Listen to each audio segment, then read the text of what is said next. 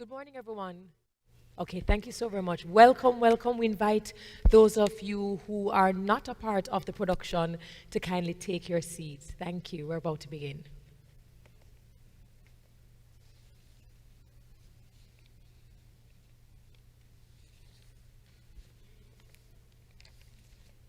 Welcome to the Jamaica Health and Wellness Tourism Conference. We thank you, our viewers who are tuned in on Facebook, Instagram, and YouTube, and to the few persons who are gathered here today with us at the Montego Bay Convention Center. I am Dr. Terry Carell Reed, and I am so privileged, so elated to have a co-host. I'm happy to be here with you too. Good to see you. Good to see you. I'm Simone Clark Cooper, and it is my honor to be here to talk about this industry that has such far-reaching implications, not just for us individually, but for us as a nation. So, with that said, it's nice. Nice. All right. May we now invite you to stand for the playing of the national anthem.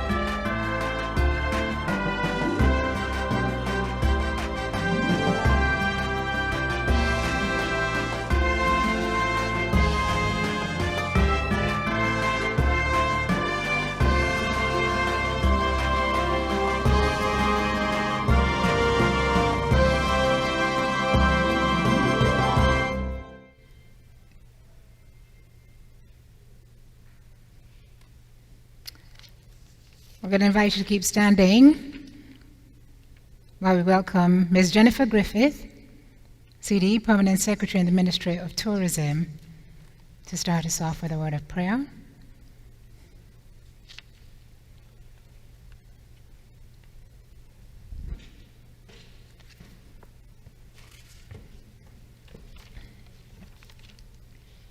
Let us pray.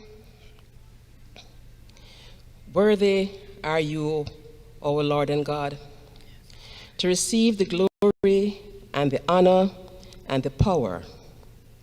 For you created all things, and because of your will, they exist, and were created and brought into being. So we thank you, Lord, for this beautiful day. We thank you for the opportunity to meet in person and in a virtual space to discuss the very important topic of health and wellness. We pray that your blessings will be upon our minister, the organizers of this conference, our moderators, the presenters, participants, the support teams, and the representatives of the media. We pray that this conference will truly be a learning experience, and that the knowledge imparted will be used to advance our well-being in all the ways possible. Guide our proceedings, we pray, over the 2 days, and may your presence be felt among us. These and other mercies we ask, in the name of Jesus, our Lord and Savior. Amen. Amen. Thank you so very much. I'll have to start calling you Pastor Permanent Secretary. Please be seated. God is good? All the time. All the time? God is good. All right. Now, before we dive into the program, allow us to kindly acknowledge protocol. Certainly. We want to welcome the Honorable Minister, Edmund Bartlett, our Minister of Tourism. Always good to see you, sir. Ms. Jennifer Griffith, who just prayed, the PS, Ministry of Tourism. Executive Director of TEF, Dr. Carey Wallace. From JAMVAC, Ms. Joy Roberts, CPDCO. Mr. Wade Myers. We've got senior directors in the Ministry of Tourism and its agencies. Welcome to you, Mr. Kyle Mays, Chairman of the Tourism Linkages Health and Wellness Network, and to your Deputy Chairman, Mr. Garth Walker. Look at you, Garth. Ms. Nadine Spence, representing Mr. Clifton Reeder. She is the Area Chairman with the JHTA Montego Bay Chapter, and she is here with us this morning. Distinguished ladies and gentlemen, all, and members of the media, good morning. It's so good to have you again. A big welcome to the 3rd Jamaica Health and Wellness Tourism Conference, which will take place not only today but tomorrow, as was said earlier. We are broadcasting live right here at the Montego Bay Convention Center. Now, this conference brings together leaders in the health and wellness tourism industry from Jamaica and around the world for one of the most important conferences on Jamaica's tourism schedule. Very important. The Jamaica Health and Wellness Tourism Conference gathers industry leaders to forge a plan for the future under the theme Refresh, Reboot, Reawaken, the new world of health and wellness. The conference will facilitate presentations and panel discussions across the following thematic areas: global wellness, trends and insights, wellness travel experiences. You know, we love to see the vloggers traveling all around the world, Yes, sharing ma'am. their experiences. Nutrition, medical tourism, health and wellness tourism value chain, wellness in the community, spas, wellness music, investing in wellness itself. Let me hear that spas again. Spas. Not bad, right? Tammy would say that not bad. That not bad. The Jamaica Health and Wellness Tourism Conference was first held in November of 2019, right here at the Montego Bay Convention Center. And the event is organized by the Tourism Linkages Network, a department of the Tourism Enhancement Fund, we know it as TEF, a division of the Ministry of Tourism. And the conference seeks to provide a platform for knowledge exchange, multi-sectoral integration, and presentation of research and data insights in the area of health and wellness tourism. So to view and follow the Health and Wellness Tourism Conference program, kindly visit wellnessinja.com. Today we will hear from our esteemed keynote speaker, the Honorable Edmund Bartlett. Buenos días de nuevo, señor. And our esteemed panelists on a range of topics, including new trends in global wellness, the new world of spas, and an issue that I don't think we speak often enough about, Yes, but we're ma'am. so happy to even start having the conversation, and that is mental wellness and you. We cannot wait to dive in. Follow us on Facebook and YouTube at TEF Jamaica, and for those of you watching on the various social media platforms, go ahead. We value your feedback. We value your feedback, your input, excuse me. So go ahead, ask your questions, and let us know what is resonating the most with you today. And we have So- giveaways for them too. We do have giveaways, Yes. so they need to make sure that they're paying attention to everything that we're saying. You can get something nice this morning. And if they don't win anything, or if there isn't a declared winner, I've heard, a birdie told me that Default. the presenters, get the it. co-hosts Obviously. get it by That makes default. complete sense. So, Yes. we have officially welcomed you. Thank you so very much for spending your time with us. And at this time, I would like to welcome Mr. Kyle Mays, Chairman, Health and Wellness Tourism Network, and General Manager of one of my favorite places. What do you in love about Jamaica. it? Jamaica Inn. It is it's a refuge. It's a home away from home. If you want peace, quiet, tranquility, then Sold. that is the place Sold. to go. Sold. I'll go. Done. Ladies and gentlemen, kindly welcome Mr. Kyle Mays to the stage.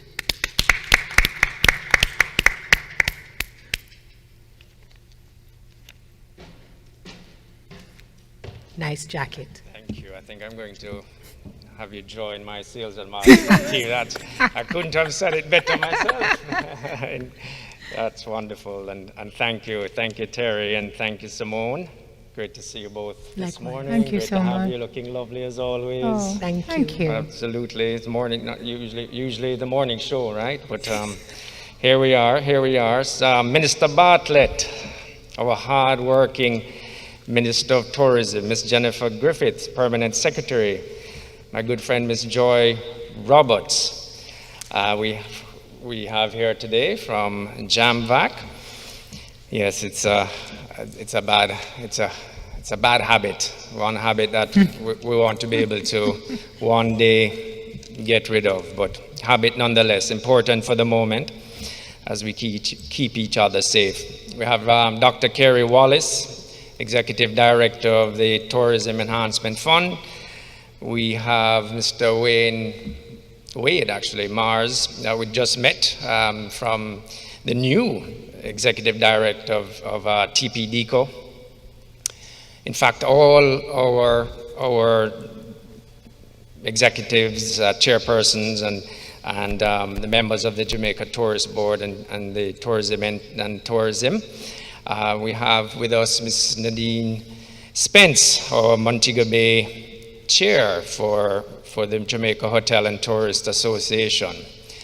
Esteemed presenters, distinguished guests, members of the media, can never leave you out, colleagues, and all the folks who are joining us there in social media land, on YouTube and Facebook.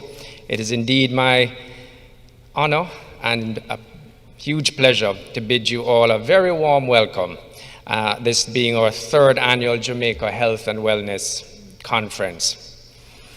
So as Terry and Simone so eloquently has highlighted, the Tourism Linkages Network, chaired by Mr. Adam Stewart, who sends his apologies. He's not able to join us in person today, but I know he sends his well wishes. We are a division of the TEF.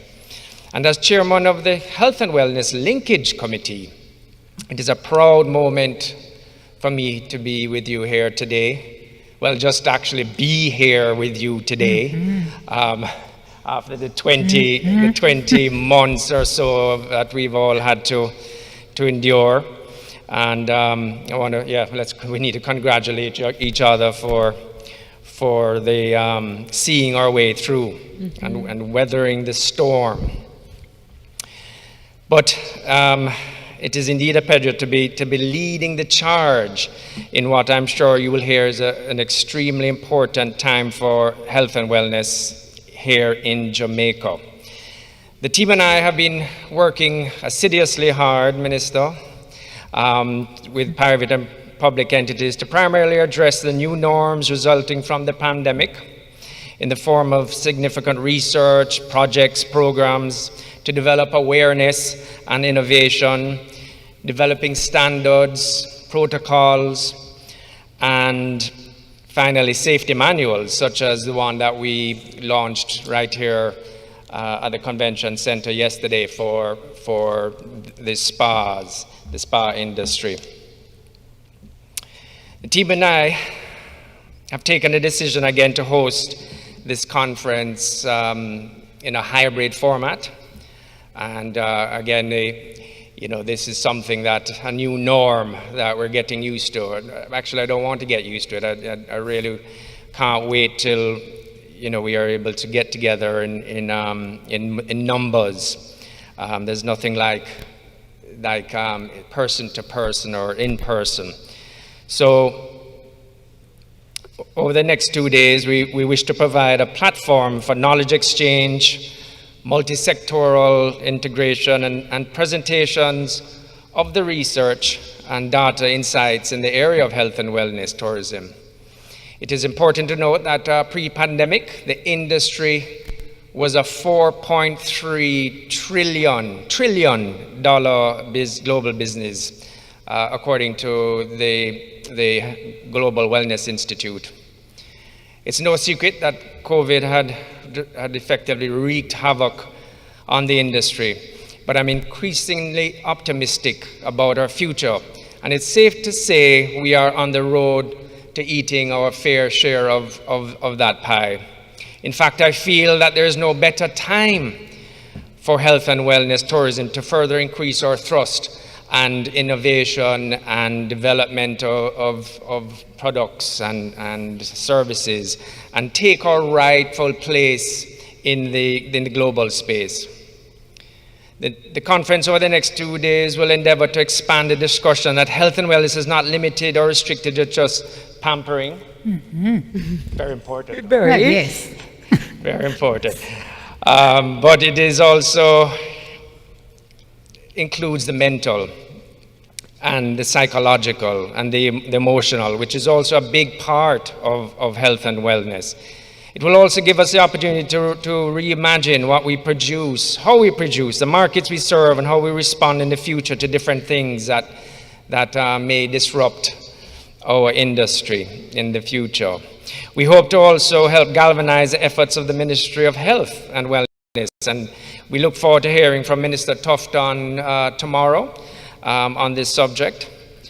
As you know, he's a big proponent of health is in fact, our wealth. I believe that was one of your I think I'm quoting you there, Terry. Our communities, our households, our nation relies on our citizens actually being healthy in order to sustain the ecosystem and to drive the economy. The pandemic certainly has illustrated the point that if we do not have a country or its citizens being healthy, everything, and I mean everything, is severely affected, and don't we know it? I'm also very excited to hear from Minister Bartlett in terms of Gen Z and the blue economy, which will play a crucial role going forward as we must take note that travelers globally seek to be more environmentally conscious, and they want assurance as they make more informed health and safety and lifestyle changes and choices. So it is vitally important for us to adjust and adapt to what they want. In fact, I'll take a moment to pay special tribute to Minister for his insight and innovation that he has brought us here today in the arena of health and wellness. In fact, we wouldn't be having this very important conversation without his foresight and involvement and thrust. So in closing, I do hope you will find the conference informative and useful as you go forward, not only in developing your own businesses, projects and programs, but as you help the nation to overcome the challenges of COVID and see health and wellness tourism as a new day, a new dawn, where we can achieve much of what we want, not only for tourism, but for our people, our country, and indeed the world. I want to thank you very much again for participating, and a warm welcome once again. Thank you. Thank you. Thank you so very much. I know that we're just small in numbers, but we can certainly put our hands together. Thank you so very much, Mr. Kyle Mays, Chairman, Health and Wellness Tourism Network and General Manager at the Jamaica Inn. And I'm not too certain if he was privy or if he was copying from my notes. Right. Sim, but there are three things that really resonated with what he said. Number one, that wellness is not just the scope of looking good, but you also have to feel good. It is absolutely holistic. Thank you so very much. Let me help you right there. All right. Thank you, my love. Yes. We appreciate it. Thank you. This is the warm hospitality. For those persons who may be watching and they're not necessarily from Jamaica, this is what you get when you come to Jamaica. But we're talking about how wellness is actually very holistic. Number two, he spoke about the business, $4.3 trillion business, which means that there is a complete market of individuals who are looking for remote work. Yes. And they want access to environmentally friendly properties and countries. And the third one was absolutely what you said, is that a healthy citizen is an asset to any country. So if you have healthy citizens, we have healthy nations, and then of course it works out for everyone. We're more resilient, more adaptable, more viable. I thought what he said was health is true wealth. I heard the minister talking last year. I was looking at the footage from last year's event, saying that visitors any visitor is looking to the country that they're going to for a destination assurance type experience from the time you're playing land. Correct. And you get off on that sturdy stairway, the roads to take you where you're going. If something happens, is there a good hospital? What is the pH value of your water, right? Where are the locations that you can go to ensure that if something happens, you feel physically well, but that there are opportunities for you to also mentally, kind of relax, and unwind, and escape. Quality. Yes, absolutely. And, you know, Mr. Mays mentioned the Global Wellness Summit.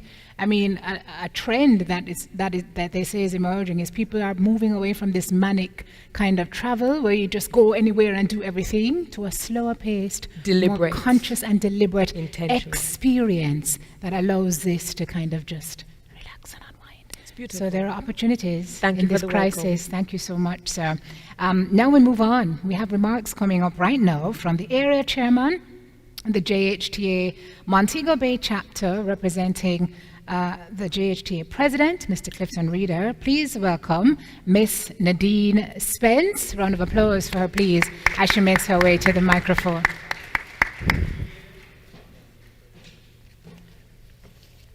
Welcome. Thank you so much, two of Jamaica's beautiful ladies. Oh, Thank you. It's a pleasure sharing the stage with you.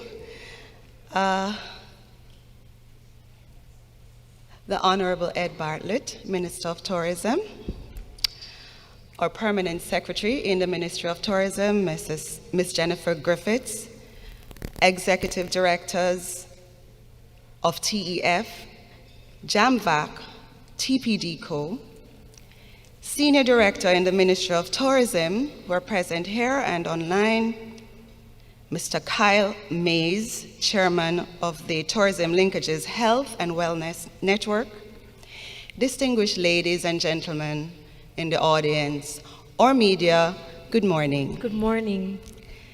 The Council and members of the Jamaica Hotel and Tourist Association join me in greeting you all on the occasion of the Jamaica Health and Wellness Tourism Conference. I also extend our congratulations to the Tourism Linkages Network and the Tourism Enhancement Fund for once again hosting this very important event.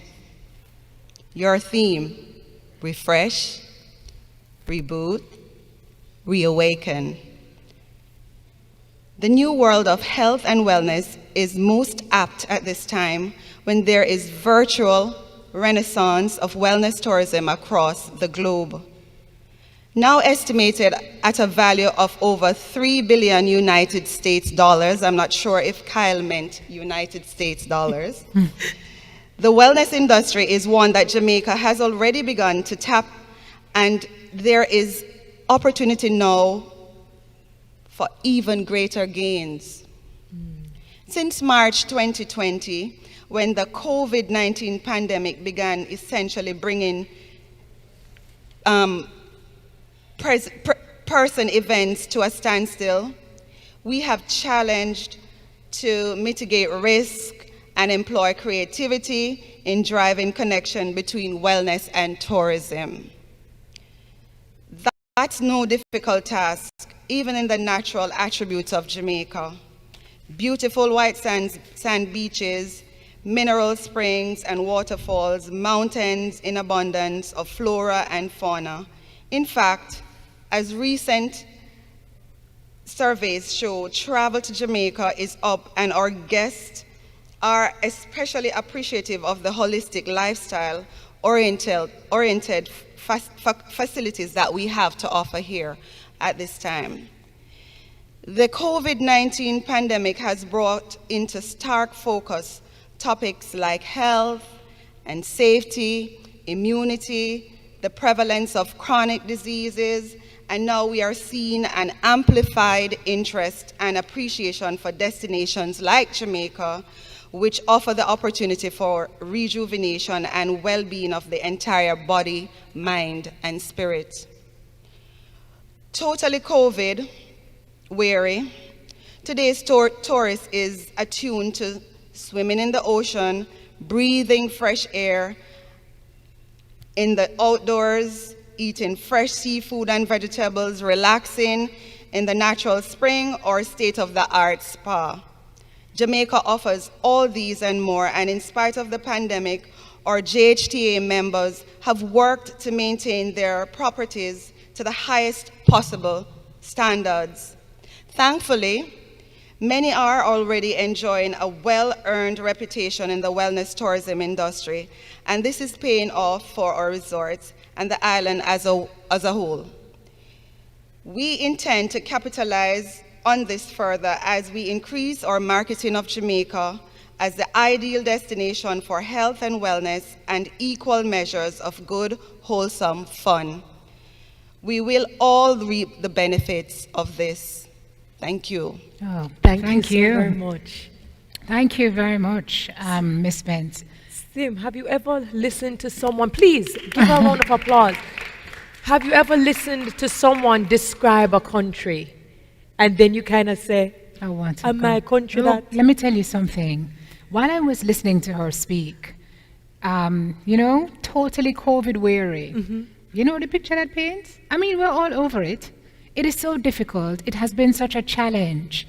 But to think about what Jamaica, this little dot on this huge global map, has been able to achieve in tourism, despite, Terry, World little- Traveller Awards the other day. Yeah.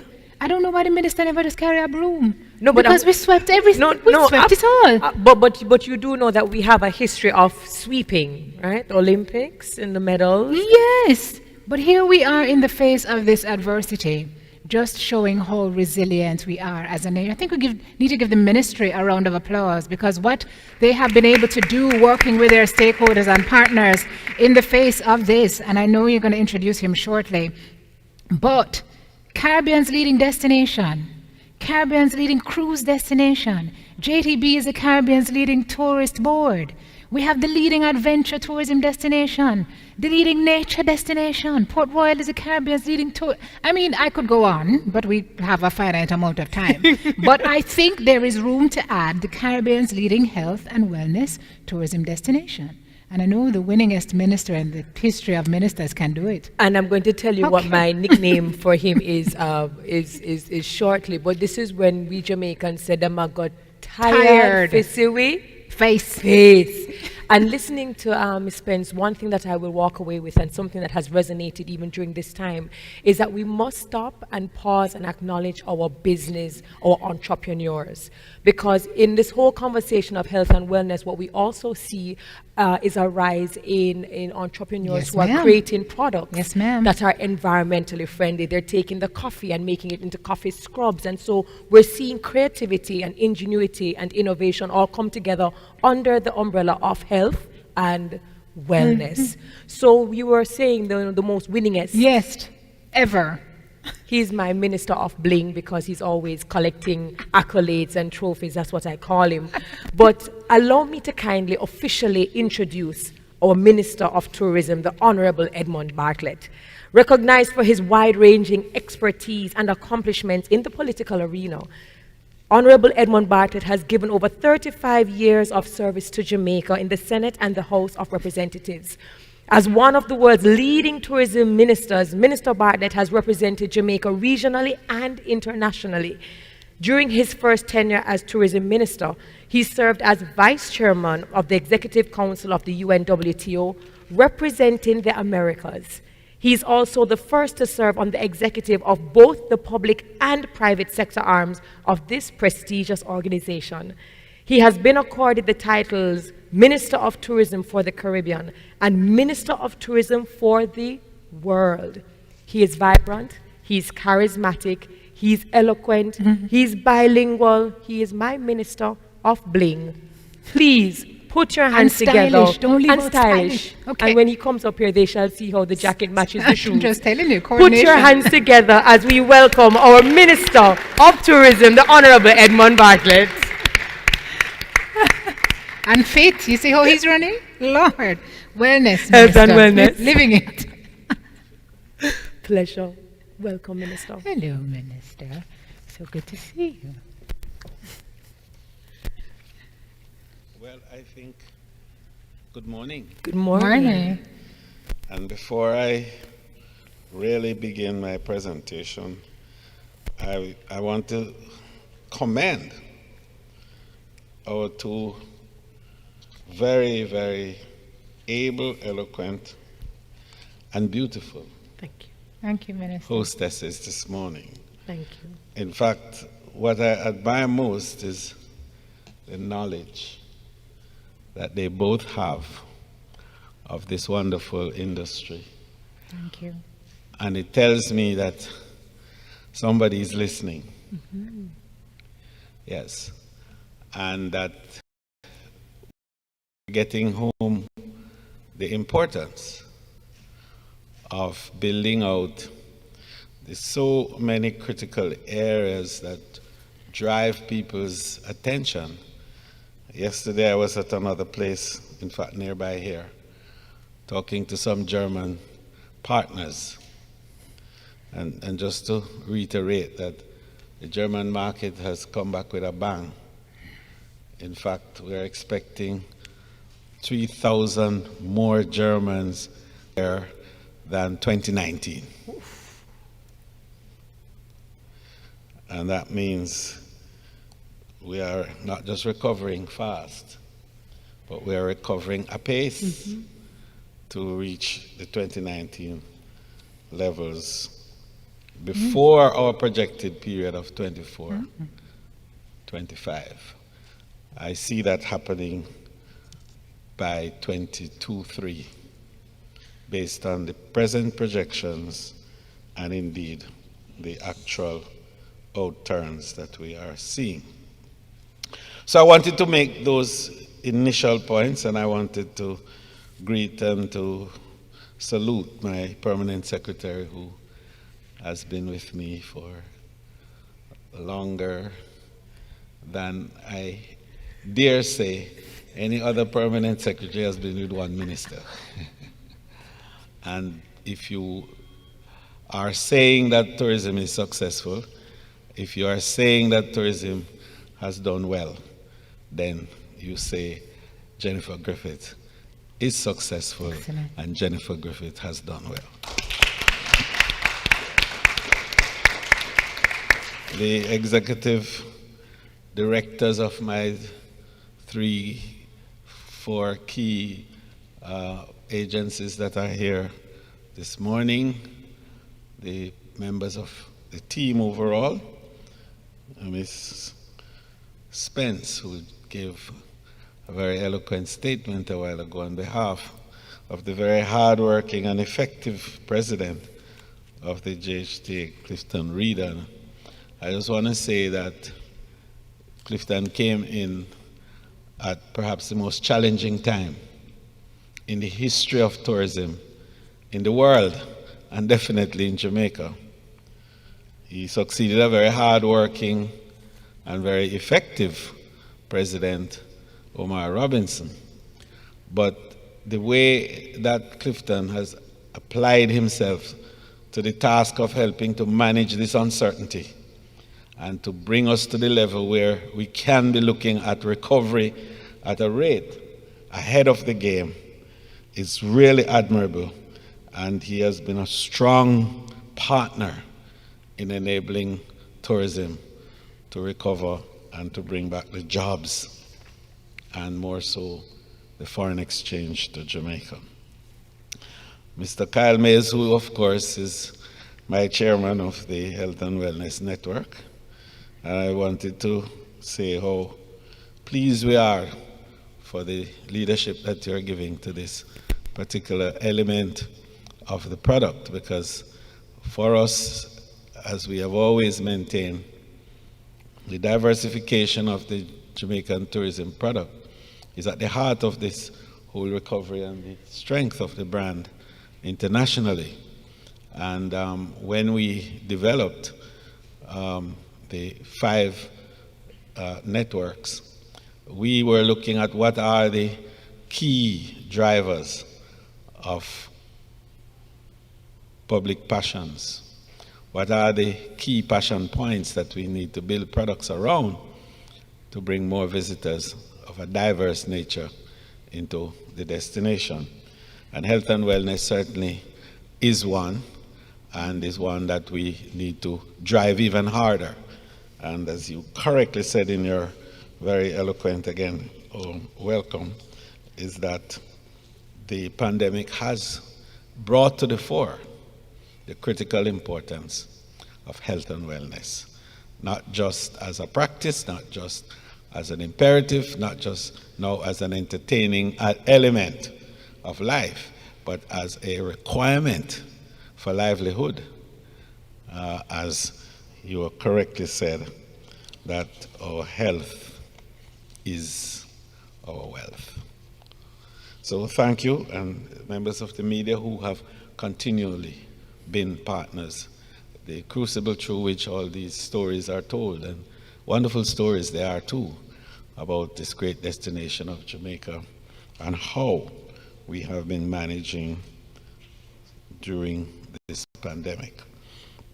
Distinguished guests and all of the brothers and sisters who are in Cyberland, again, a very pleasant morning to you all. So there's hardly a conversation on any topic worldwide that does not include a reference to the 21st century's worst pandemic. As a matter of fact, COVID-19 is more than the worst pandemic of the 21st century. It is the worst global disruption that Anthropocene Earth has experienced. And that is Earth since man have never seen any disruption as this. Because other pandemics and epidemics have affected sections of the world in time, a continent or perhaps a few countries. Yeah. But never before have we had a pandemic or any disruption that has embraced every part of the world simultaneously. Mm-hmm. And so it has really brought a level of equalizing, if not equalization, mm-hmm. across the length and breadth of the world. But it has also brought man to an appreciation of himself, you know. Absolutely. Man realizes the existential risk that he now has. And perhaps for the first time in a long, long time, maybe forever, he truly sees that the evisceration of this Homo sapien is possible. And it is an awesome and terrible feeling. But it is one that is driving us to a level of innovation and is bringing out the adaptability that is so much a characteristic of life. Absolutely.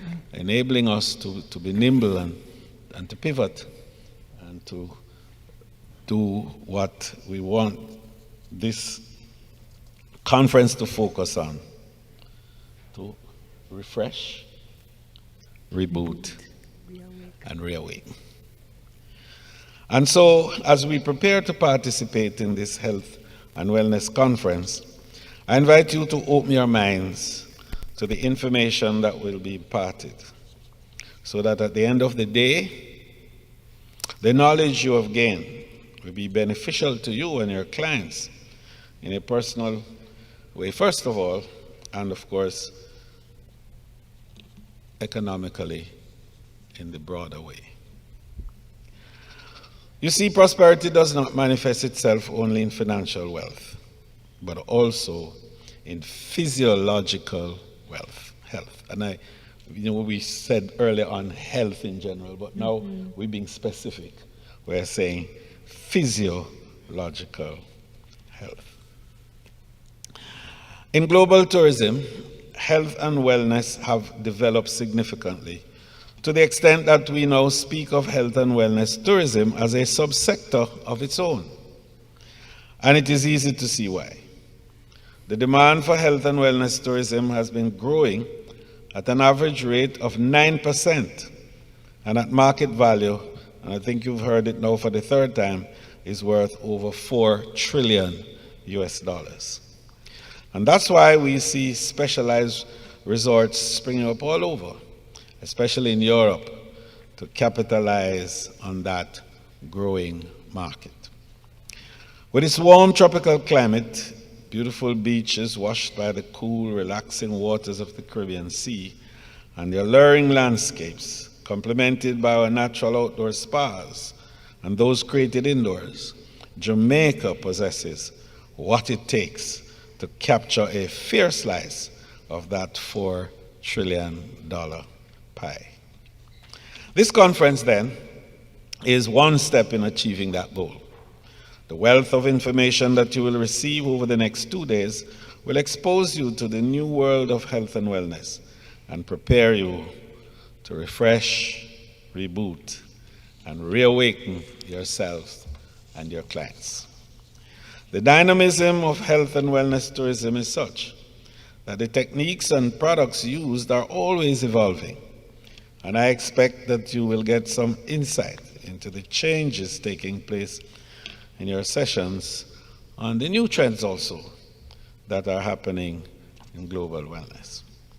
I know that I am treading on dangerous ground here, but administering treatment at a spa, and Garth is here, so he will sort of either bear me out or throw me out.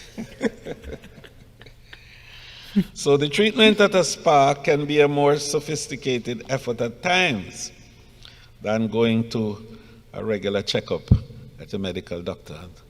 And I hope my doctor friends are not too angry about that. And I had to come back to you, Garth, because I don't want to be thrown out, right? So you visit your doctor with an ailment that's causing you pain. And even after the treatment, you also leave with pain. However, when you go to the spa, all stressed out, as I do so often, you expect to leave revived, refreshed, and ready to take on the world. And it happens. It actually happens. So really it's not a comparison in true terms between a doctor's visit and a spa visit. But somehow you're far more refreshed after the spa than even being told that you're well. It is therefore important for spa operators and attendants to absorb all the knowledge that will be imparted over the next 2 days. How many times have I said that so far in this speech? Because it's so critical. Especially for those who are not yet certified, it's critical for you to get certified and to do it without delay. So this third Jamaica Health and Wellness Tourism Conference has much to offer, as it has brought together leaders in the health and wellness tourism industry from here in Jamaica as well as around the world for one of the most important conferences on Jamaica's tourism schedule. The fact that it's being executed by a hybrid event with a limited number of persons in attendance here at the Montego Bay Convention Center, while being live streamed via social media, is a positive sign that it brings the activity to the entire world of wellness and the entire tourism community.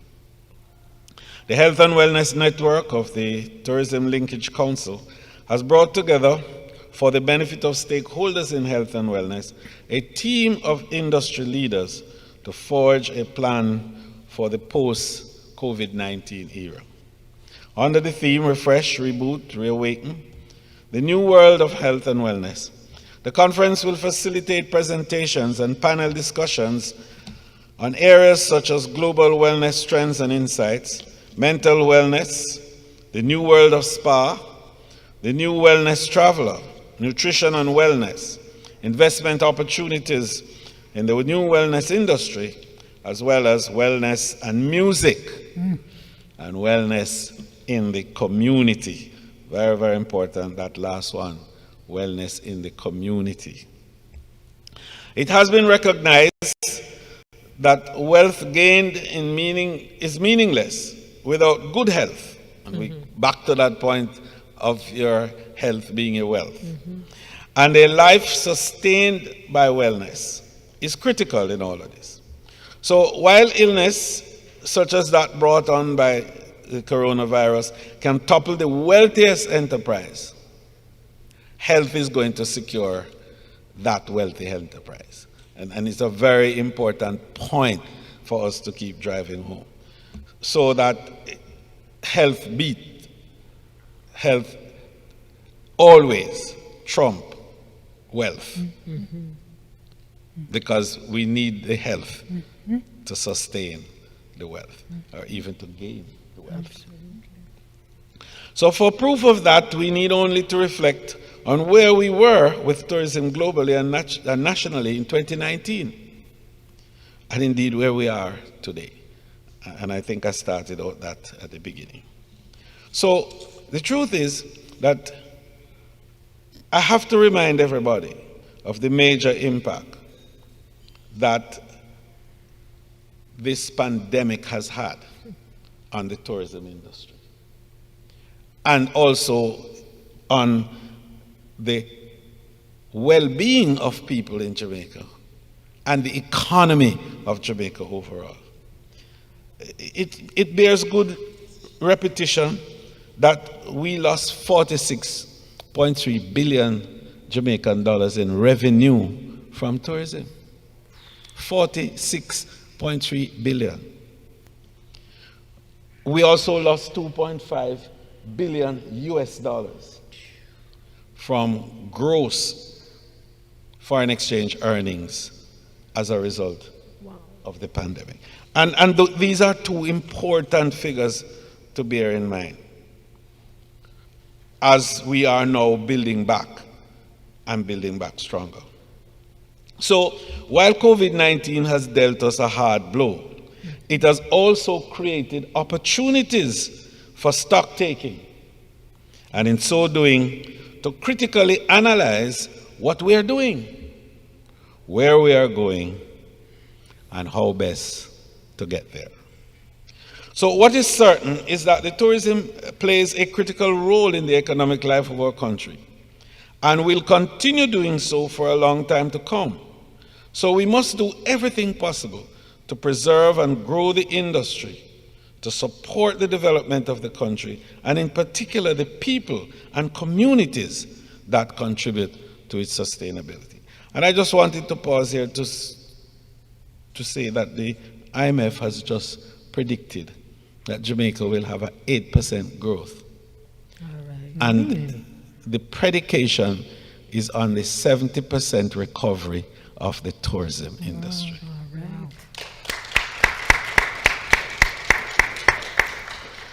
So in a paper looking at sustainability and health, adapting a culture of health to advance sustainable travel and tourism, the WTTC and Harvard agreed that the pandemic presents an opportunity for travel and tourism businesses and stakeholders, and that going forward, a range of approaches to advance sustainable travel and tourism framed around health could help the sector build back better, advancing the contribution it makes to global citizenship and support a more balanced economy and equitable society, quote unquote.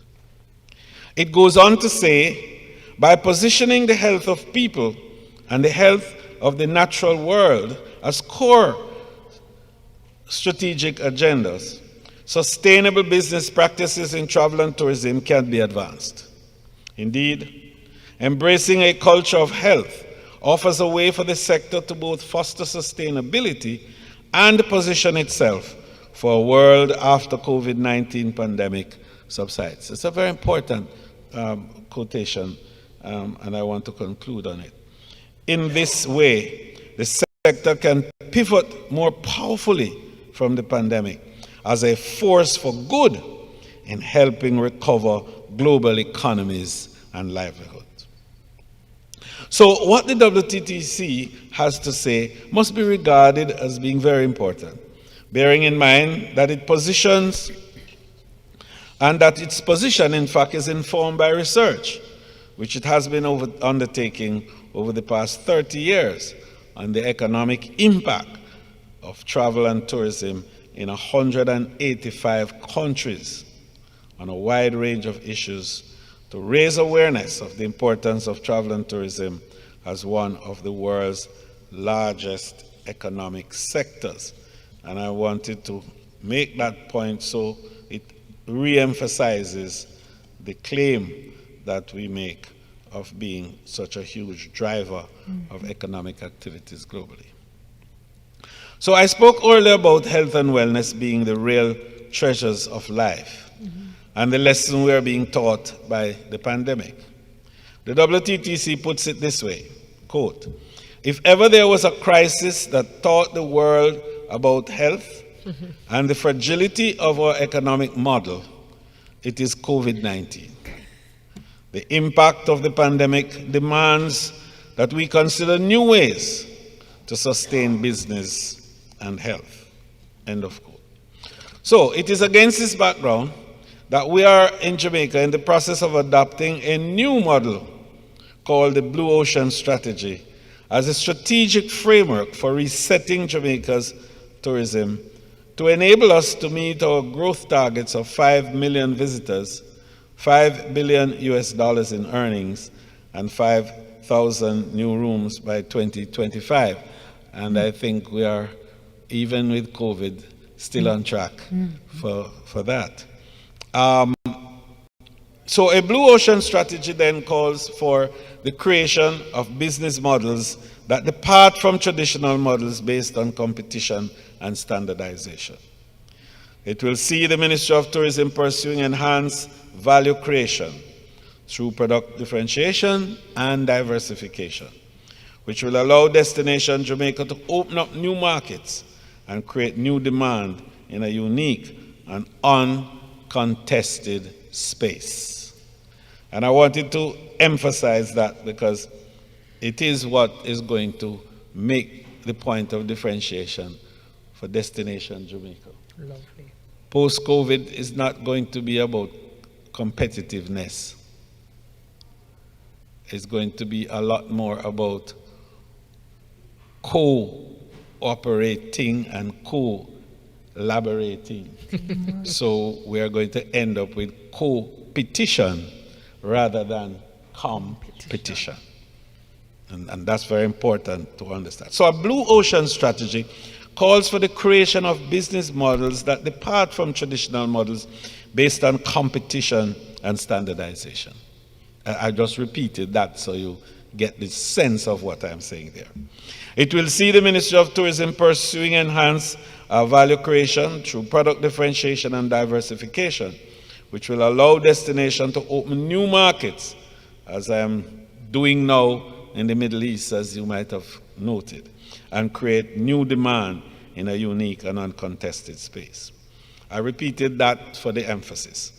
Over the long term then, a vital component of the Blue Ocean Strategy will be to strengthen the system for tourism zoning and theming so that the unique characteristic of each destination area will be preserved and enhanced to support their own distinct brand appeal.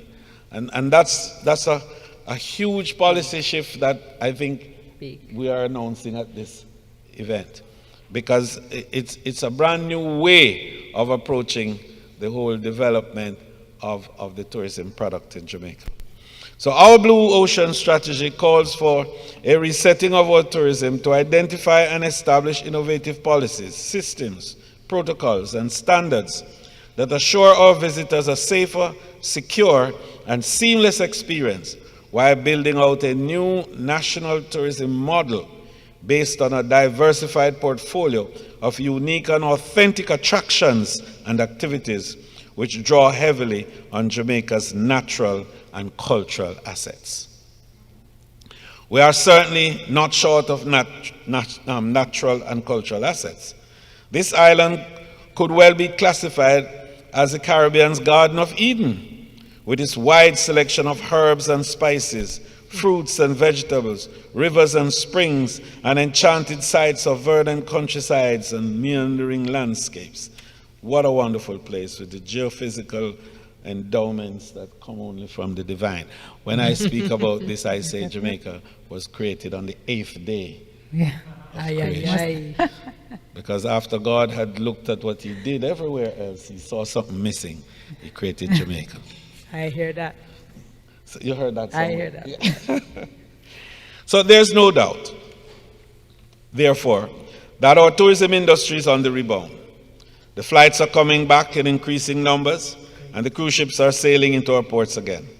As a matter of fact, in the months ahead, we will be seeing airlines and cruise lines entering our borders that we did not have before even COVID struck. New partners are coming, and expecting to hear something from Donovan today, which we perhaps will be able to speak about something new that is coming from far, far away. Is it? I say no more. Sounds interesting. So that is further proof that Jamaica retains its very strong appeal among international visitors. Tourists are coming to Jamaica because it is their destination of choice. And it's very, very important. But we have to play our part in assuring them of their safety and well-being. And so in closing, I want to once again appeal to all Jamaicans, especially my tourism brothers and sisters, get yourselves vaccinated.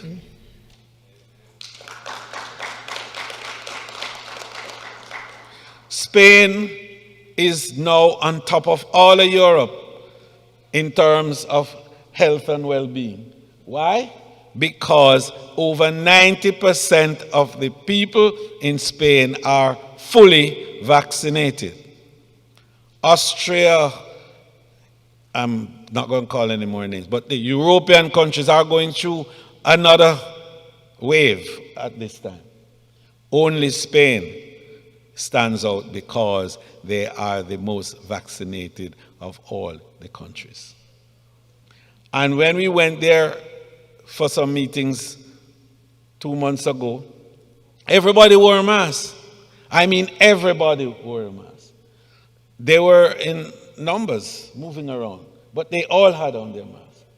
They all made sure that that mask wearing became part, and as Kyle said at the beginning, part of their personality. You know, Masran, people of my vintage, not you two, will remember Masran and Miss Lou. And Masran used to say, a habit is a habit, and everywhere you go, you have it. So get the habit of wearing a mask so that everywhere you go, you have it.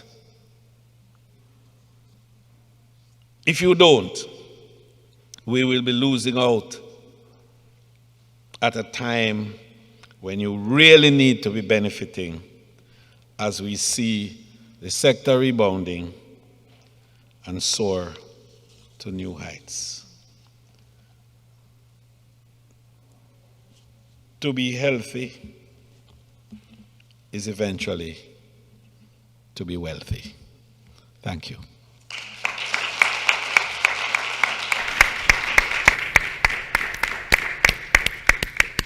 Thank you so very much, Minister. Just so much packed into that delivery. What say you, Simone? Gosh, well, first of all, I'm so glad, Minister, that you're healthy, because you're working, working, and there's no way to be able to achieve what you're able to achieve without the key point we're underscoring. Health is wealth. Tell if you don't have that, then you have nothing. And I think about Jamaica, and I think about a metaphor. I think tourism is one of Jamaica's vital organs. And if it doesn't function, it doesn't work, the entire then body is affected. We're dead. Absolutely. Dead. I mean, Minister has spoken to how much revenue we lost, but what we've been able to regain, and what that has meant to Jamaica's bottom line. The IMF saying 8% growth because of the build back nature of what we've done in tourism, in spite of COVID. It makes me think, what's going to happen, Terry, when COVID gone? Yeah. I mean, with what we've done while COVID is here, the possibilities are endless. I hear the word pivot. I don't know how many of us played netball. There are many men in here, so maybe not. But Jamaica has been pivoting. I'm sure our foot bottom is sore with the amount of pivoting we've been doing. I hear sustainability. I hear opportunities abounding, and I feel hopeful. I feel that we will take advantage of the opportunities that present themselves as we continue to innovate, as we continue to diversify. Innovate or die is a term we hear all the time, right? And Jamaica is saying, we are not dying, we are going to innovate.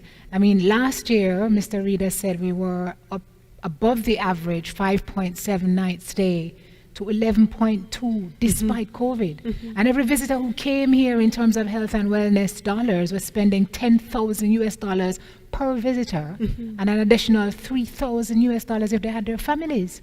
So Possibilities. The Right. possibilities. My mind is blown. The The possibilities are possibilities. endless. Endless. Whenever the minister speaks, I'm always optimistic, but it's not just empty optimism. It's the fact that we know that there is the track record, correct? And there's something that he said that stood out for me. It is that health and wellness is not a footnote. It's not an option. It is not something that is nice to have. But what he said is that it's a requirement for livelihood. This is do or this is die. Something else that he reminded us is that in spite of this global disruption, what we decided to do as a country and as a ministry is to ask ourselves, what are the lessons that we can learn? Where are the opportunities? And know that there are these opportunities. Where is our place in this world where these opportunities are? It also, even though we heard all the accolades, and it's great to be able to say that our ministry has done this and Jamaica has done that, but it's also very easy to become complacent. And when I hear the minister speaks, he's saying, yes, we've been very good at this, but this is not the time for us to sit on our laurels and think that this is going to be here forever. What we need to do, as you said, is to diversify. And I actually put it into P's. We need to predict, even though it is difficult to always know what is coming. It is important to predict, to plan, to prepare, to pivot, and to position. Yes, ma'am. And lastly, you spoke about the importance, Minister, of having health and wellness in the communities. And I think of ecotourism and places like Treasure Beach in St. Elizabeth, Breadbasket Parish, where you go there, the entire community buys into recycling, reusing, and taking care of each other and themselves. And so I thought what he presented was just packed. Absolutely. With everything. And the key takeaway for me, as you mentioned, community and togetherness, and I'm glad you mentioned it, Minister. It's a vexed issue for many people, but vaccination is our only way out of this, Terry. Our health is our true wealth, so vaccination is key. And I think one of the things this pandemic has taught us is that the only way we're going to see the back of this is together. You mentioned the existential threat. I mean, we all realize how infallible we are, right? And I how lost my mother intelligent. during COVID, so you know. Correct. But it just shows us that we all need each other to be able to see the back of this. Vaccination is one way, communities getting together, doing what is right, to allow each and every one of us to thrive, and that will multiply nationally. Amen. And we'll be able to tell a good story when all of this is over. And we would be able to attract, which is what this is all about. If we have a healthy nation, we're all vaccinated, it attracts even more persons who are looking for safe and healthy places to visit. So again, thank you so very much. Another round of applause for our Minister of Tourism, the Honorable Edmund Bartlett. Yes. And I think that kind of does it for this session for now. We're known for so many things. Tourism, only one of them. The other one is we coffee. The bowl of boiling coffee in the morning. I'll leave you to the high note. I'm not going to embarrass myself. I got you, girl. It is time for us to take a coffee break. And so for the next 15 minutes or so, we invite you to just take a respite, get something to drink, nibble on something, and we'll be back with you shortly to head into a panel discussion. We're looking at global trends in wellness after we take this break. We'll soon be back.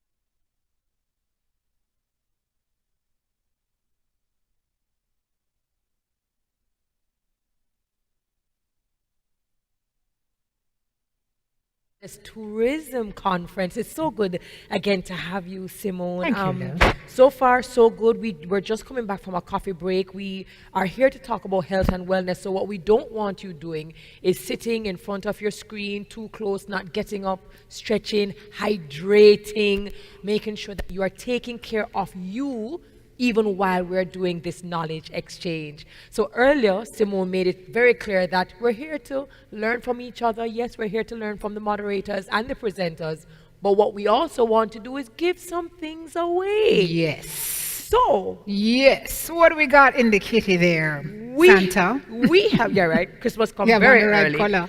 We have a giveaway courtesy of Adam and Eve. It's a gift certificate, and if you've never been to Adam and Eve, believe you me, the customer service is amazing. So the very first person who can comment online the correct answer will win. Ready? Yes. The question is, and by the way, we don't qualify. The But question you said is, earlier that if nobody gets it, the they price told comes us to... no. Tell us, when was the first staging of the Jamaica Health and Wellness Tourism Conference? Month and year. So again, tell us, when was the first staging of the Jamaica Health and Wellness Tourism Conference, month and year. And you could win for yourself an Adam and Eve gift certificate. The very first person to comment in the live wins, and that's across any of the social media platforms. Later on, we will find out who is the winner, and of course, we will declare it publicly. And certainly a visit to Adam and Eve Day Spa will refresh and reboot And reawaken. Of course. That's the plan, right? That all of us, I mean, when Minister spoke about what's happening with spas, I felt like I needed to book one. Because he's right. Yeah. When you leave us, you feel like a ton of weight has been lifted from your shoulders. And we aren't treating ourselves enough. So make a mental note. And when you find some time, go and take care. Self-care, key to health and wellness. All right, so let's talk about some new trends in global wellness. Sir May spoke earlier to the Global Summit, Wellness Summit that was held. One of those trends I understand to be breath festivals and breath parties that are championed by breath evangelists, right? Because of this notion that breathing is now so important to wellness and to centering and to making you a better version of yourself, that we're diving head first. This is a global emerging trend, right? So we need to plan a breath party. We've got a gentleman online who can tell us more about what's happening in this area. We want to welcome Professor Dr. Andrew Spencer, Deputy Executive Director, the Mona School of Business and Management at the University of the West Indies, Mona, who's going to share some more insights with us as it relates to new trends in global wellness. Professor Dr. Andrew Spencer, good morning. Good morning, ladies. It's exciting to be here with you. And I think you've kind of set me up a little bit, Simone, because now it sounds like I'm about to enter the space as a breath evangelist. And I don't want to disappoint. Well, you won't. We're looking forward to hearing what you have to say this morning, and we'll breathe right through it. Wonderful. So I have been with you all morning, and it's been exciting because I've been hearing certainly your background information, which really has got my mind turning a little bit more. But again, I feel like I'm right at home because I am in the presence of Honorable Edmund Bartlett, who everybody knows is my minister, and I'm right at home being on a platform with him, although virtually in this case. And certainly when I saw P.S. Griffith, that made me feel even more at home. And so I want to spend a little bit of time just saying thanks to Minister Bartlett, thanks for the invitation. And certainly, sir, your visionary style is why we are all gathered here to have this kind of discussion. And one of the things that when Terry and Simone were speaking, they spoke about the accolades of Caribbean Minister of Tourism, International Minister of Tourism. I know Dr. Wallace, the ED of TEF, likes to say Minister of Tourism of the universe. And one of the things I want to give to you today is to just say that you are Tourism Minister of the past, present, and the future. And it is because of your futuristic thinking why we're engaging in these kinds of dialogues. So very exciting times, and I just want to greet all EDs of the agencies as well. And so I've been asked to look at new trends in global wellness, and a wonderful topic, but I think what I've been asked to do is sort of set the stage for more of the detailed conversations that will take place.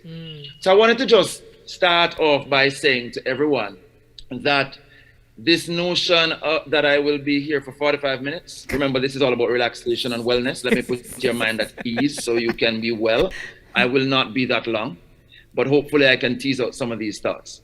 So let's go back to where we started as a people in terms of tourism and the allure of the Caribbean and Jamaica in particular.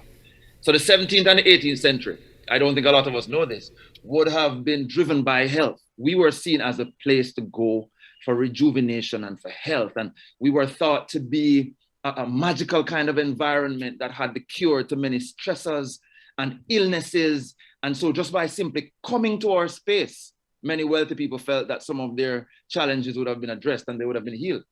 And you and I know that we still think of our environment as magical. But another important thing to note is that everyone who has developed in tourism in Jamaica has sort of come out of that starting place. So it was because of this boom in health tourism and health and wellness, and this idea that people wanted to know more about health and heritage, why hotels started to come on stream to provide places of accommodation for those who were seeking health and wellness. So we've essentially come full circle to putting health and wellness at the center of who we are. I'm going to share something with you that's very brief. So there's a theory called the optimal arousal theory. All right, don't get too many ideas with that. All this theory means with tourism is that, and it's an old theory, but we're going to debunk it today. All this theory essentially means is that individuals tend to go on vacation for the opposite of what they have at home.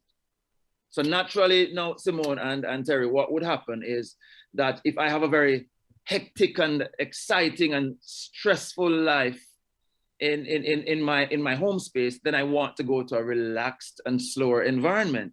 And it would also state that the opposite is true. If I have a mundane, boring routine, then I want exhilaration and exciting when I go on vacation.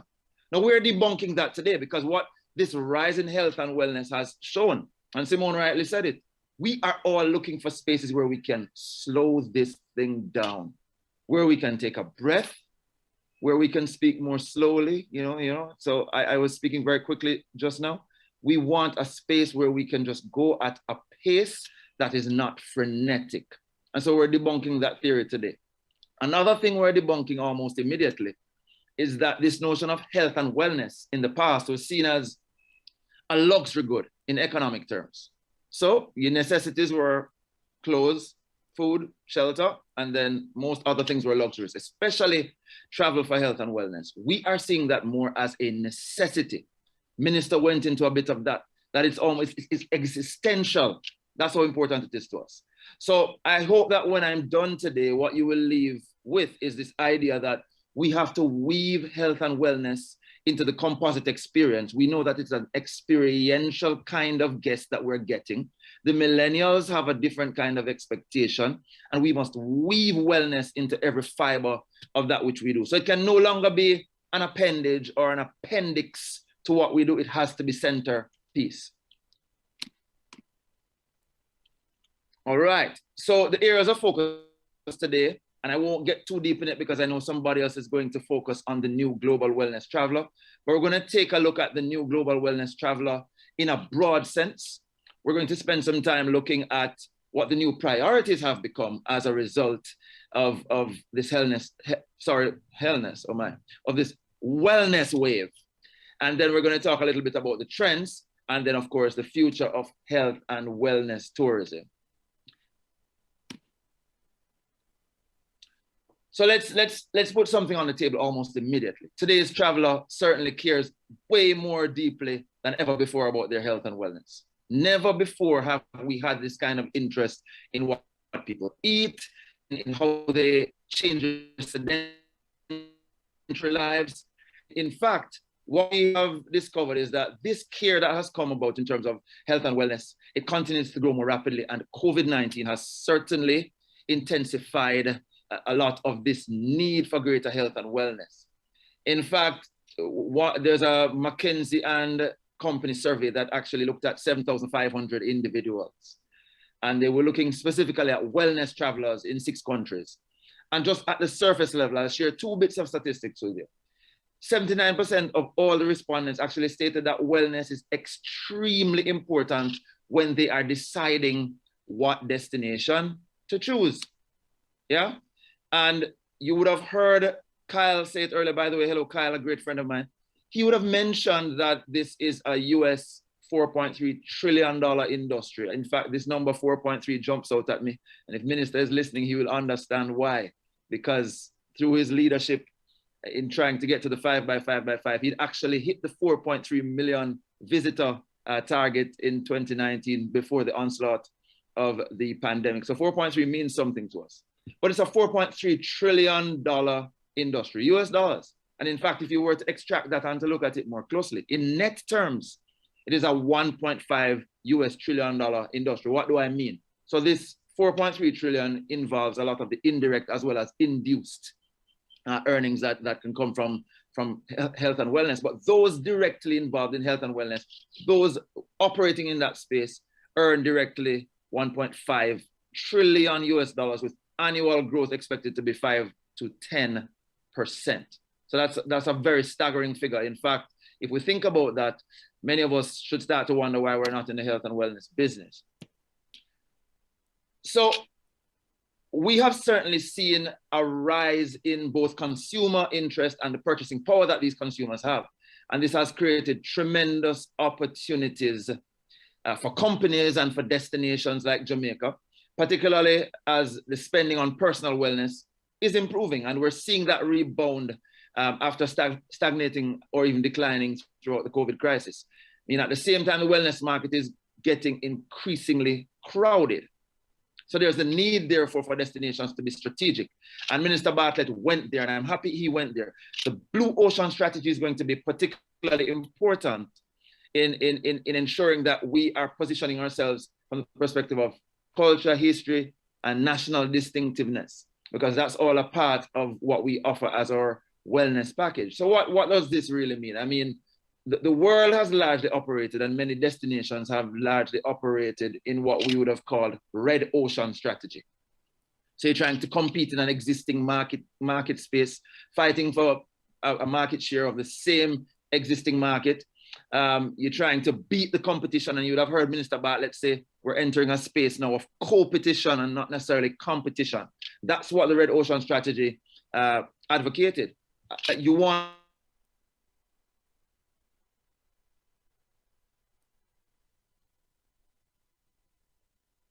No, let it go. Let's see if we can. the proposition. All right, you're back. is improved. Yes. We just So there's that. Are you hearing me? We're hearing you now, but if you could back up to the last 30 seconds or so, because we lost you. All right, let me do that. So I think I was at the point where I was making the distinction between the red ocean strategy and the blue ocean strategy. So Minister Bartlett made a point, which I think is very, very important, that we're entering an era which is not just going to be competition, but an era of co-petition. And that collaboration and cooperation is going to be important. So the red ocean strategy largely looked at this idea of competing in the existing market space, trying to beat the competition, exploiting existing demand, and then making the trade-off between value and cost. And so that was the strategy that tried to align the whole system of a firm or a destination with a strategic choice of what the blue ocean strategy does. And that's why I'm happy that's where we are. It's creating uncontested market space. You're creating a brand new avenue that was not explored and making the competition irrelevant in that process. You want to create and capture new demand that never previously existed. And so you're breaking this value cost trade-off, because essentially what you're doing is providing greater value while still being able to do that kind of differentiation at a relatively low cost. And the difference now in terms of alignment is that you're aligning the whole system of the activities surrounding what you do in pursuit of differentiation and low cost at the same time. So that's very important. So that's why we're advocating that certainly the Blue Ocean strategy is the correct one. And then that takes us now to a discussion, and I hope you're still hearing me. That takes us now to a very important discussion now on what the new global wellness priorities are. I'm sorry I'm not in the room physically with you, so I could ask you to raise your hands and just share with me if you fall in the category of individuals who want to see all of these things happen in your own lives. And I'm sure for every single one of these, the answer would simply be yes. Everybody wants to be healthy. In fact, I think Simone said it earlier, and Minister said it, that health or great health leads to great wealth, right? So we have to be around, we have to be whole in order to optimize our space here on this earth. Better fitness. I mean, this is becoming an important part of the deliberate decision-making process for the guest of now and the future. Better nutrition. I know there were times, for example, in our own space where we'd simply eat what we want, what we like, what tastes good. People are looking now at what is good for their being, for their body. And it's all about wholeness and wellness. Better appearance. We all want to look good. And while there may not be a universal standard of what looks good, there's an idea in our own minds of what will make us feel good about ourselves. Better appearance. And so all of this is important. Better sleep. Listen, somebody needs to talk to me about that. I need to sleep more. And that's the weakest area on this list for me. I need to make it a priority. But also it's important for the rejuvenation and the rebirth that comes from each morning of having a good night's sleep. And that has to be a part of us. And of course, better mindfulness. So for each of these, if you think about better health, this is probably the most traditional category as we talk about wellness. It extends certainly though beyond medicine and supplements, and it includes now consumer medical services and devices that will allow people to track their health and their progress. So this is where the technology plays a very key role. Consumers are, of course, more and more taking health into their own hands. So we're seeing this rise in targeted, but not just gut feeling, data-driven care. So apps to help consumers seamlessly book their next medical appointments or obtain the prescriptions they need at the right time, devices that help them monitor their own health and certainly their symptoms between doctor's appointments. This idea of better fitness, I mean, this has probably been the most challenging one over the past year due to COVID. I have many friends who have packed on a few pounds in this time because this is one of the difficult ones during COVID. But many consumers, many travelers are now visiting gyms more frequently. And so again, we have to weave this as a part of our product. And certainly they're participating in sporting activities and more intense activities for the sake of building their fitness and having a healthy heart. Better nutrition. I touched on it before, but the truth is that consumers want food that not only tastes good, but that help them to accomplish their wellness goals. So we all have our wellness goals, and our vacation or destination of choice must help us to achieve our wellness goals. Very importantly, when I come out of my normal space and I go on vacation, I don't want to come back from vacation. More and more people are concerned about that. I don't want to come back from vacation feeling terrible about my choices while being on vacation. So it has to be properly woven into it.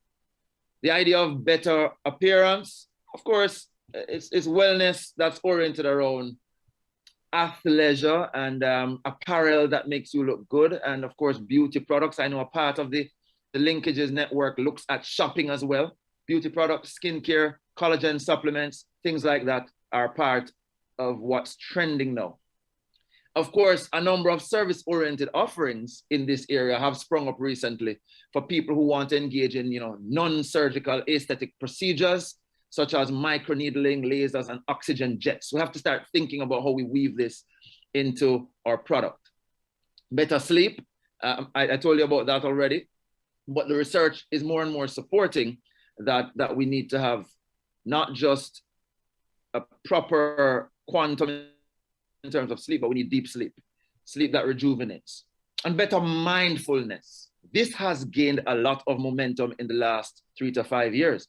In fact, the mainstream consumer has started to accept that meditation, yes, And meditation-focused apps, I'm going back to the technology, such as Headspace, Calm, relaxation, and meditation-oriented offerings, such as things like Travesa and Soothe, are integrated into their daily lives.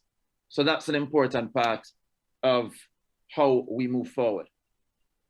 So having looked at what the priorities are, what are some of the wellness trends that we ought to keep front of mind? Let's just recognize, first of all, that travelers are now more than ever becoming environmentally conscious. Yeah?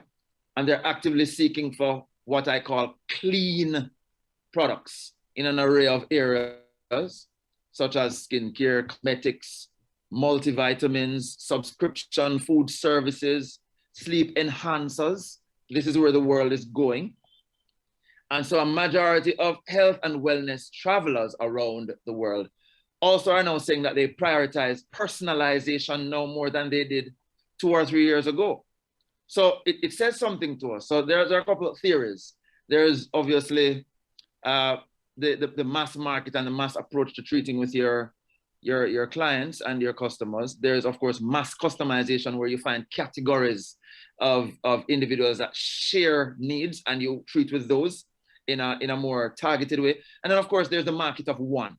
I think that's where we're going now as we look at health and wellness. We have to be so adept and agile in responding to the needs of the traveler that we're looking at a market of one. Because people are saying that more personalization is important to them than it was in the past. So certainly personalized marketing is being prioritized to target the precise consumer segments that may be most interested in products and services, with, of course, the messaging and the storytelling that's tailored to those consumers' needs. And of course, the shift to digital channels is happening at a speed of a decade in days.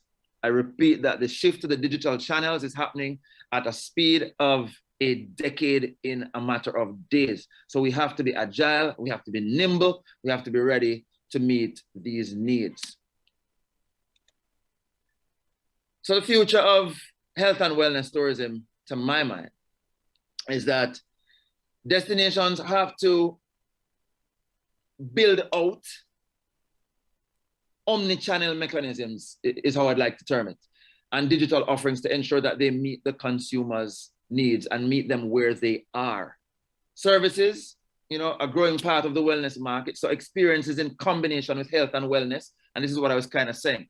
No more an appendix, no more an appendage, but properly woven into everything that we do. Period offerings to ensure that we see this come to a seamless product. And I know the Tourism Product Development Company, its new executive director is there. This seamlessness is going to be important. So we have to have it as a part of the product, but in a way that is hassle-free. Consumers are shifting towards services that address, obviously, their physical and their mental health.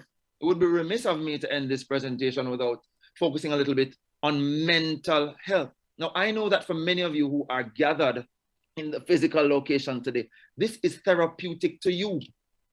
Yes, you're maintaining your physical distancing, you're wearing your masks, you're doing your elbow bumps, but seeing and interacting with people you have not seen for a while, or new people who you're meeting now, is an important part of the release that you need for your own mental health. So we know that mental health is obviously moving now beyond this notion of the psychiatrist's couch. It is an issue that is more pervasive than it has, where we're looking at digital therapeutics, and it has come to now of convenience. I put it to you that there is a newly emerging ecosystem, ladies and gentlemen, that sees individuals relying now on a wide range of tools. It's not singularly focused anymore. A wide range of tools. We're looking at chatbots, apps, digital support groups to combat modern day issues such as burnout, loneliness, and anxiety. I don't know if Simone and Terry can people raising their hands. Is there anybody in this room who would have experienced any burnout, loneliness, or anxiety as a result of COVID or any other stressor? I'm just pausing to hear if there are any.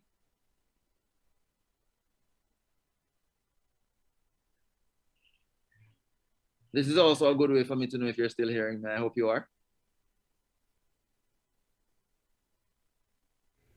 So, in the absence of hearing from you, combined, of course, with the traditional medical models, it encompasses what I consider to be a holistic approach to psychological well-being. There's an increasing consciousness surrounding health and wellness. And of course, the future of the wellness traveler is rising. And we have to be prepared to deal with that physically, emotionally, and do not forget spiritually. This spiritual well-being is important to the whole man. So with the positive and growing predictions for wellness and tourism, I think this is one of the ways in which we can rebound fastest. I think in a very quick way, we will start to see certainly health and wellness get to pre-COVID-19 levels. Minister spoke of overall tourism by 22, 23. I think early 22, we could start seeing health and wellness at the place it was before, and then starting to take off at a very robust rate. So sooner than later, the health and wellness tourism industry worldwide will observe new health and wellness business trends, driven by obviously travelers' interests, which are still emerging and we're still understanding them, and the demand from the main players in the market. So I put it to you, opportunities abound across various segments, including luxury spa offerings, experiential wellness excursions, rejuvenation therapy, and of course, wellness-focused physical activity. There are presentations which will emerge later on in the day that will get into the details of many of these. But ladies and gentlemen, the area is ripe for the picking. And I think certainly Jamaica is at the forefront. You would have heard that we need a broom because we swept up all the awards. Jamaica is always properly positioned because of its leadership through Minister Bartlett, PS, and the EDs and the chairmen and boards to capitalize. And I have every faith and every belief that we're going to be the first out of the blocks in terms of capturing these new and emerging areas. So, ladies and gentlemen, that takes us to the end of the presentation. And I did promise you, for your health and your wellness, that I would not have been 45 minutes. So, promise kept. Thank you so very much, Prof. For those of us who are gathered here, put your hands together.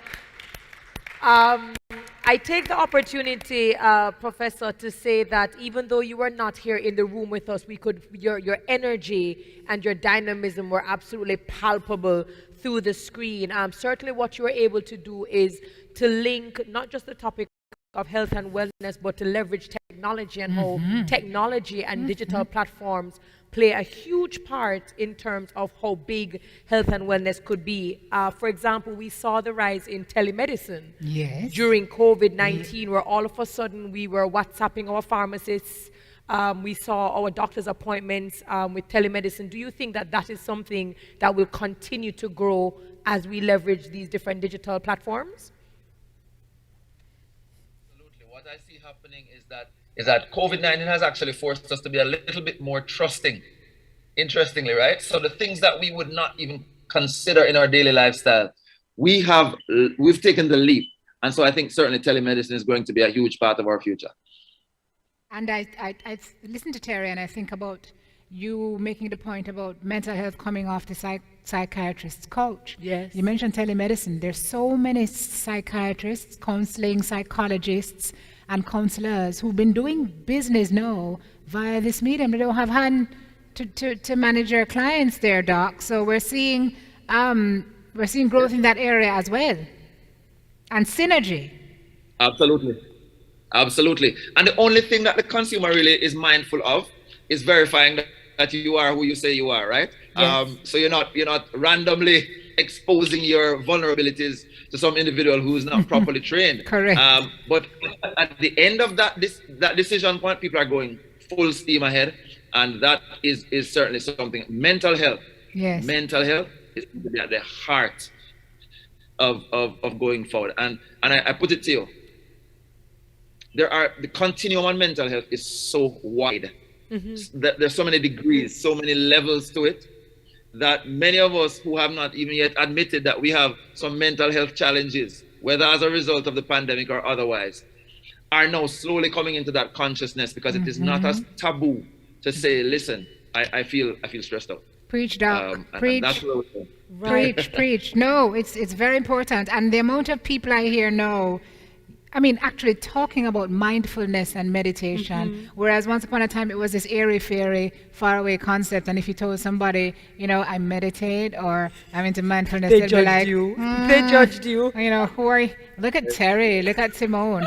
But so many people know, acknowledging the benefit of it and practicing it themselves, Yes. and able to practice it without the presence of a physical person. Correct. Because you mentioned, Doc, of the apps and so on that we've been diving into, it's really changing a lot of lives.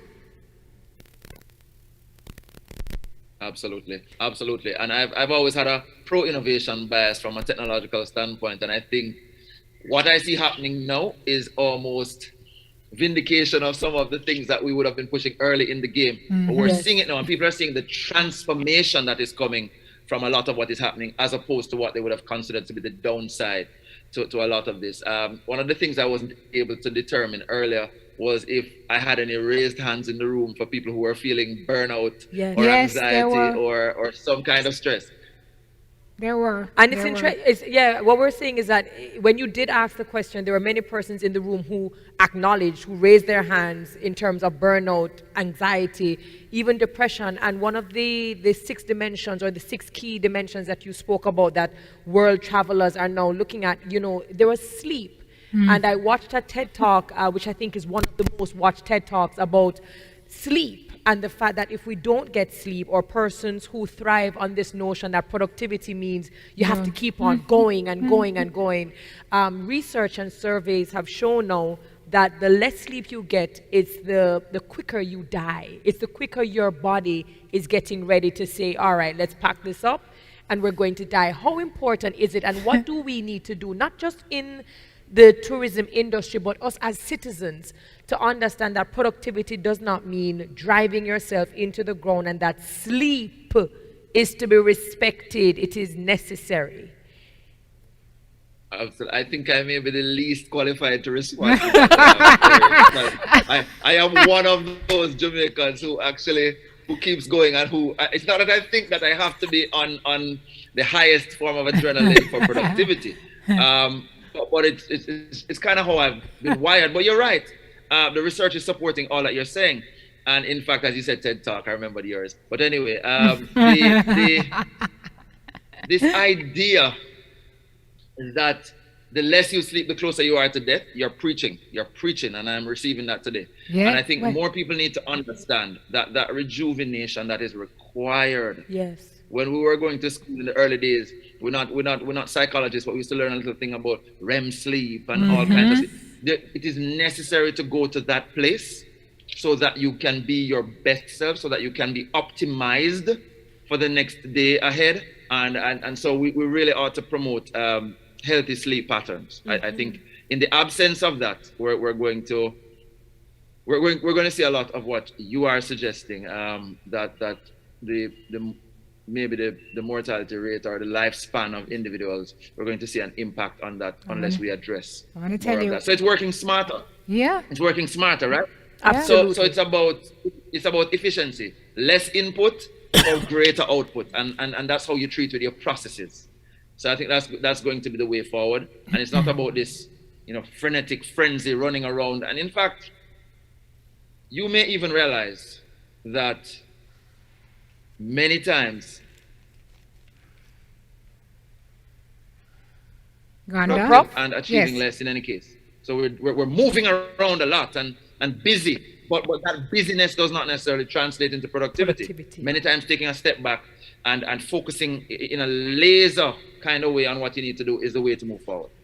Boy, Terry, that was a reality check. Thank you for that. No, I People mean- who sleep less die. Thanks. Yeah, I'm sorry, guys. I just had to drape us up. She's not even like, maybe if you get more rest, you live longer. No. If you don't sleep No. enough, you die. Thank you, Terry. Remind me not to make her part of my motivational. I mean, that was a real TED Talk for me, let me tell you. I think we're going to wrap this segment, but interestingly, when I was reading about these new trends, it spoke to the traveler who is going to visit a country and strive to leave it better than when they came, which I thought was really powerful. And I thought to myself, well, Jamaica needs to make itself that country Correct. that makes that traveler leave better Absolutely. than when they came.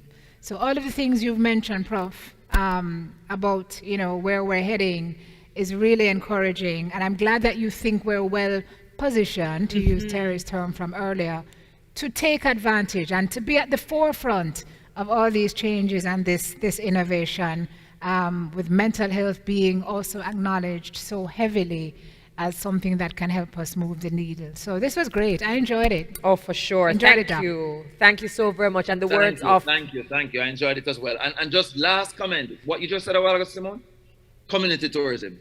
Yes. Minister Bartlett and everybody has been championing that. That is the model of tourism that's going to make your traveler leave feeling that they've made things better than when they got there.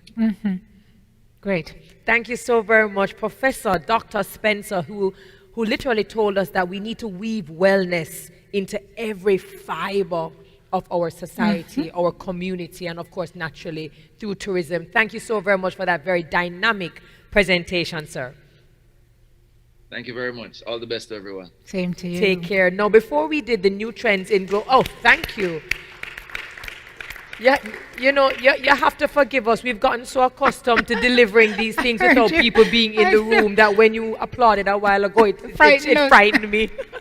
So before we got into the new trends in global wellness presentation that we just saw a while ago, we had a giveaway, which was an Adam and Eve gift certificate. And I'm here to announce that the winners, we have two.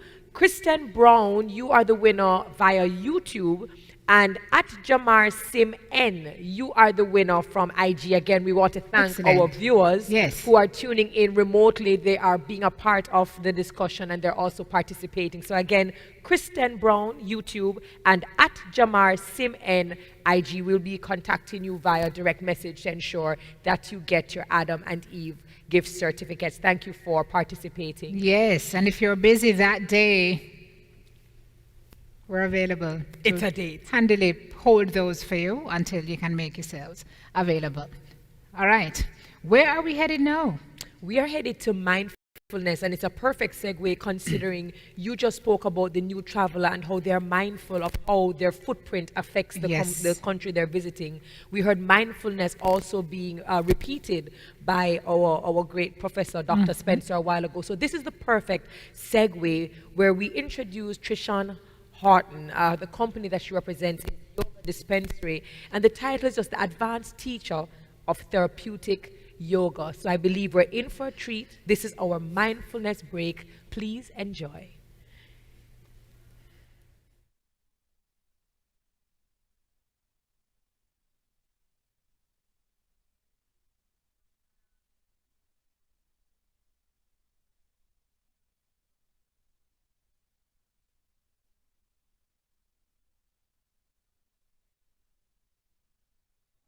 That the best and easiest way to get reawakened, rebooted, and refreshed is through the breath.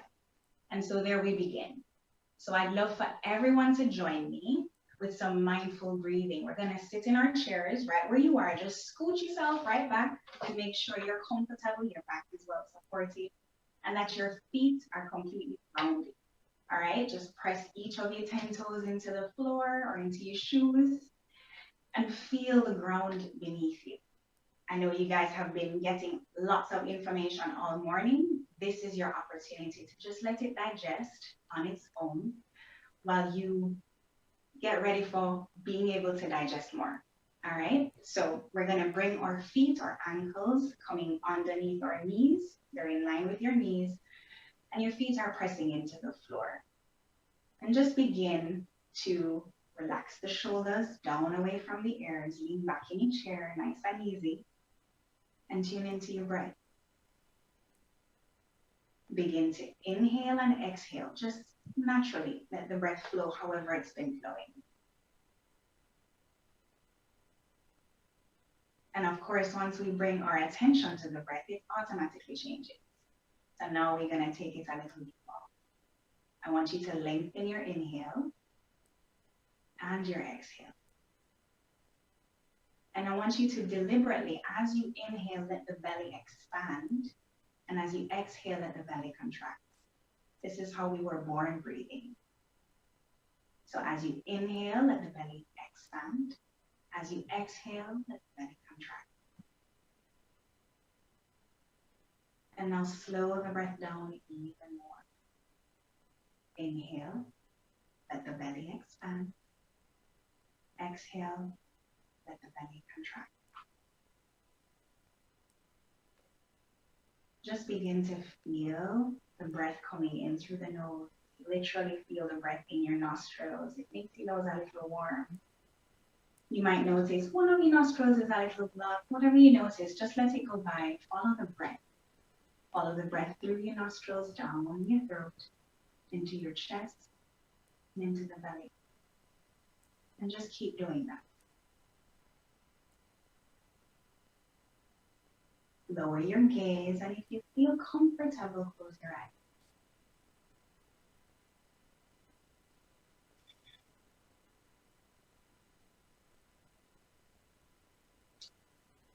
Now we're going to go ahead. You're going to just bring your arms up slowly. And we're going to match our movements with our breath. All right? So you're going to bring the arms up on the inhale, slow as ever. And then bring them down on the exhale. And I want you to have the sensation that you're moving your arms through water. So there's a little bit of resistance, the good kind. Inhale the arms up and exhaling them down. Keep pressing your feet into the floor, reminding yourself that you're here. Inhaling up and exhaling them down. Now the next time that your arms go up, you're going to keep them there. All right, so inhaling them up. And keep both arms there and begin to reach like you want to touch the ceiling. Automatically your ears will want to follow you, but I want you to pull your ears, not your ears, your shoulders. Good luck pulling your ears down with your arms up. Pull your shoulders down away from your ears and hold your arms there. You're gonna might feel a little burn, a little something, something. That's your body saying, hi, good morning, how you doing? Now lower just one arm, lower your right arm. And I want you to just turn your head to look over your right shoulder. Keep the shoulders nice and soft and the breath is flowing. So inhale, turn the head back to face forward. Exhale, turn the head away from that arm that's lifted. We're going to lower that arm, and this time we're going to bring those movements together. So we're going to inhale and turn the head away from the arm. Exhale, turn it back to center. We're going to bring the other arm in. Inhale, turn the head away from that left arm or right arm. Exhale, turn the head back to center. Continue moving. Inhale, just keep turning the head away from the arm. Keep the shoulders relaxed and the breath nice and slow. Nice, last side.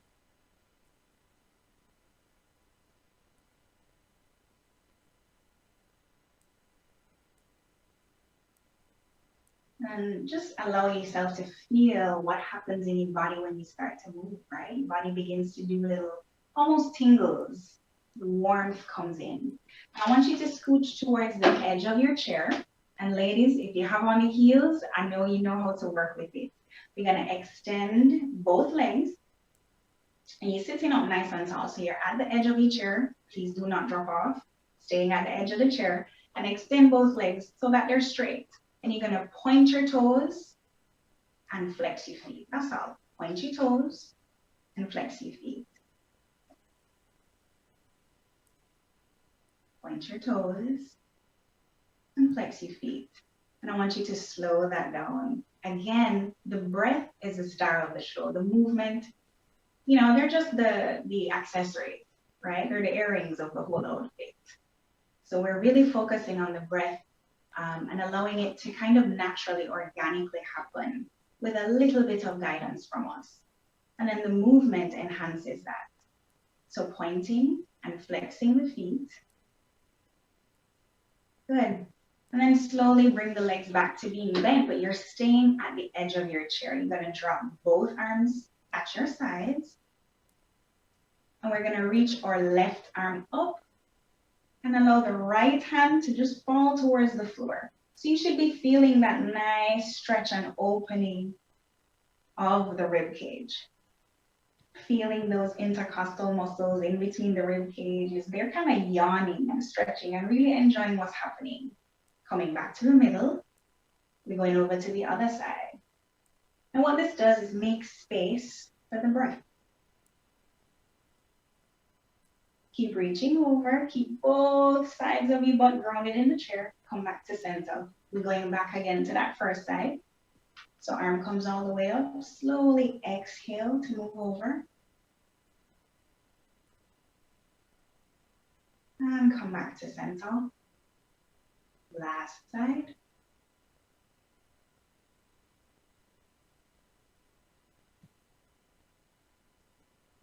Very good. I'm just going to turn to the side for you to see this next movement better. So you're still at the edge of your chair, and we're going to do what's called some cat-cow movements. So you're sitting at the edge of your chair, still hands are on your thighs, and on the exhale, you're going to go ahead and dome the back or push your back, your shoulder blades, and in between the shoulder blades back as you drop your chin. On the inhale, you slowly lift the heart and the chest forward and upward, and you look up at an angle. Please do not fling your head back. Keep some length in the neck. And so this is the movement. Remember, the breath is leading the movement. So we're exhaling to drop our head and inhaling to lift. Excellent. Exhale to drop the head. Inhaling to lift. One more time. Let yourself really enjoy that movement. Exhaling to drop the head and inhaling to lift. And then slowly come back to a neutral side. Come back to sitting center. And just lean right back into your chair. Lean right back into the chair. And now you're just going to listen to the sound of my voice. So once again, find a comfortable distance between your legs, wherever you don't feel like you're using great effort to hold the legs where they are. And just press your toes into the floor. I'd like you to press them individually. And it might feel like gymnastics, but it's really not. So just press them one at a time, starting from the big toe. Just press them into the floor. And I want you to press them with the intention. It's as if you're saying, I am here right now. And that is the definition of mindfulness, right? Being completely present in this moment. Being completely mindful of this moment and everything in it. So pressing each of your toes. Lifting the shoulders up towards the ears. And then just letting them relax down. One more time, lift the shoulders up towards the ears. And just let them relax down. Gently pull them back so that you feel that beautiful space being made across the chest. Now close your eyes. And if that doesn't feel so comfortable for you, just lower your gaze below the horizon. So just look down towards the floor in front of you. Relax your belly. Just let it hang out. And keep the breath moving low and slow. So breathing down into the belly as slowly as you can. Let the chair support you. Completely relax your belly, your shoulders, your arms and hands. Exhale and unclench your jaws. Just let your jaws relax. Relax your whole face. the corners of your mouth, corners of the eyes, in between the eyebrows where we're always knitting our eyebrows and frowning. Let it soften. Let the whole face soften.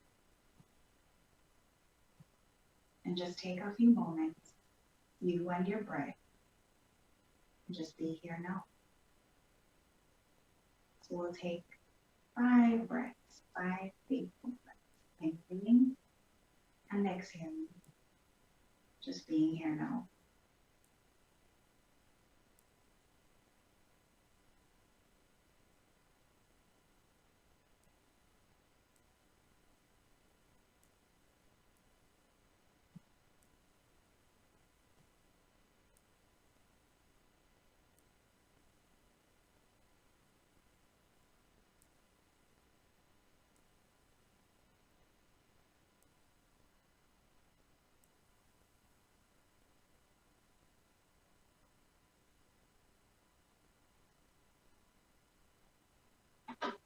And at the end of that final exhale, just slowly bring yourself back to this moment where you're in a room with everyone else.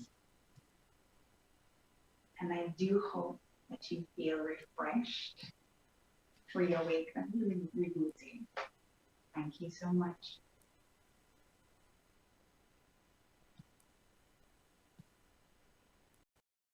Don't know whether to clap, whether to perk up, whether to This yawn. is Trisha, the listen. position, I will assume. She almost got us into trouble because we're hired to be here, to be engaging, and to take you through the process. And I found myself slipping into sleep, and then I heard a Terry. member of the audience who I'm not going to Yawn. point fingers at. Mr. Yawn. Mace. See, he has to get up and walk He around. has to get up. to And for wake up. those persons who found that beneficial and you want to connect with Trishan Horton of Yoga Dispensary, you can find her at Trishan the Free on all platforms. It's just so interesting how we get up every day, we look at our phones, we check our messages, we start to send off our emails, am I wrong? We get into the shower. If we have kids, we get them ready, we take them to school. If they're in face-to-face, we put them in front of the computer. We're already, in work. And we never take the time To just be. to just stop for 10 minutes just to say, I am whole. I need to breathe. I need to relax. I need to be present for myself. Look at what that did. I mean, I really feel so much better than when she started. Trishan, thank you so much for that. You've set us up right before lunch. We're going into lunch in the right frame of mind. I wonder if I can take a 5. I think we should. I think we should. And I think if there's any place that we can actually take a break, it would be at the Jamaica Health and Wellness Tourism Conference. This is the right place. Absolutely. Yawn. Okay, folks, we're going to take an hour and a half, have something to eat, refresh ourselves, reawaken, and reboot to come back for our afternoon session. But another huge aspect of Jamaica's cultural offerings is our Music. Musica. You heard us, voicing out earlier. There's somebody who does it a little better than we do it, especially when it comes to the trumpet. So we're going to have a musical interlude during lunch, treating you to Dwight Richards, trumpeter extraordinaire. We'll see you back here round about what time, Ter? He has like 6 lungs. 10 me I here, you said promise last you, year. he has It's not like a 6 joke. lungs. It's not a joke. We'll see you back here in the afternoon, folks. Enjoy your lunch in virtual land, and we'll be back soon.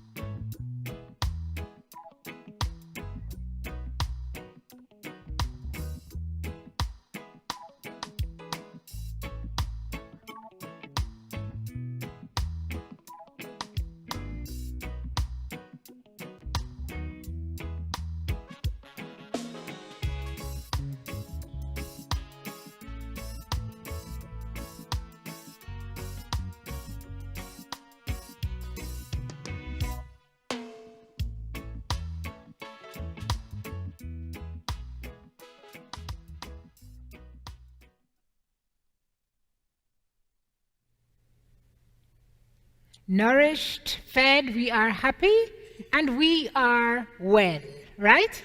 Absolutely. Food was good. And I just have to let the viewers know, because you're probably not going to say it. Of course, Dwight is always an amazing, amazing musician.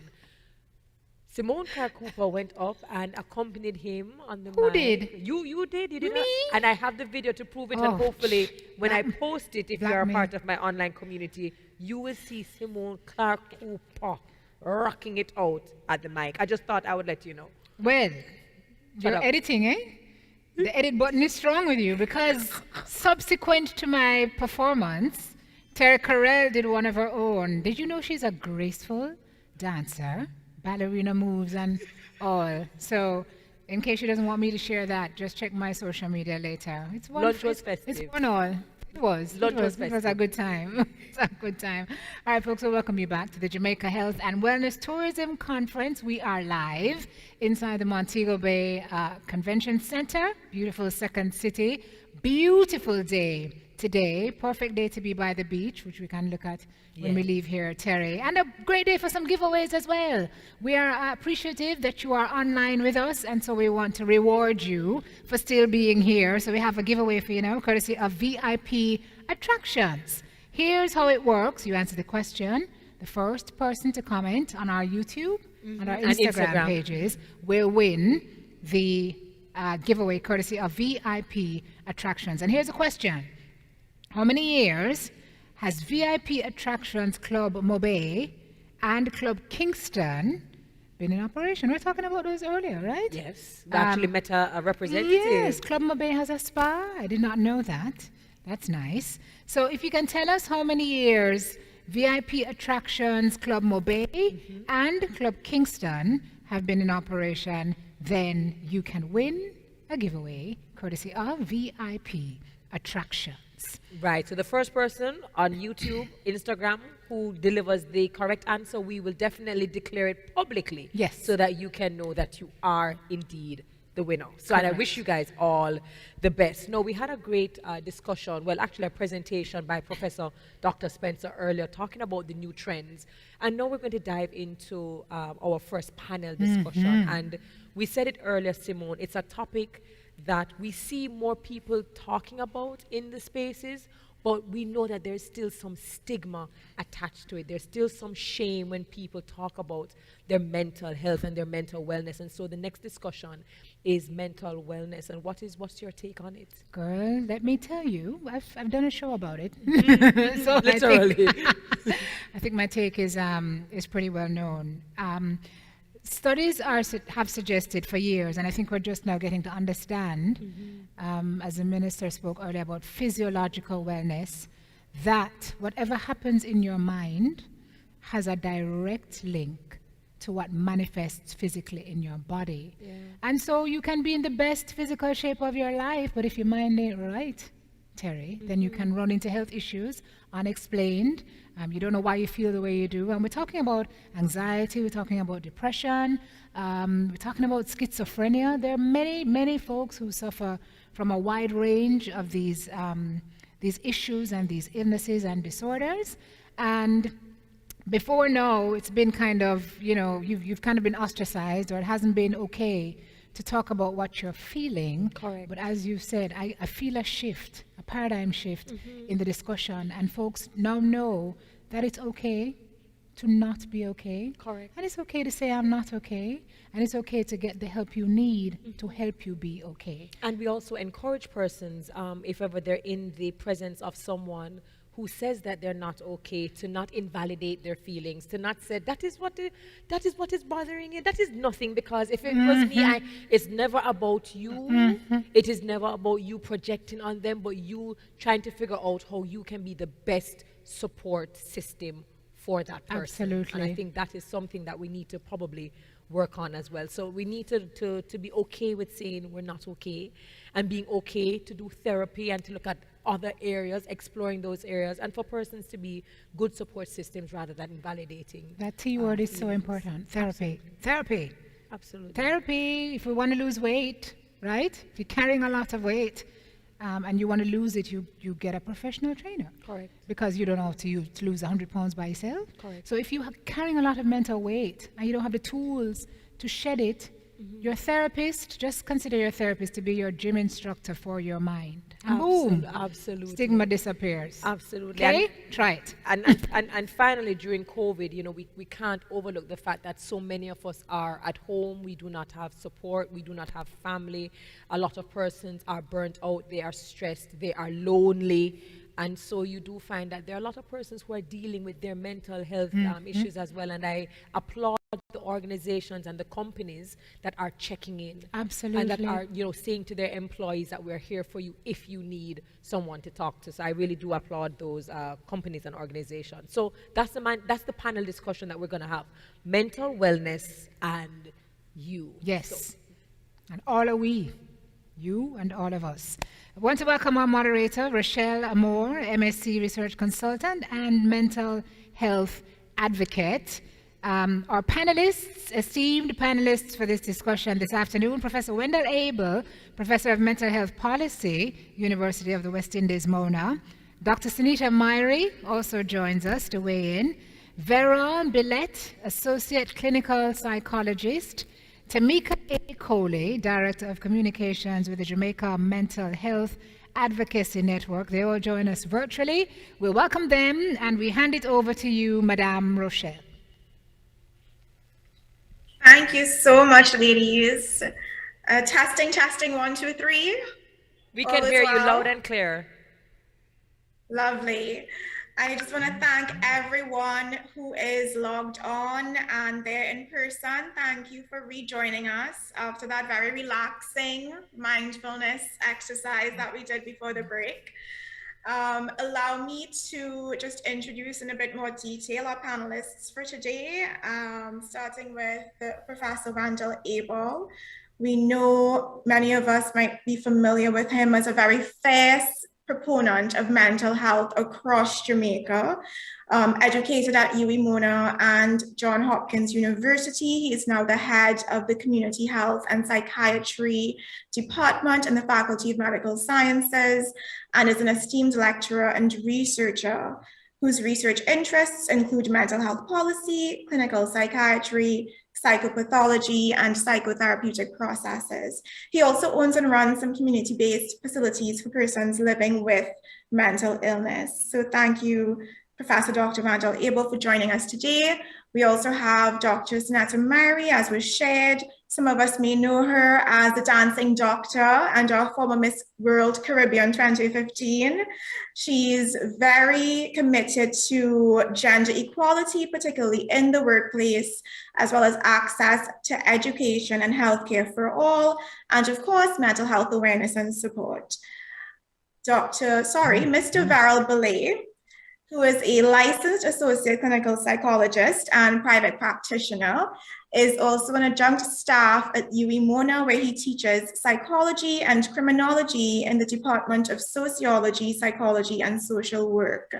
Much of his work involves helping persons from all walks manage their emotions, increase their self-awareness, and find healthy ways of coping and overcoming current and future challenges.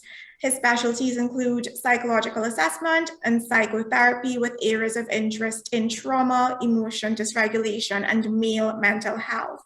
And last but not least, of course, our panelist, Ms. Tamika Coley, aka Tammy Sansai, Director of Communications at JAMHAN, the Jamaica Mental Health Advocacy Network. But she's also a committed advocate for persons with lived experience of mental health challenges. And she facilitates trauma healing through approaches which encourage rounded well-being. So welcome all. Thank you all for being here. Let's start at the beginning, because this is arguably maybe just the segment that gets to the heart of why we're all here today. We cannot position a product in terms of health and wellness if we do not understand what this is about and if our workforce do not buy into it. So Tamika, can you please kick us off with a sense of how we can best frame conversations about mental wellness, especially in the workplace?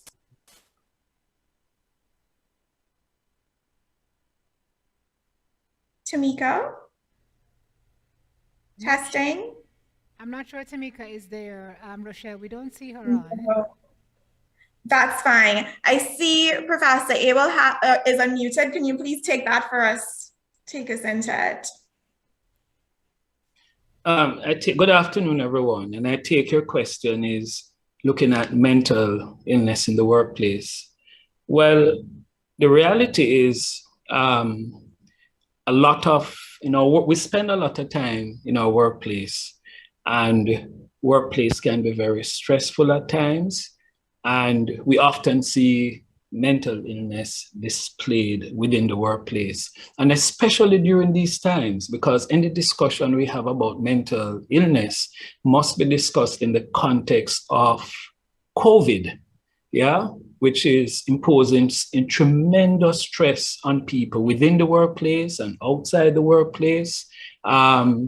We're dealing with the dislocation, we're dealing with frustration, we're dealing with people working from home, we're dealing with shutdowns and quarantines, we're dealing with colleagues being sick, people dying.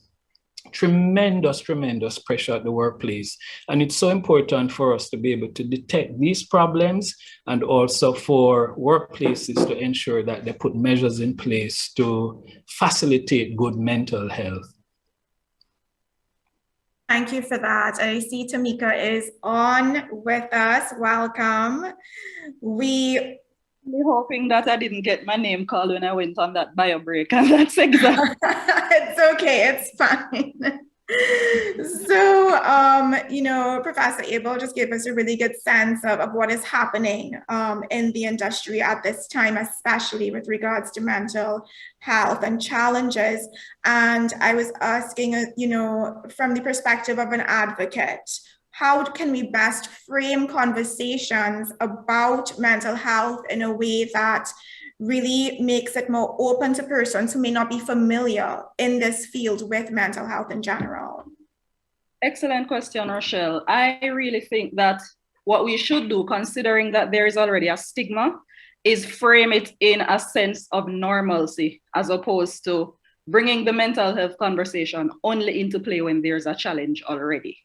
So I think if we have the conversations more openly, as mental health being a part of life, daily life, and mental health being completely different from mental illness itself, that is when we can really start to see a shift. Because as it stands right now, everyone, the general public for the most part, thinks illness, thinks people on the street when they hear mental health come up in any conversation. So I think it is very important for us to make the distinction and have people know that mental health is a thing that everyone has, in the same way that we all have physical health, and it's a spectrum. So really what they know is the far end of the spectrum when you get to the point of illness. I think that's a great way to frame the conversation.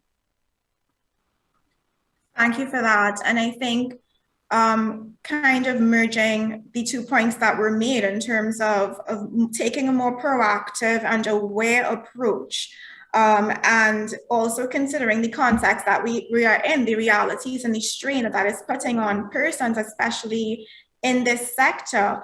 That takes me to a report that I was a part of, my research team and I, on, looking at during this time, how can we help empower and support young tourism and hospitality workers during COVID in really simple and more practical ways. And I know, Varel, you actually contributed to that report.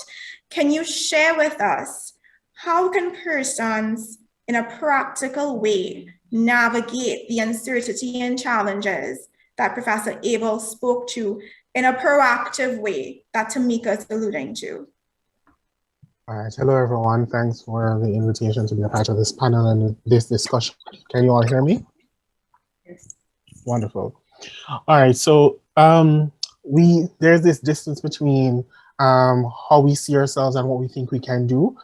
and what ought to happen, especially where mental health is concerned. Because we talk about if you're having a mental health challenge or you're having you have a mental illness, you need to seek therapy, which is helpful. You need to seek medication, which is helpful. And so there's this stigma that it is expensive, it is not accessible to everyone. You're asking about proactive steps. I think that is a great thing to do, actually, because we all need to take care of our mental health and do things on a daily basis, which comes down to self-care. And the project you spoke of speaks to mindfulness practices. In my opinion, mindfulness is equated to self-care. How can you be present with self so you are aware of what's happening with you, not what is wrong with you, but what is happening with you, so you're better in tune, and then you can identify what your needs are. Do I need a break? Do I need to spend 5 minutes by the seaside just to take in fresh air? Do I need to just sit down and just breathe deeply and try to think about what is causing the anxiety, what is causing the sadness? Yes, COVID is happening, but is it that I need to reach out to someone that I trust so I can just talk to them and just say, hey, I just need you to listen to me, right? You don't need to respond. You don't need to solve the problems, because sometimes there's no set solution to the problem. I just need to vent, right? And so by doing this, mindfulness, treating yourself well, taking care of yourself, sleeping, eating, exercising well, these habits are very important. Tapping into your social support system, hopefully you have one. If you don't, then I'd suggest we find ways to help these persons. And the workspace is a great way for us, as was said earlier, to create a safe space so that people can feel good enough or feel safe enough to reach out to a fellow colleague to say, hey, I'm not doing well right now. Just give me a few minutes to vent or to share how I'm feeling. Or some companies, they have employment assistance programs where they partner with mental health professionals so that the employees can get some help as they feel the need. Right? So I feel like on an individual basis, there are set activities we find enjoyable. Relaxation is important. We don't need to be on the go all the time. We're not the Energizer bunnies. We need time to rest, right? We need time to sleep, exercise, eat well, that sort of thing. We need time to enjoy our wonderful island. The environment is a great source of energy, replenishing, as well as group levels, workplace levels, on a more societal level, creating safe spaces. Thank you for that. I love that. Creating safe spaces and, at work, that's a really important one. And what you mentioned around, this culture that we have really of overwork, we talked about it earlier. People are burnt out, people are drained, and we just feel like we have to keep going all the time. It can be a real stressor, especially for women, who often are the caregivers, the caretakers. They have a lot going on. And I just want to ask Dr. Myrie to speak to this in terms of women in the workplace. I mean, how can we really protect ourselves and safeguard our mental health, especially because we tend to be more vulnerable to this burnout and having a lot to cope with?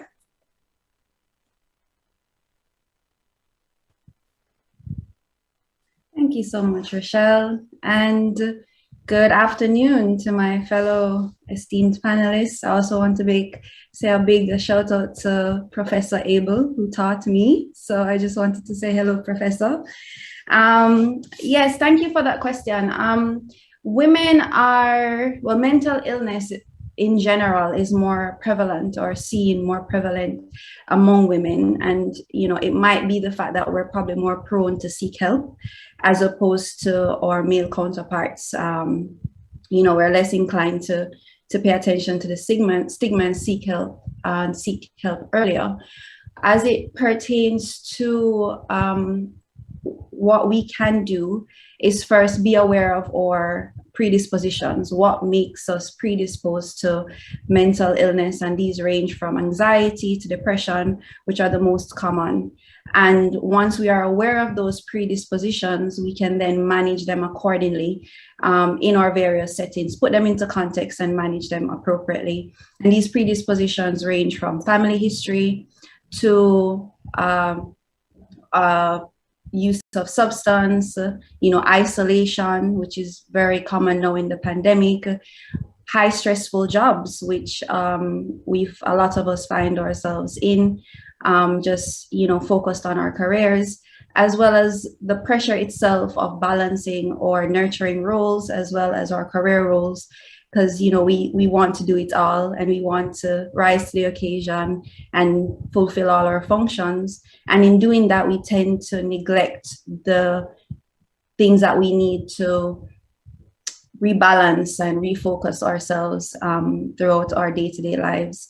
And formulating a routine for self-care, a routine for our meditation and our mindfulness, which we made mention of, to do the things that make us happy in terms of spending quality time with our friends, family, loved ones, ensuring that we pursue our other passions that sometimes we put on the back burner because we're so focused in our careers. And we are aware that the expectations as it regards to us as women are in some sense higher, because we have a lot more that is of us. We have been making our way into certain positions that were not traditionally acceptable to women. And so that weight falls on our shoulders, and we tend to push and ignore those little signs that we're not okay. We're not necessarily, but we're going to wait. We're going to get over this hill. We're going to accomplish this task. And right after we reach that hill, around the corner, there's the next one. And so we tend to seek help when we're bursting at the seams, rather than trying to do the daily, weekly maintenance that we need to do in order to rebalance ourselves. And so it is a lot, but knowing how we are predisposed and managing our predispositions and ensuring that we develop the tools and the routines that we need to balance all of those things is really the key.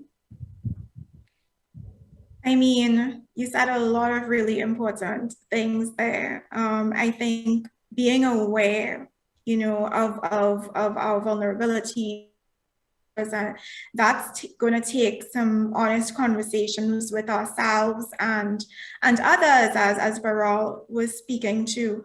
And these healthy self-care routines also, it can be a bit difficult to figure out how to balance that with the realities that many of us are facing. There are people who've lost their jobs, who are now on contract, whose hours have been cut. And there's so much more pressure, not just in terms of this particular workforce, but in general, this generalized grief and loss that we're experiencing with the changes that the pandemic brought. And I would really like to get back to that, because what is happening, and you mentioned it, is this kind of unhealthy coping mechanisms. And this has always, the research tells us that this was a challenge for this sector even before the pandemic in terms of substance abuse and addiction. And so I'd really like to hear from Professor Abel, who I know has done quite a bit of work in this area in terms of substance abuse. What can employers do to help tackle this issue and to help encourage their workforce to embrace more just healthier and safer coping mechanisms at a time that's so intense? Professor Abel, can we unmute? Sorry. Yeah, sorry. Before I answer that directly, I just want to share with us quickly some data. Last year, August, at the university, we did a study and we asked Jamaicans how they were coping during COVID. And we realized that the majority of persons said that they were having depressive symptoms and they were also experiencing anxiety symptoms. And what is interesting is that almost 100% of the respondents said that they needed psychosocial support. So have to congratulate us all for putting together this function. But in the tourism sector, we have to recognize that you cater to people. People come on a vacation lots of time because they are burdened themselves or they want to have a pleasurable experience. They're burnt out. I realize that the bookings are increasing over the holidays, and it's because a lot of people are taking a break from the pandemic.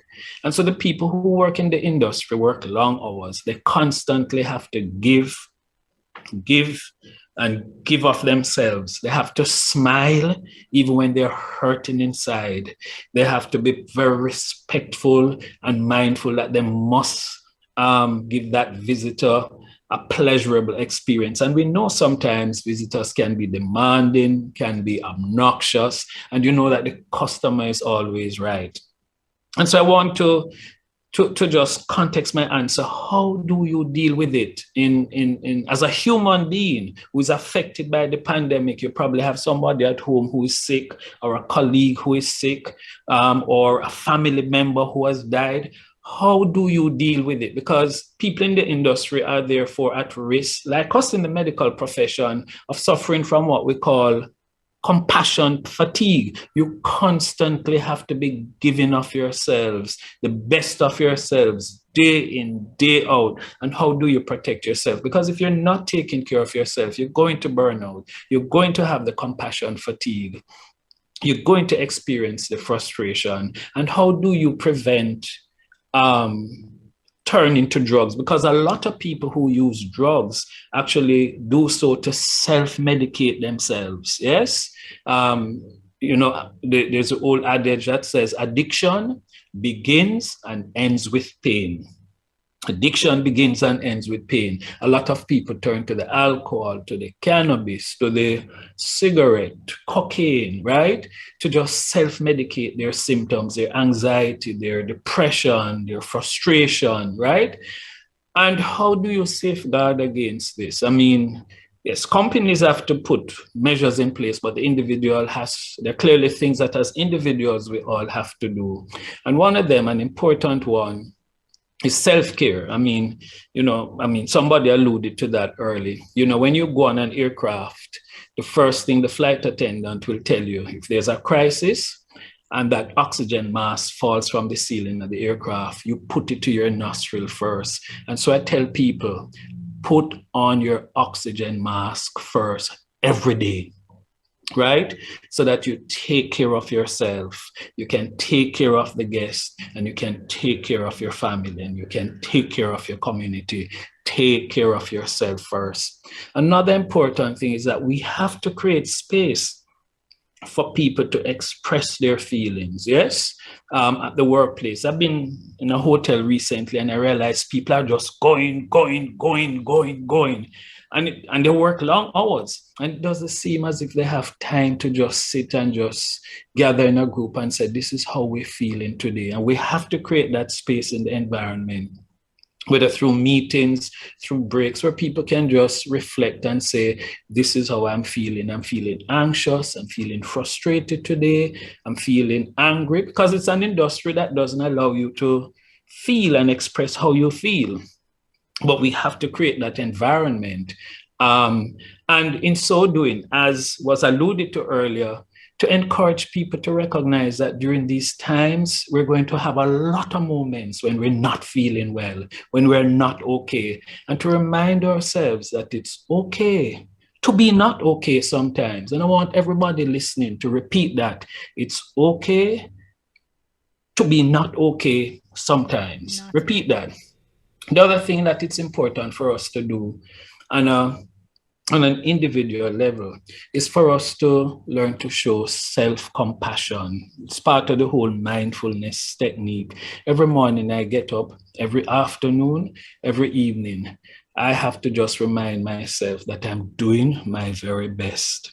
And I remind you, so I encourage us all, as you go through the difficult days, just pause a little and just remind yourself, I am doing my very best. And I want people to repeat that wherever they are, to just say, I'm doing my very best.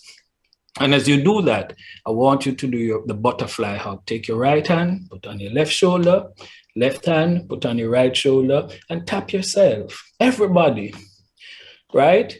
That's a butterfly hug. You see, everybody, as you do it, you're all smiling, yes? And as you do that, just remind yourself, I am doing my very best. Very important. And so continue to do that and teach this technique to your children. They too are going through a lot. And if they're not okay, you're not going to be okay. And you'll find that it's a technique that helps the children during this period. The other important point I'm going to make at this point, especially going through the pandemic, what we find works a lot is social connection.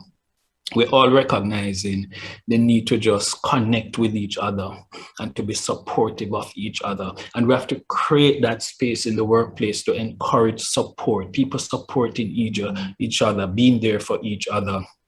And during these periods, we must develop a culture of just reaching out, connecting with our colleagues who are not at work, connecting with customers, friends, members of our community, family members, and faith.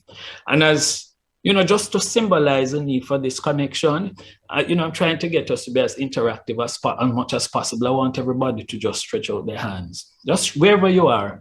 And I want us to send some energy across the universe, right? And as we do that, I want you all, wherever you are, to just whisper this song, One Love, One Heart. I can't sing, but you all can chant it. One love, one heart. Let's get together and just be all right. Yes? But let us continue to just reach out, connect with each other, and just be supportive of each other during these difficult times. And so I'm going to stop talking now and give my other panelists a chance to talk. Thank you for that. I think we all really appreciated that. And, that point about a safe space is so important. And we've said it a few times today. I know that Tamika actually hosts a support group, and we are all really appreciative of the idea of this need to cultivate and create safe spaces at work as well. And it reminds us that when it comes to mental wellness, it is not just an individual responsibility or task. This is the responsibility as a community, as an entity, a property, try your best to make that space. And of course, in terms of the sector, there are things that is the responsibility on a sectoral level that needs to be put in place to support persons, not just during this time, but going forward as we go along this shift, as we align with the changing traveler profile that we're going to hear about, and the prioritization of these kinds of values becoming more mainstream. After many, many years of advocacy and research and preaching by so many of us on this panel, it's really important that we all play our parts. So I really just want to say thank you on behalf of everyone here today. And I would like to pause here to turn it back over to our hosts for any questions and answers before we close.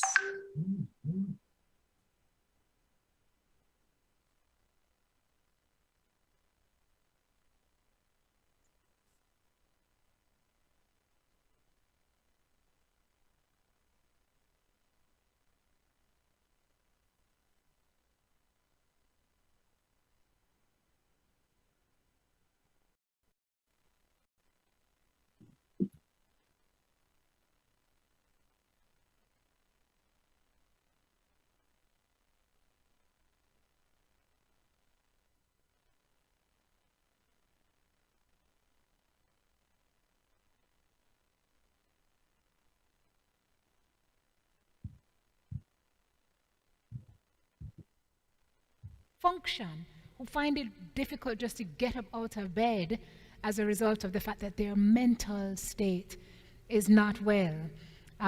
Socially connecting, key. Our children, when that point was made, that resonated with me because we know what they are going through. And as Prof said, Terry, as I don't know if you heard our lunchtime conversation, but if our kids are not okay, we are not okay. And the notion that you can allow yourself to to say, I am doing my very best. Even some days when your best doesn't quite cut it, but at least you know you're still going. So panelists, we are really appreciative. Dr. Mary made another important point. Again, I wonder if she was at our lunch table about what women go through and what we're going through at this point. So just a lot of useful information and nuggets, and so well moderated by you. I'm so sorry, Veral, for massacring your first name in the introduction. I should have known it was Belay and not Billet, so please forgive me for that. And thank you, Tamika, for the work that you are doing and that Jamhan is doing. And this is something I feel so personally passionate about, that I actually sit on the board of Jamhan, and I'm proud of the work they're doing. So I really appreciated this session. I hope it resonated with Oh, absolutely. And just to add to what you said, what I think I loved about this particular panel is the fact that we spoke about normalizing the conversation, it not necessarily standing out like a sore thumb, because it then adds to the stigma, understanding that there's a distinction between mental illness and mental health, and we need to have the conversation about mental health in a very easy, normal way. Something that Veral said was that, you know, active listening is a huge part. Sometimes you don't have to give advice. Sometimes you won't have the advice, but just being there to actively listen can form a huge part of the support system. Veral also spoke about habits. Sometimes we are what we do consistently.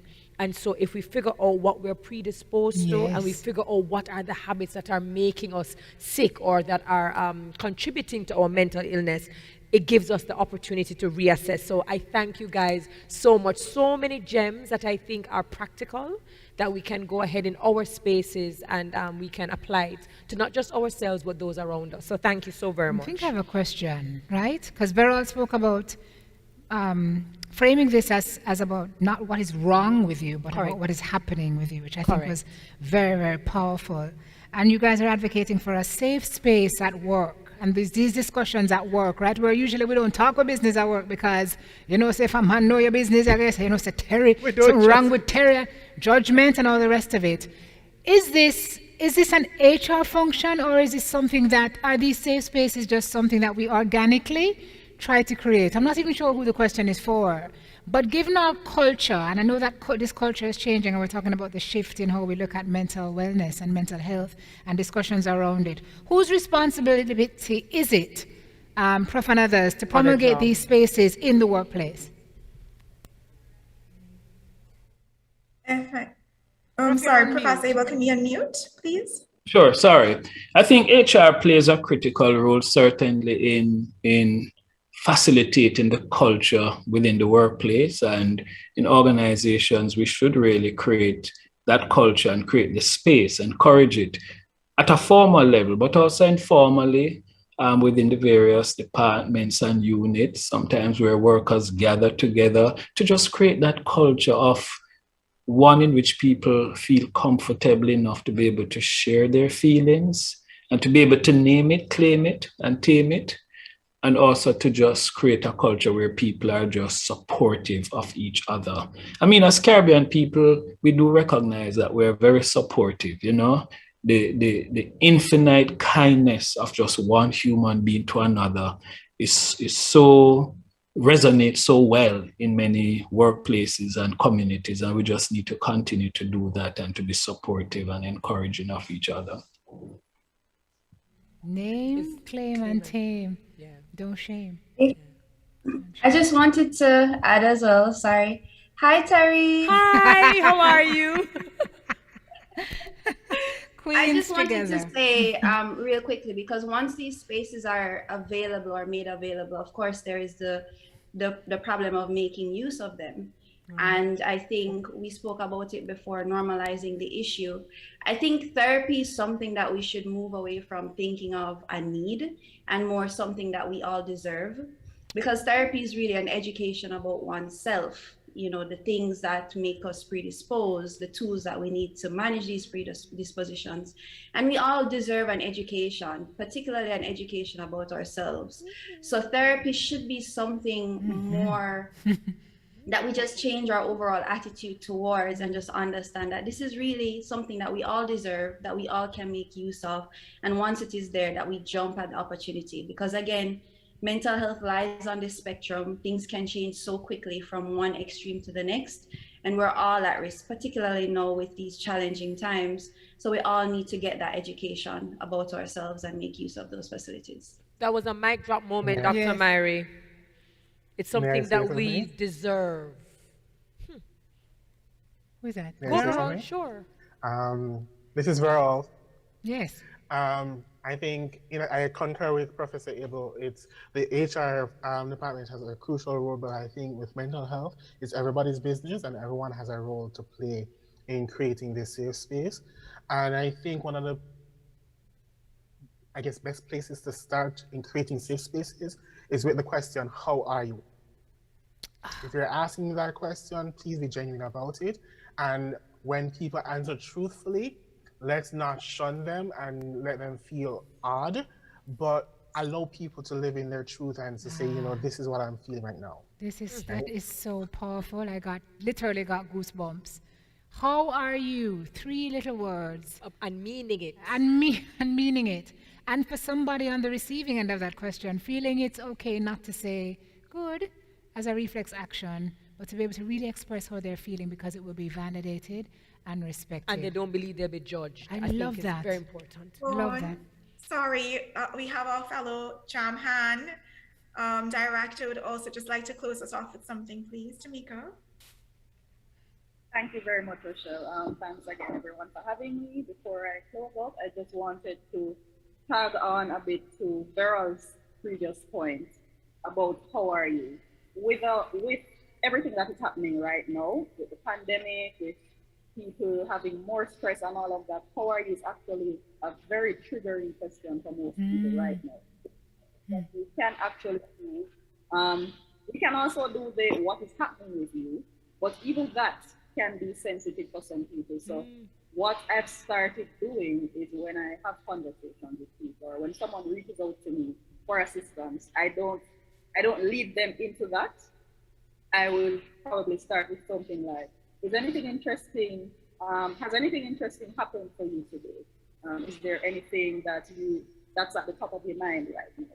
That kind of thing. So I allow them to decide on what they can share and how much they're willing to disclose at that point in time.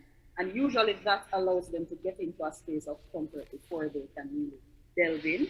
So when we're speaking to our loved ones, I have actually started to do that with people, just in my life, my friends, my family, that kind of thing. And it works very well. So I'd like to share that as a final closing tip. Thank you so much. So not necessarily how are you or what's happening with you, but has anything interesting happened? What's top of mind with you today? And I think what Tamika just kind of reminds us of is that even as we try to navigate these conversations, there are things that we will have to unlearn. There are things that we ask people, or just in terms of our behavior, our social behavior, we assume it's okay because it's just a part of our culture, right? And so there are a lot of things that we have to unlearn, and there are things that are ongoing in terms of learning how to process these things. And what she just said, well, it actually holds a lot of water. Yeah. That could be a very good question that someone wants you to ask them, but for another person, it could be triggering. Correct. So how do we find that middle ground? I thought that was something very interesting that we can now apply practically in our spaces. Unlearning is key because even our... Yes, go ahead, Prof. You were saying something. I have a quick one. Yes. How are you? Great. But also, when people are parting, a powerful one for me is to say, you are important to me. I need you to survive, especially during these difficult times. And I hope everybody will repeat that wherever they are. You are important to me. I need you to survive. Beautiful. Gosh. Beautiful. One more mic drop moment. Lots of mic drop moments. All I know is that when I get home, I'm going to give myself the butterfly hug courtesy of Professor.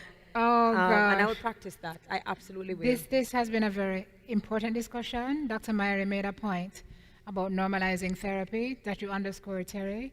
And they say marriages shouldn't wait until they get in trouble for counseling. Counseling should be something you do all the time. We should treat therapy the very same way. And also the triggers, very important. You know, a lot of us are self-medicating, right? We need to self-audit the self-medication. If it's an extra glass of wine every day, or the glass of wine you used to have once a week is now once a twice, right? Correct. Then, you know, we're getting some tools also to kind of figure out if something is a little off with us and how we can treat with that. Great discussion. Fantastic discussion. Thank you so very much to Rochelle Amore, our moderator, who so ably took us through, asked some very good questions, to our panelists, and to Professor Wendell Abel, Dr. Sanita Myrie, Veral Bilay, and of course Tamika Coley. Thank you so very much for your time and your experience and the service that you continue to give us as citizens as we navigate not just the pandemic, but our mental health and how we discuss it. So thank you so very much. I certainly hope for you out there, it was there were a lot of gems and a lot of nuggets that you found to be very meaningful and very beneficial to you. Now, before we had that panel discussion, we asked a question, which was a giveaway. Simone asked the question, and the gift was courtesy of VIP Attractions. And the question was, well, how many years has VIP Attractions Club Mobe and Club Kingston been in operation? Well, we just want to say congratulations to Pan Travel Discovery on YouTube. The answer was 10 years. And I think earlier when we gave away the gift certificate from Adam and Eve, the question was, tell us when was the first staging of the Jamaica Health and Wellness Conference, Tourism Conference, month and year. The answer was November 2019, and we already declared the winners on the different platforms. Is that the prize? No, well, this is a different prize that I was given. And funny enough, you can smell it from outside the box. This is a new giveaway that I've been given. And I get to just ask any question at all. It's really a beautiful gift. The first person who can tell us at least 3 topics for day one. If you can quickly tell us what are 3 topics of day one, you will win for yourself this beautiful gift package with Body some by beauty Roxanne and Company. products. Ooh, whipped body souffle? Yes, my Then when you darling. put on this, how you feel, Terry? Listen, Whipped body souffle. and it smells really, really good. You have a soap, you have a body spray, and you have a whipped body souffle. Sign me Body up. by Roxanne and Co. For the very first person who can name any 3 topics that we will be discussing on day one of the Jamaica Health and Wellness Tourism Conference. First person who answers will win. So as we wrap up that discussion on mental wellness and you, we have a lovely video that we think might be very beneficial to you. Watch this.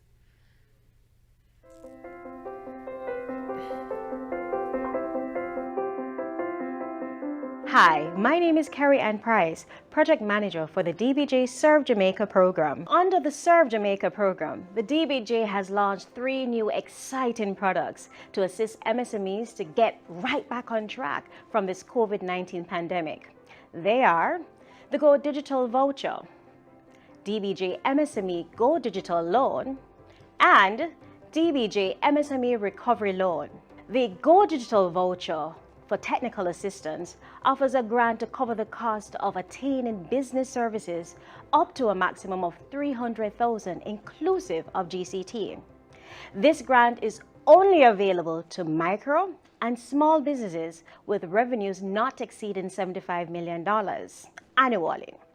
Now, also under this program, business owners can access a Go Digital Voucher to transform their businesses electronically. Some of the services available under this grant include, but are not limited to, the following: general business services such as accounting and electronic payroll system, HR applications, CRM software, electronic marketing, including social media, website development, e-commerce platform, and payment gateways. Business productivity tools are also available and include video conferencing and electronic records management. Please note that the grant cannot be used to acquire hardware or for working capital support, the purchase of equipment, and payment for business operational expenses. The government of Jamaica, through the Ministry of Finance and Public Service, has provided an additional $1 billion through the DBJ's Go Digital Loan Facility. With the Go Digital Loan, micro, small, and medium-sized enterprises with revenues not exceeding $425 million per annum will be able to access the loans through several financial institutions to fund hardware, software, and other services for digitalizing their businesses. Also, business owners can use this loan to acquire laptops, smartphones, portable point-of-sale machines, e-commerce, and digital payment solutions. Also obtainable under this facility is the acquisition of and training in software, including cloud infrastructure, cybersecurity, digital productivity tools, and business applications such as accounting software, HR, and payroll systems. The features of this facility include, but are not limited to, the following: a loan limit per sub-borrower of $800,000 at a maximum interest rate to the sub-borrower of 2% per annum, which is fixed on the reducing balance. Also, repayment over a period of up to 3 years. A maximum moratorium on the principal of 3 months can also be facilitated where the project plan justifies it. And also, business owners can borrow up to 90% of the project costs, but are required to provide a contribution of 10%. Now, let's talk about the MSME Recovery Loan. In addition to the MSME Go Digital Loan Facility, the government has also provided an additional $2 billion through the DBJ's MSME Recovery Loan Facility, which enables lenders to reduce the debt service burden for MSMEs with viable projects that are either seeking to expand, pivot to take on new opportunities, or to refinance high-cost debts. This will ultimately give businesses time to recover from the negative effects of the COVID-19 pandemic. Under this loan facility, MSMEs with revenues not exceeding $425 million per annum will be able to access the loans through participating financial institutions for working capital support, new capital expenditure projects, debt consolidation, refinancing of high interest rate business loans, business overdrafts, and business credit cards. Also, the purchase of real estate for use by the business is also permitted under this facility. The features of this facility include, but are not limited to, the following: a loan limit per sub-borrower of $10 million. The maximum interest rate to the MSME is 5% per annum and fixed on the reducing balance.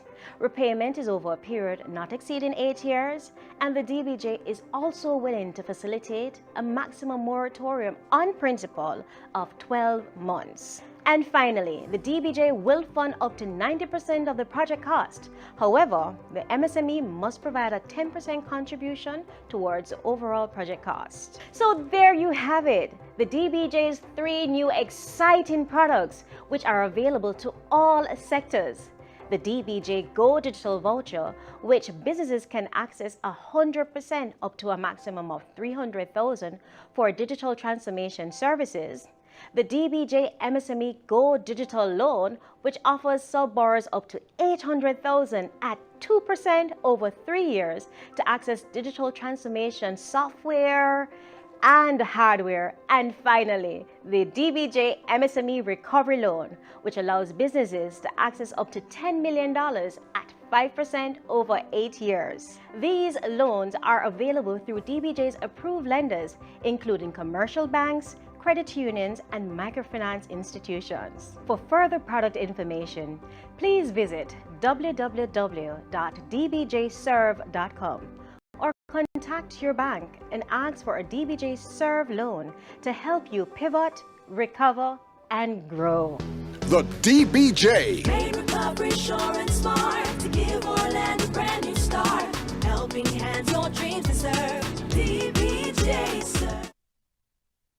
Recover and grow. Every single time I see the work being done by the Development Bank of Jamaica, it always reminds me of the amount of support that they lend behind businesses, to get them back on track. If you were listening and you think that this is something that could help your business get back on track, especially during this unprecedented time, please go ahead and send an email with your name, your phone number, as well as your title to trevor.johnson@tef.gov.jm. Again, that's trevor.johnson@tef.gov.jm. We have not gotten a name of the winner as yet, but we will certainly declare it afterwards. But let us get into the business of spas. I'm going to invite my co-host, Simone Clark Cooper, to do the honors.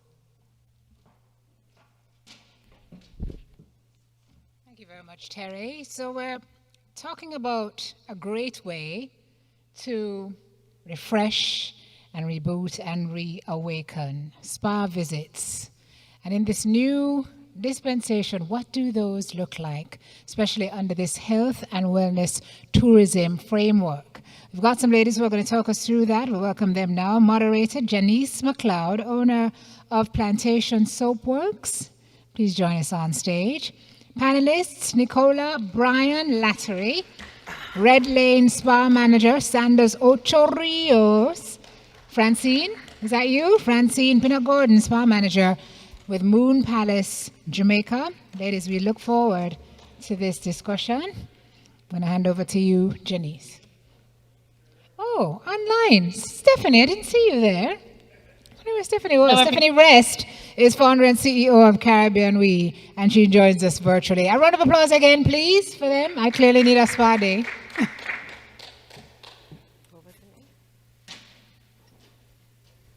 It's over to me. Ladies and gentlemen, I'd like to welcome you to this conference and to welcome Stephanie, Nicola, and Francine. Let me tell you a little bit about each of them. Stephanie, since you are far from us, we will start with you first. Stephanie has a vast knowledge in tourism and hospitality industry. For the last few years, since 2001, she has spent her time bringing together spa personnel to not only meet and greet each other, but educate themselves together as they work and play. She's taught us how, I can tell you personally, she's taught us how to work and play together. Nicola and Francine are from my parish. Nicola is my next door neighbor, and Francine is my past student. Nicola has been with the hospitality industry for 23 years, the last 17 of which she has been with Sandals Ochi.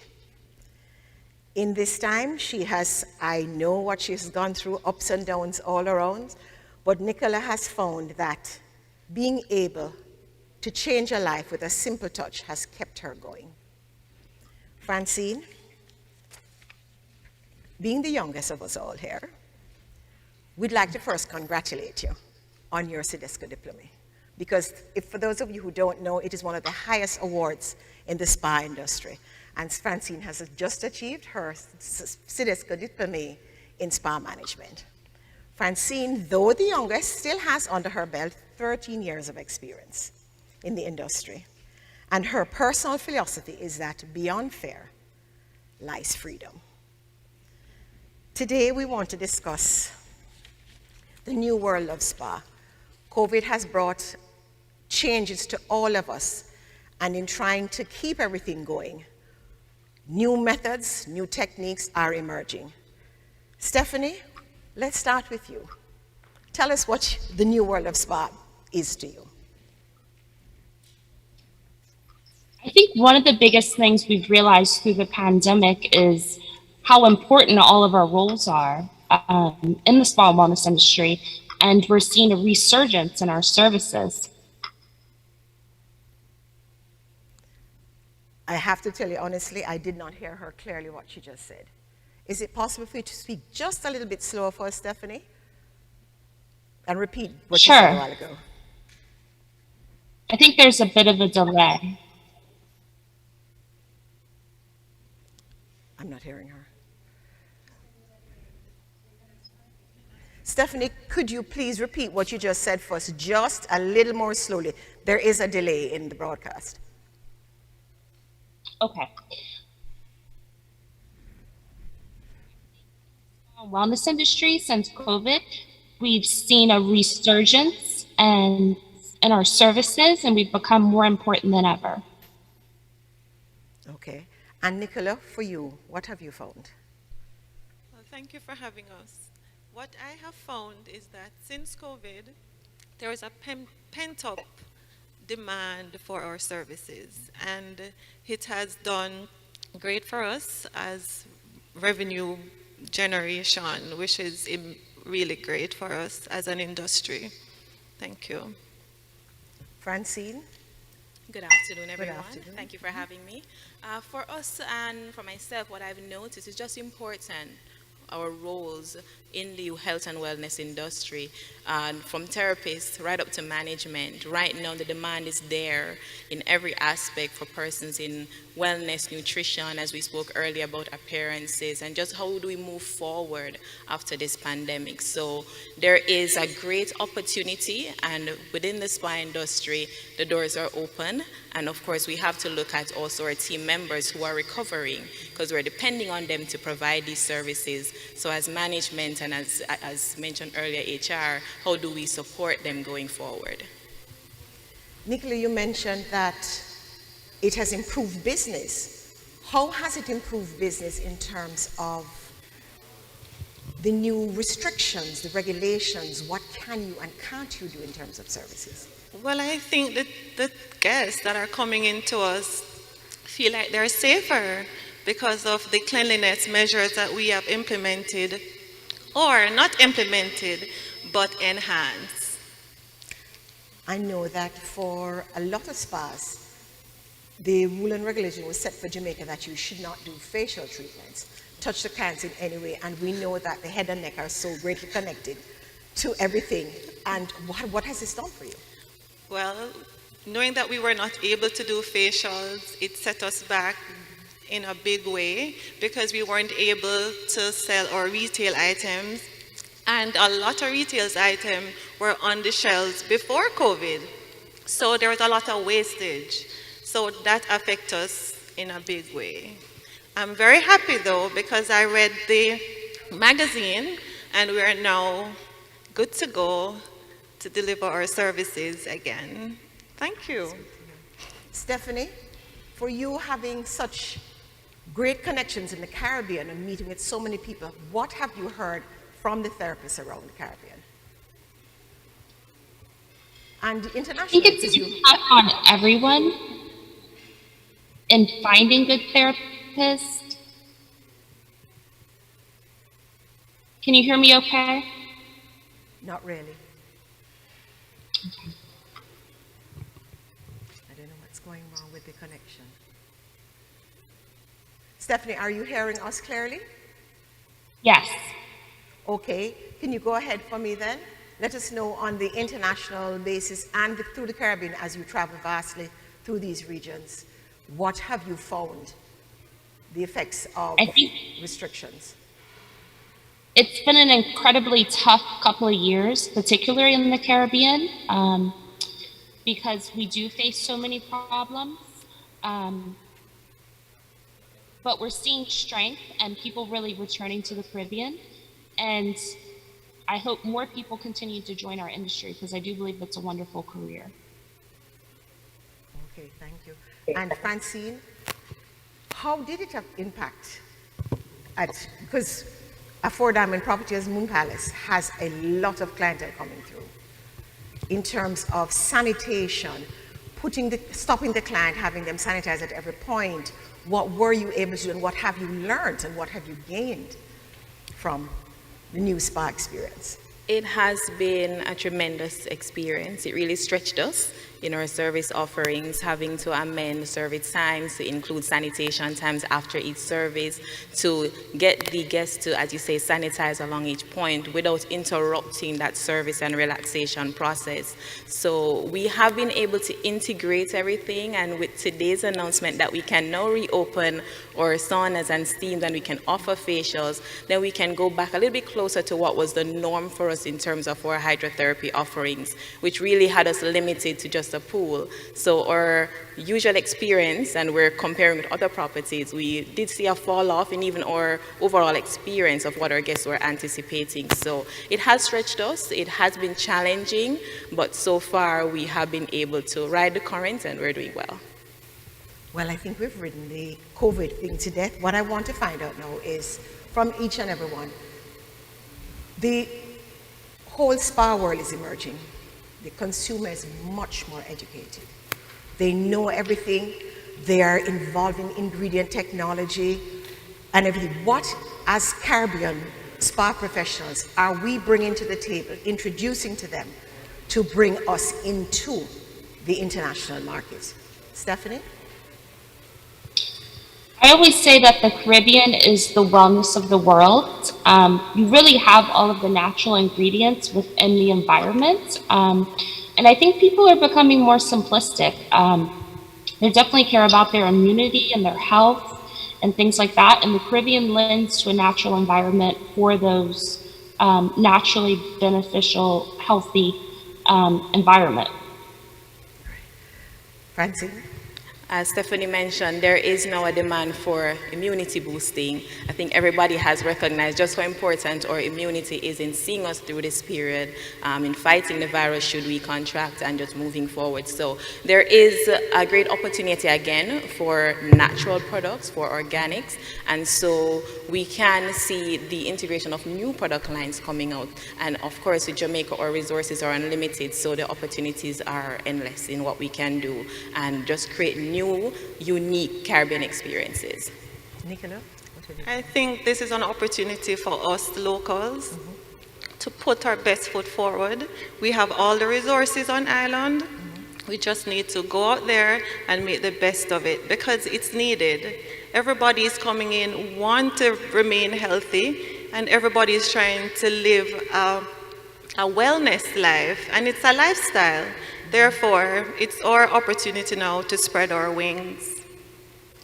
Do you all think that Brand Jamaica being what it is will help us launch into the spa industry, in particular product manufacturing? How will it help us? Everything that Jamaica has, I personally believe that our soil is blessed.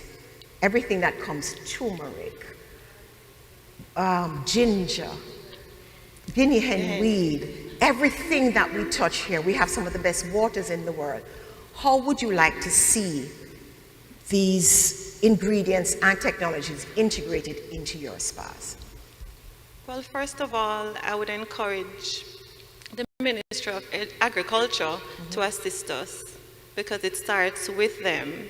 I mean, it starts with us, but we need to engage them for them to help us with production, and also the Finance Ministry to help us financially to ensure that we have the financial backing, and the agriculture industry help us with putting in the resources in place so that we can do great as a nation.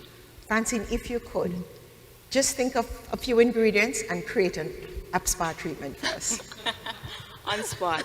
Recently, for some reason, nutmeg has been appealing to me for some unknown reason, but I would want to do something with nutmeg, cinnamon, and just create probably a pimento-based body oil, massage oil, a nutmeg body scrub, and if possible, we could integrate cinnamon into some form of a body wrap to just have like an allspice. And we're heading into Christmas, so what better time to think of something like that? That's absolutely true.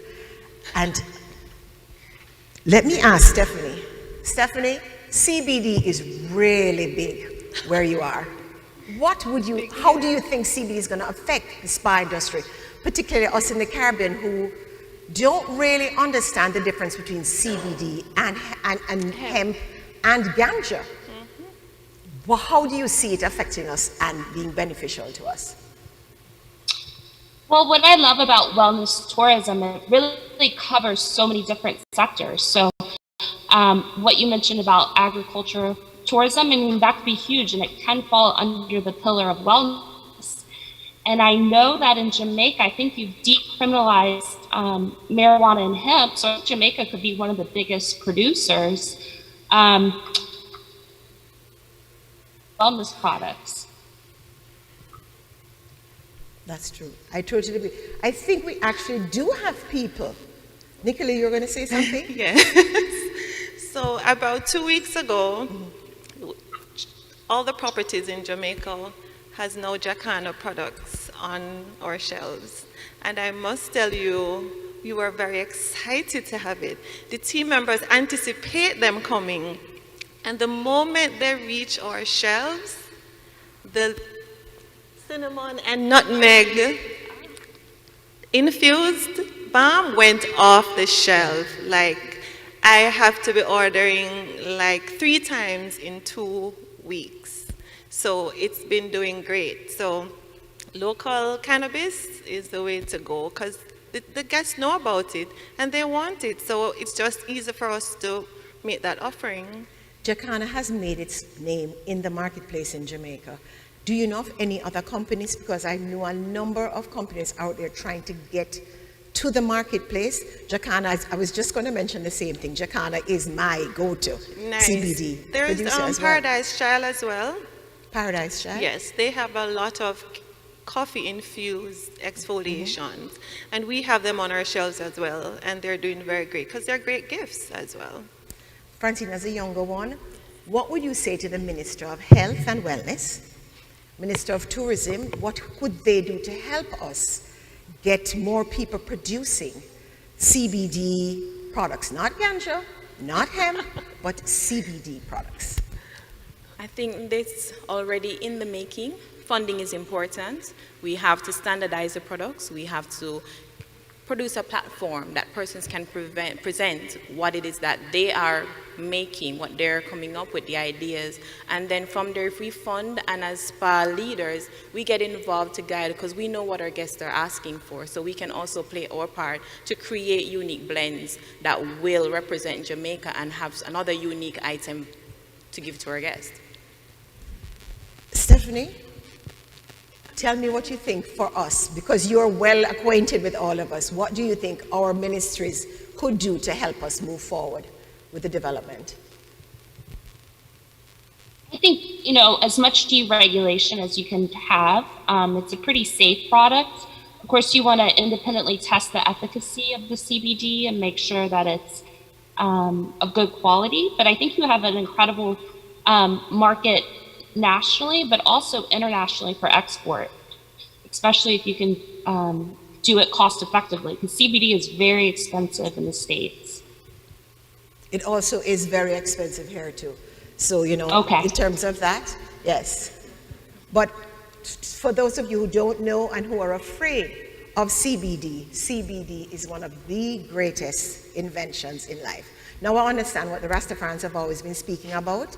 CBD is nothing without a little THC, and the THC is what gives us the high. But in certain products, if we can remove it, Jamaica is filled with, we have the best cannabis in the world. So, this new world of spa, I think, if we could really tap into it, it works well with the nervous system, it works well on the skin, it's relaxing, teas, infusions. What next? And I think our visitors are looking forward to these kind of experiences. Nicola, I totally agree with you, because I think just the word ganja or hemp has its association with good quality from Jamaica and great relaxation products. Yes, because sometimes when the guests come into the spa, they're like, I want to buy something that is from Jamaica. Or what are your therapeutic services? So that's what they're here for. So that's what we should be able to deliver. So going forward, each of you, in summary, Stephanie, what do you think this new world of spa has to offer us?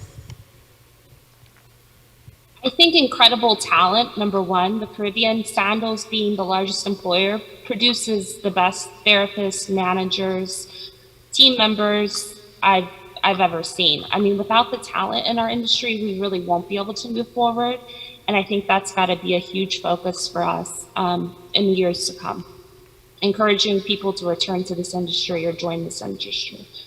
Well, Nicholas, since you are from Sandals and that glowing recommendation was given to your company, how about you? Yes. Thank you, Stephanie. I think our brand has great skilled therapists and great skilled team members in general. So I'm looking forward to just more education, as in more educators assisting our younger therapists coming up to just make them the best of themselves. And Francine? I'm looking forward to integrating the restorative powers of nature with our skill offerings of our therapists who are already highly trained, and of course tying that in with brand Jamaica and making and creating something that's truly unique, something that we already have the authenticity with, and that person's already in the back of their minds, once they hear Jamaica, there is an image that is presented. We need to tap into that imagery and now create the experience. Ladies, I'm not sure of the time. I don't know if we're out of time. Not quite. There's one subject I wanted to touch on because I know it's near and dear to everybody's heart. Stephanie, I'm going to ask you to lead with it because you have been doing so since 2001, the education of spa therapists. Do you think we should have better standardizations in terms of what a therapist should do? Should a therapist get qualified or requalify every 2 to 3 years? Just to tell me a little bit about what you've been thinking. Well, I know Jamaica is kind of the leader in the Caribbean as far as standardization and licensure and things like that. And congratulations to Francine on getting her Sedesco license. It's the highest standard in the world. And I think the more that there is the Sedesco school now in the Cayman Islands, and we're seeing more quality education schools pop up in the Caribbean. And when we travel or do a conference within Caribbean Week, we always bring an education modality. We've done a lot of cancer care and oncology training for therapists. And I always encourage therapists to keep broadening their horizons. And I think we can all work together as a community to bring it more to the Caribbean, because I think it's harder for people to get off island and seek education versus us coming to them, making it affordable and making it quality. Francine, a little birdie has told, and I've read in the news, that Sandals is going with an educational arm. So tell us, what would you like to see Sandals carry in terms of training for our therapists that are coming? Well, in Minister's welcome this morning, he mentioned collaboration. We know and recognize Sandals for the great work that they do, but as spa professionals, as hoteliers in general, collaboration is important. And so while they have a very high training standard, if we could share that and other persons can be involved, wink wink, just to re-educate our therapists. Sometimes we fall off in complacency, so just to re-educate, workshops are always welcome. And of course, in that way, we can open the field that persons can see other opportunities, not only in Jamaica, but what's happening in the Caribbean and on the international level. Nicola, from Francine's mouth to Adam's ears, please. Nicola, tell us now. So we are very proud because we have the Red Lane Institute, which is going very well. And with that, you mentioned earlier about educating and having an organization that standardizes policies and procedures and training and refresher courses. That's what we do. Every week of life, our therapists are being trained. We also collaborate with international schools, because we do have oncology courses, reflexology courses, so our team members are highly trained. Thank you. So we will collaborate with you. So for sure, it's welcome, because it's an industry to share knowledge, and the more we share knowledge is the more you grow, and the more industry will be stronger.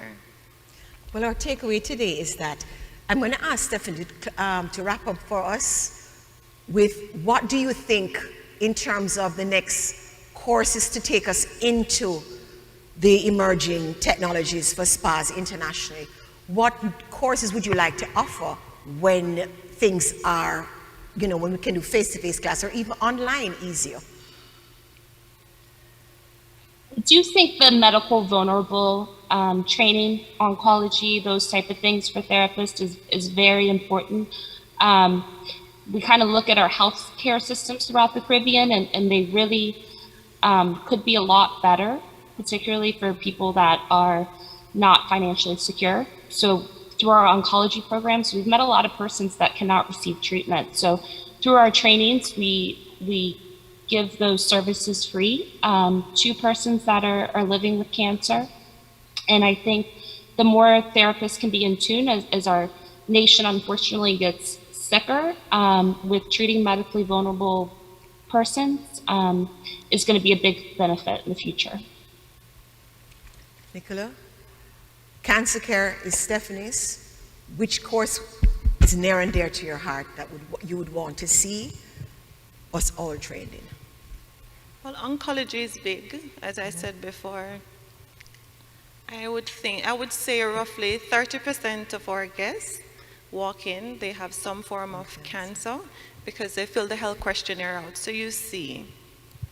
And it's very difficult before we were trained that we could not do anything for them.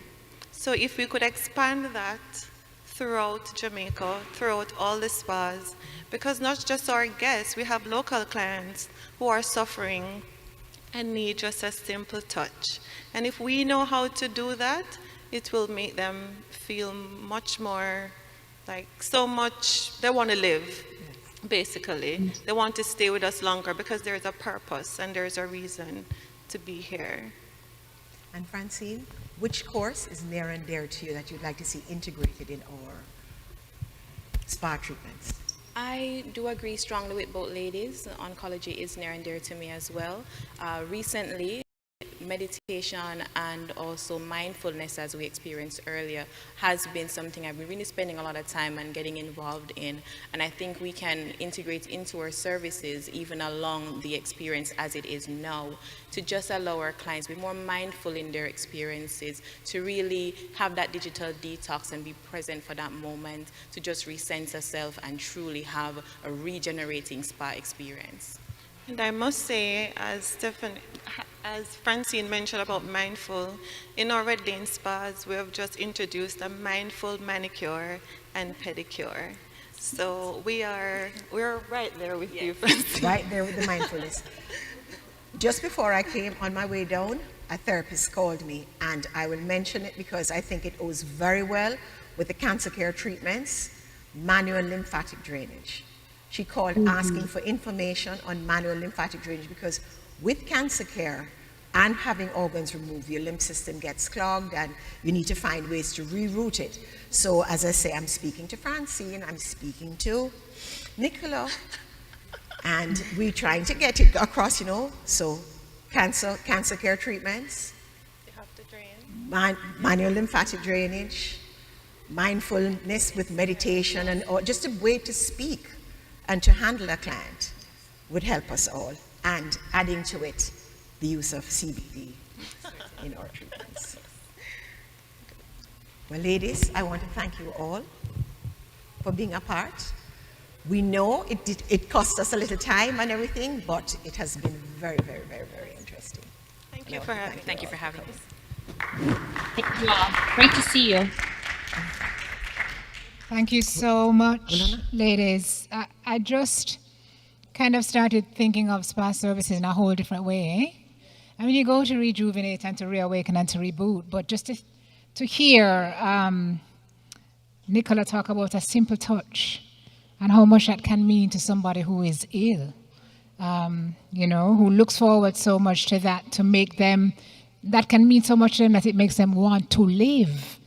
That's really very important. Lots of key takeaways out of this session. Thank you very much, Janice McLeod, owner, Plantation Soapworks, Nicola Bryan Lattery, Red Lane Spa Manager with Sanders Ochoreas, which is going to be collaborating with Moon Palace Jamaica Spa, right? Francine Pinnock Gordon, Spa Manager there, and Stephanie Rest founder and CEO of Caribbean. Immunity boosting important. The Caribbean, Stephanie says, is the wellness of the world, del mundo, the entire world. And if she says Jamaica is the leader of Caribbean with standardization, then why Jamaica cannot be the wellness of the world? I think it's a plan that we should embark on. Garth, we're going to put you in charge of that one. Thank you again, ladies, for being here. Lots of debate still about cannabis and marijuana, but clearly its properties, its wellness properties are evident. We talk about the new, unique Caribbean experience and what that will look like after COVID is gone. And I know, based on what I've heard today, that we will do well. Lots of optimism coming out of all of these sessions, and I'm sure that will be the case with the next one. I'm going to invite Terry to tell you more about that. Thank you so very much, Simone. And I just want to take the opportunity to just acknowledge Francine Pinnock. I have not seen you in a million years, not to date us or anything. And I was saying it to Simone on the side of the stage that earlier we saw Dr. Sanita Mary, who was Miss Jamaica World in, I think, 2013. She went on to becoming Miss Caribbean World in 2013. Nicholas spoke about Paradise Child, which is a product that is doing very well, created by Brittany Lyons, who was a Miss Jamaica World. And I'm in the presence of Francine Pinnock, who certainly is my Miss Jamaica World in 2005. Such a pleasure to see you. So we're wrapping it up. We're coming to the end of day one, and I really did enjoy the panel discussion a while ago, just learning how Jamaica is the perfect place for spas. When you think about the persons who are looking for the natural environment, they're looking for the perfect, simple, pure experience, Brand Jamaica is top of mind. So we move from that discussion and we're heading into the next panel discussion, and the theme is the new wellness traveler. We touched on it earlier on, and we spoke about this new wellness traveler who is more conscious, mindful, attracted to properties, excursions, and activities that promote and practice health and wellness. So they're going to be looking at what is environmentally friendly. They're looking at food, medical, spas, and other therapeutic practices. I cannot wait to hear what this panel discussion will be about. So the moderator, Safi James Barrow, Destination Marketing Manager, Jamaica Tourist Board, JTB, will be our esteemed moderator. And we have our panelists, Neil Walters, Acting Secretary General, Caribbean Tourism Organization, Adriana Azuara, Spa and Wellness Mexicaribe, Dr. Janice Simmons Fisher, Bioregeneration,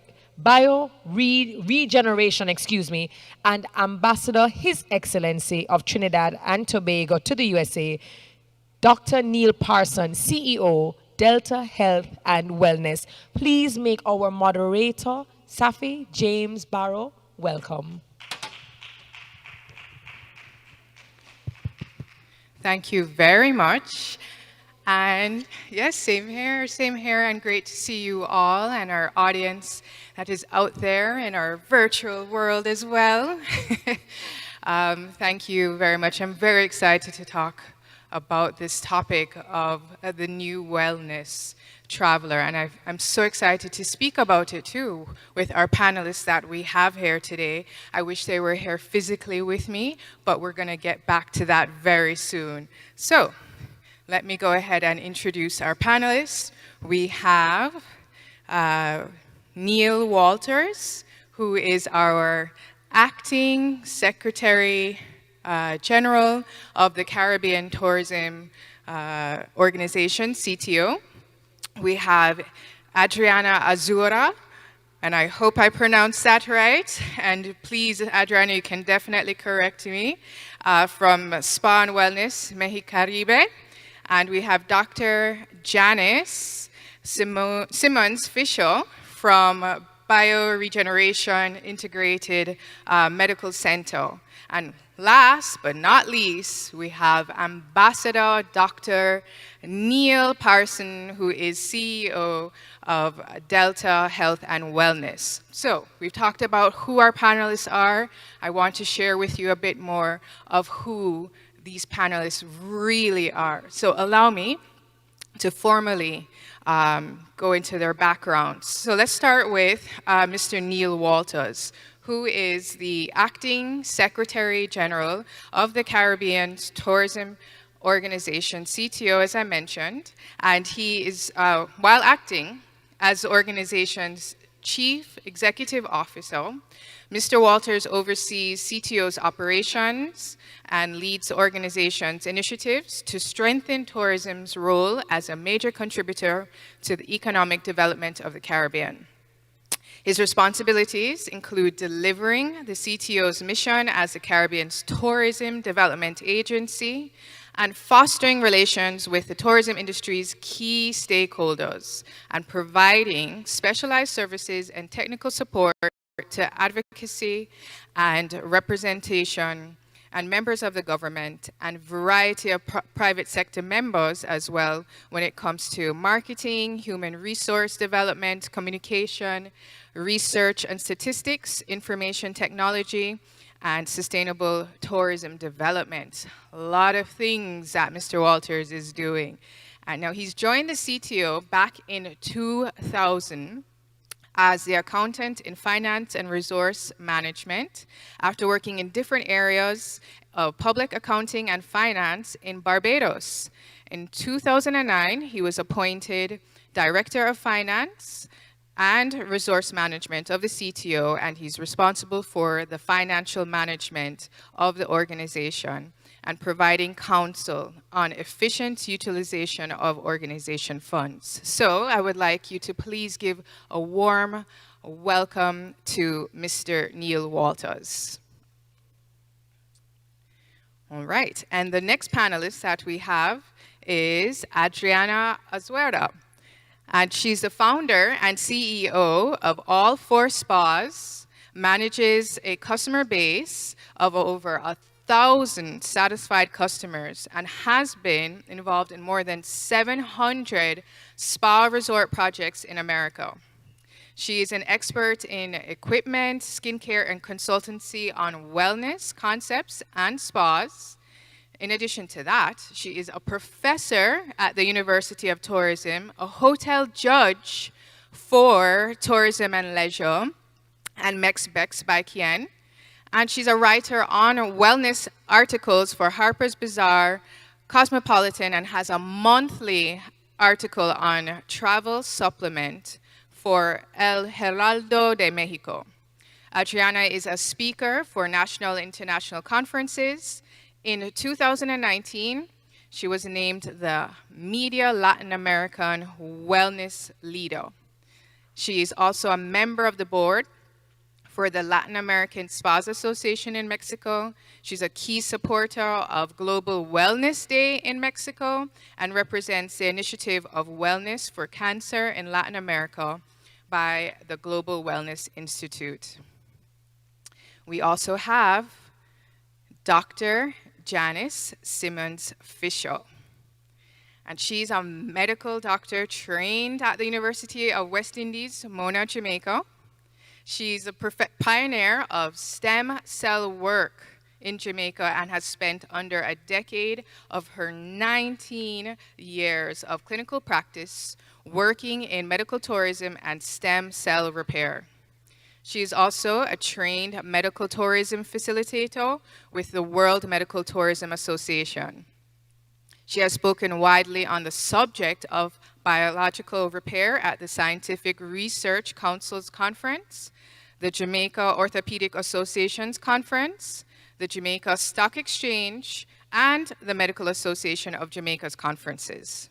In addition to her degree at the University of West Indies, Dr. Simmons Fisher also holds a Doctor of Natural Medicine degree from the Pan American University in Plant-Based Therapeutics and is currently in postgraduate training in tissue engineering at the Johns Hopkins Whiting School of Engineering. She remains in clinical practice where she integrates medical tourism, medical cannabis, and stem cell science for healing and optimizing health in her patients. I mean, this is just an amazing panel that we have so far. And last, as I said, but not least, is Ambassador Neil Parson, who is the co-founder of Your 24/7 Doctor. He's also co-founder and managing director of Parson Cross, a global strategic advisory firm located in Washington, D.C., and served as special advisor to the World Bank Group. He presently serves as senior advisor at Denton's with focus on the Caribbean. Ambassador Parson has many years of international business experience, executing many projects globally with a focus in the Caribbean and Latin America. And Dr. Parson is the chairman of the board of Global Alliance for Surgical, Obstetric, Trauma, and Anesthetic Care, the G4 Alliance, based in Chicago. He's the chairman of the Global Gas Council, and also chairman of the International Gas Union, IGU, the Global Ambassadors Network for that, and he's also the director of Young American Business Trust, YABT, and the Arthur Locke Jack Graduate School of Business Alumni Board. Dr. Parson assumed the position of Ambassador Extraordinary and oh gosh, here we go. Okay, you know what, thank you. To the United States of America, non-resident ambassador to the United Mexican States, and permanent resident of Trinidad and Tobago to the Organization of American States in February of 2011. And he also held the cabinet position of Executive Secretary for Integral Development of the Organization of American States. So again, I'm going to ask you to please give a warm welcome to our 4 panelists. This is an amazing setup we have to talk about the new wellness traveler, and I'm so excited to be with our panelists and to be with you today. So we've talked about today, and I mean, I've been watching all of the sessions, and it's just been amazing to hear about the topics. We've been talking about refreshing, rebooting, and reawakening as part of the new world of health and wellness. And we also heard about the new trends in global wellness, the importance of mental wellness, and the new world of spas. So it's now time that we speak about the new wellness traveler. And we know that the Caribbean, right, is a go-to destination for incredible hotels and resorts and experiences that specialize in wellness, and definitely Jamaica leads the pack on that. So we have an increasing amount of feature of wellness components, ranging from opulent spa packages to unplugged holistic retreats. And those holistic retreats I actually want us to start with. So let's start with Dr. Simmons Fisher. Now, in your estimation, what is the new, and who is the new wellness traveler? And why is regenerative medicine and integrative medicine and even the IV vitamins infusions that you provide appealing to the new wellness traveler? Thank you so much. I wanted to share a quick 10-minute presentation, if I could, that will highlight just exactly what you have asked. We want to start to just walk you through the process. Sure, thank you. Okay, great. Are you seeing my screen? Yes, we are. Wonderful. All right, so thank you so much for having me again. I'm really excited to be here and to share with you one of my passions at the Jamaica Health and Wellness Tourism Conference on the new wellness traveler. We know the road to wellness can be a bit arduous and tortuous. So I think a little bit of a roadmap, and there are a few tools in regenerative medicine that often helps to jumpstart the process. So I wanted to talk initially about the wellness traveler, the impact of wellness and the offerings that you spoke about with IV therapies and stem cells. So I'm Jenny Fisher. I'm a medical doctor. I'm a pioneer of research in stem cell work in Jamaica. And I'm the medical director at Bioregeneration. Bioregeneration fundamentally means repair, and that repair is critical for patients with stubborn health challenges. But it is also important for anybody who seeks greater vitality in wellness and longevity. Our center specializes in regenerative work and focuses on long-term repair in processes that are painful, such as arthritis, but we also do erectile dysfunction repair and work with cancer patients and other stubborn health challenges. So we have seen a number of patients over the past decade that we would consider the wellness traveler, and we've seen the changes that have taken place. We've had many patients travel in the island just because our unique offerings are not necessarily met elsewhere, and for the salubrious climate and some of our indigenous plant extracts that are available only in Jamaica. So I really think we have a unique opportunity in the Caribbean, not just with regenerative medicine, with stem cell and platelets and erectile dysfunction, but as we have spoken, with our music, with our spa, with our people. And we really have seen and confronted the new wellness traveler. We see this person as somebody who is looking at innovations in medicine too, and who's looking at holistic therapies and believes in the healing properties of our cannabis, stem cells, or mineral springs, or IV therapy, and of course our unique supplements and our plant extracts. And the COVID-19 pandemic has brought health to the focus. And, you know, as far back as 2015, there was a survey that actually said that health was one of the major concerns of our times, even far ahead of finances and housing and crime. And so even before, we saw that there was a shift from just being reactive to sickness to really being optimal and to really feeling, you know, vital and energetic. And this whole industry, I think, started in the spas and spilled over into medicine, where we're doing research work more in preventative care and in wellness. But COVID forced us to look at nutrition. It forced us to look at reducing inflammation. But this wellness traveler is one that can stay with us longer. They can stay for weeks, sometimes months, because remote work has made a number of changes possible for them. So there is this whole role of anti-aging, of boosting and optimizing sexual performance, of repairing the tissue so that we look better but also feel better. So what are the therapies that we offer the wellness traveler?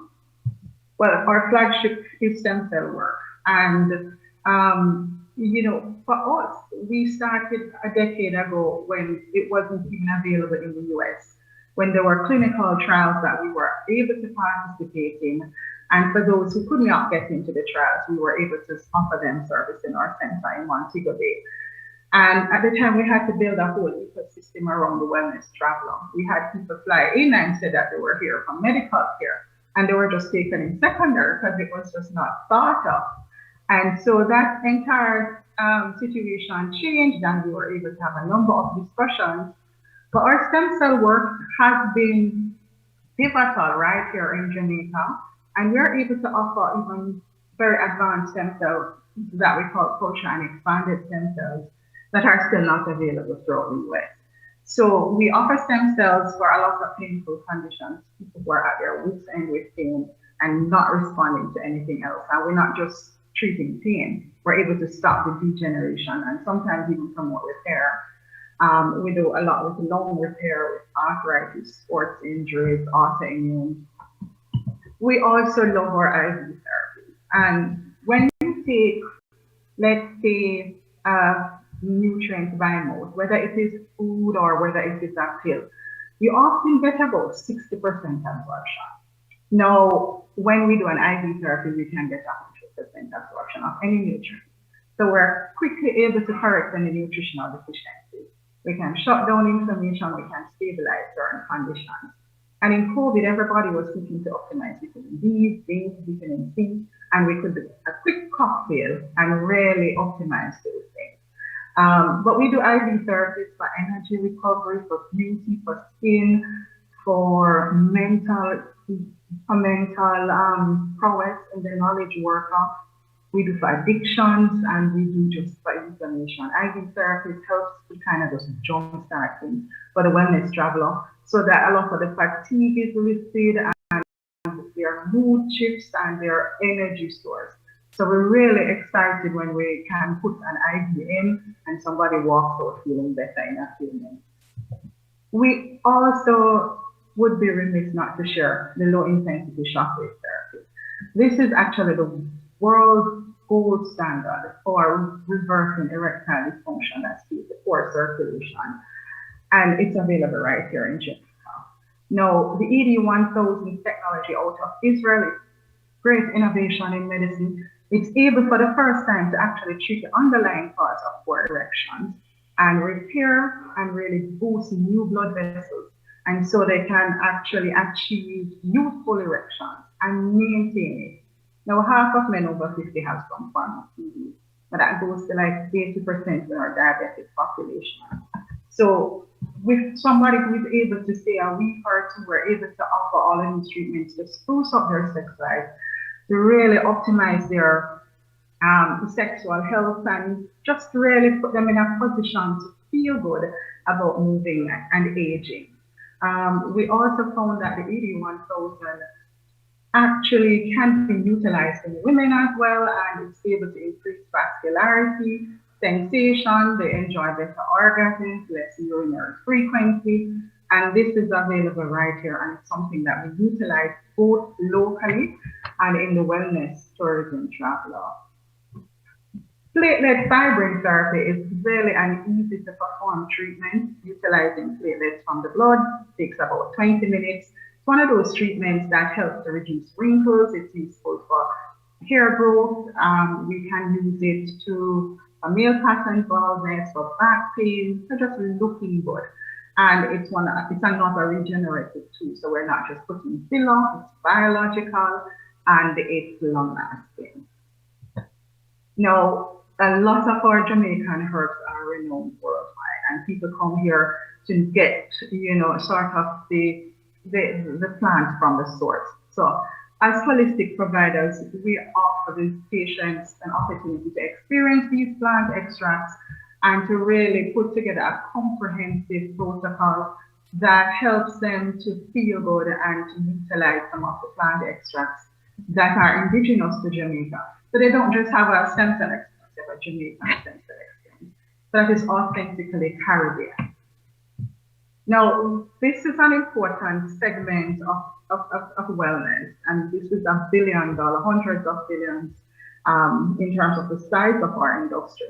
And the compound annual growth rate has continuously been in the teens.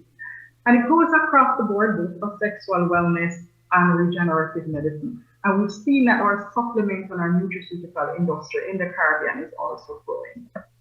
So I believe this is attractive, not just for the medical tourism pull, but for all the international collaborations that it fosters in health and wellness.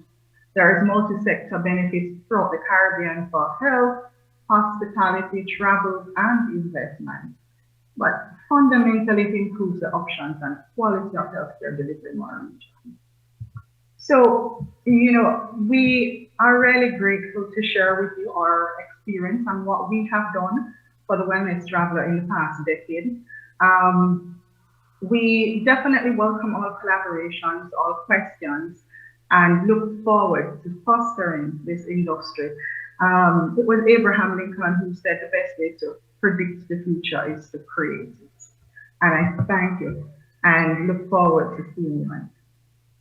Well, thank you very much, Dr. Simmons-Fisher. That was pretty impressive. I can tell you, just doing my research on what you provide, what you just did a while ago, blew it out of the park. I'm impressed by the services that you provide and have been providing, and I'm pretty sure you might have some new clients coming your way just from this this discussion.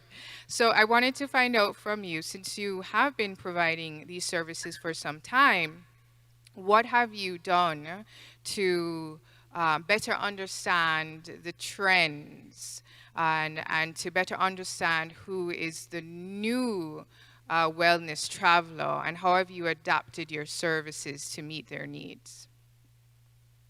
Very good question. Part of it was that I have been very integral in a number of organizations, the American Academy of Anti-Aging Medicine, as well as the World Organization of Natural Medicine Practitioners. And I think as practitioners, when we get together, we discuss the sort of emerging illnesses that we're seeing, the patterns of treatment post-COVID, during COVID, the need for more lung repair, the need for more immune boosting, the need for more nutrition. But we have to also just really listen to our patients. And for those that reach out to us, a lot of persons in the diaspora would say, boy, you know, I won't be able to travel for a year. What are some of the things that are local that we could use as plant extracts? What are some of the things that are nutrient-based that we can use to boost our immune system, to stabilize the diabetes now, to lose weight, to be in our optimal condition, to not just face COVID, but anything that may follow.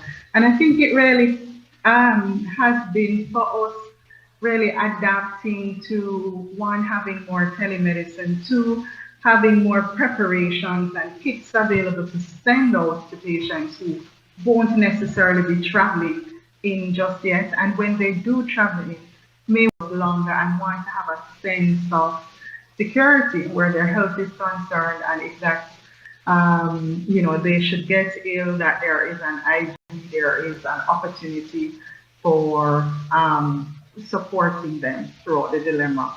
So I think the major changes came with COVID, but prior to COVID, we really saw a move away from more medical to more wellness, and perhaps a move more for experiences and more for destinations. And for us, we had to sort of create sort of a patient care coordinator to not just touch base with the patients as they arrive, but also provide them with literature on all of the local offerings and really a snapshot of what was available either in Montego Bay or Kingston, whichever of the offices that we were working out of. So we found that the experience was important. They wanted authenticity. Some wanted to go into Trenchtown and, you know, because we received them, we wanted to be able to really refer them to the proper guides. So I think having patient care coordinators, having telemedicine, having kits, and really having more long-term stay opportunities that were affordable, and partners in hotels that would really have better rates long-term, were some of the adaptations that we had to initially think through to really provide for the new wellness traveler. And it was for us also growth, you know, because we were able to meet their needs in a unique way, and we grew as well. Great. Well, I definitely can understand that. I mean, you mentioned something that stuck with me, which is you were listening to your clients, you're listening to the patients, and that's something that is key to marketing any kind of business, but definitely more so when it comes to, you know, the health and well-being of our clients. And you've talked about so many services that you provide, and you also touched on the fact that wellness travel is becoming one of the fastest growing travel segments within the travel industry on a whole. And within the Caribbean alone, we have so many choices to, you know, to detox, to unplug, to splurge on what we consider to be healing. And I wanted to hear from you, Adriano, as somebody who is writing about all of the different services and the offerings that are within the wellness industry. How how can we better understand what the new wellness traveler is looking for? And also, how can businesses reshape their business models to better serve that type of audience? And I want to ask you something else after that. While you're thinking about those answers, how would one even guide the new wellness traveler along that journey to health and well-being, similar to what we heard Dr. Simmons Fisher do with some of her clients as well? Hi, thank you for the invitation. I'm very happy to be here. I think we in the past we always think about that the wellness travel was about a fabulous massage and a fabulous facial, and now really we are looking. You know, when we travel, we're looking to be inspired. We want to be connected, to relax, to give back, and to give in. You know, and we're ultimately looking to feel better. That is what we're looking when we travel. So this new wellness traveler, that thanks to the pandemic, now the word wellness it's a new word that is in everywhere, and we have the opportunity with the digital world to be market all the services we have by travel agents and the tourism boards, you know, and they are playing a very proactive role in spreading awareness regarding all the wellness activities we have. And even we can have all these activities by buying them by digital parts.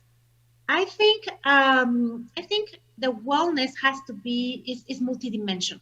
Wellness is for me multidimensional, and it's a lifestyle, and it's the decisions we choose. So it's interesting to see, and I'm looking forward, and I think there's going to be a lot. And I'm looking to all these doctors around all this wellness and the spa world joining together, that the doctors are going to prescribe wellness for the future to feel better. Because yes, the pandemic really the burnout all of us, our mental health. What we're looking on the future, you know, it's that depression and burnout is going to be one of the biggest diseases around the world. And we're expecting more than 300 million of persons suffering from depression or burnout. So our part in the wellness industry and in the wellness travel is going to be super important, because it's just, there is the primary, I would say the primary traveler that is always this traveler that knows that he wants to go to this resort that is super wellness and everything is wellness. But then there is this, I call it the secondary traveler. That is the one that it goes just for, you know, with the family. But then he wants to put together to these wellness activities, because they are not fighting together. You can really integrate them into your trip. And this is the new thing that we have to understand, that wellness, even for hotels, they are putting together that wellness is not just the spa, or wellness is just not putting essential oils in the bathroom. You know, wellness integrates a lot of things. It integrates mindfulness, integrates life skills, integrates jogging, integrates indigenous treatments, integrates nutrition, integrates essentials oil blending, integrates nature bathing, integrates good night's sleep. Sleep is the future of wellness travelers. Everybody is looking to sleep better, because the last almost 2 years, I think one of the worst things on the pandemic is that nobody is sleeping well. So there is a huge opportunity on this, looking forward to create programs around the hotel, to sleep better. And I really want to see that all these doctors put together to feel the people safe around them, and to make this integrating the spa, the doctors into the journey of the visitors, of the travelers that are coming to us, and to really look that they want to feel better. They want to feel better. How else? What else you can do? I'm going to be here for 7 days, and now I can put, stem cells. Wow, I can do that, and nothing happens. Can I go into the salon? Can I get into? Yes, you can do that. It's something that information, the digital is going to help us. It's a huge thing that is going, and most of all, really, that doctors are believing in the wellness, the world of wellness. I'm sorry about my accent. Sometimes it No worries. gets it. Yes, definitely. And of course, we really need a lot of support from the government and infrastructure and connectivity and a prevalence of growing, all this communication and support to really build a wellness community. How educating the people? I think Stephanie Rest said it, and I think the Caribbean is doing a great job there because they are always, I think it's like the Caribbean, even in Mexico, we are super curious. We are in these little islands sometimes, like we feel like a little isolated. So we want to learn and learn and learn. And we're like sponges and we want to absorb everything and we want to be innovative and we want to bring the best services and we want to really highlight what we can give and to make the people feel better when they are traveling and then when they are coming to visit us. So I think we just need to understand how to integrate these services into our product that we already have. And some of them, you already have it because you already have the jogging, they are creating, the jogging, how to say the places to jog around it, and they are telling you the best tracks that you can have, like little maps and things that information is extra information in the resorts or with the tourism service providers. They are giving you this extra mile again on wellness because everybody is looking to feel better. Yeah, definitely. Thank you so much, Adriana.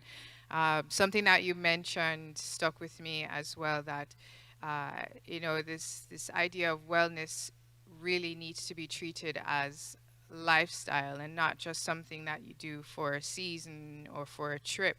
But how do we take that and transform that into marketing that as a tourism product and making sure that it's available all the time and it's relevant to so many wants and needs of the new wellness traveler.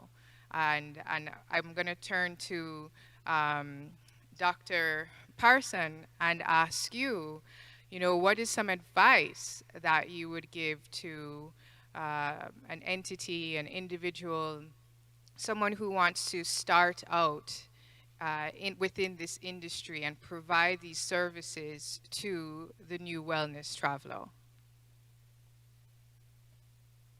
Sure, and good afternoon, everyone. I hope you can hear me properly. We can hear you loud and clear. Excellent, and thank you for having me. And no, that's a fair question, and I think a great deal of one's ability to open this up really pivots around innovation and the use of technology. And I say that without reservation, simply because in the tourism industry, before we actually drill down into the health and wellness sector, pivots very, very heavily around the ability to incentivize a sense of confidence in travelers even to come in. And I think a lot of that has to do with how governments, how the private sector actually work together to bring that to bear at a national level. I also think, I'm very happy to see Neil Walters here from the CTO, who would I'm sure would be shedding some light on this, but I think without the right innovations, opening up the space, incentivizing that sense of travel confidence, etc., we will not get to a point where we can actually begin to speak about the other aspects of tourism, including health and wellness. In fact, I don't know if you'll allow me to share my screen because there are a couple of thoughts I would like to share with you along this whole idea of healthcare innovation. Would that be possible? Oh, I believe so, yes. Please go right ahead. Sure. I don't know if it's sharing.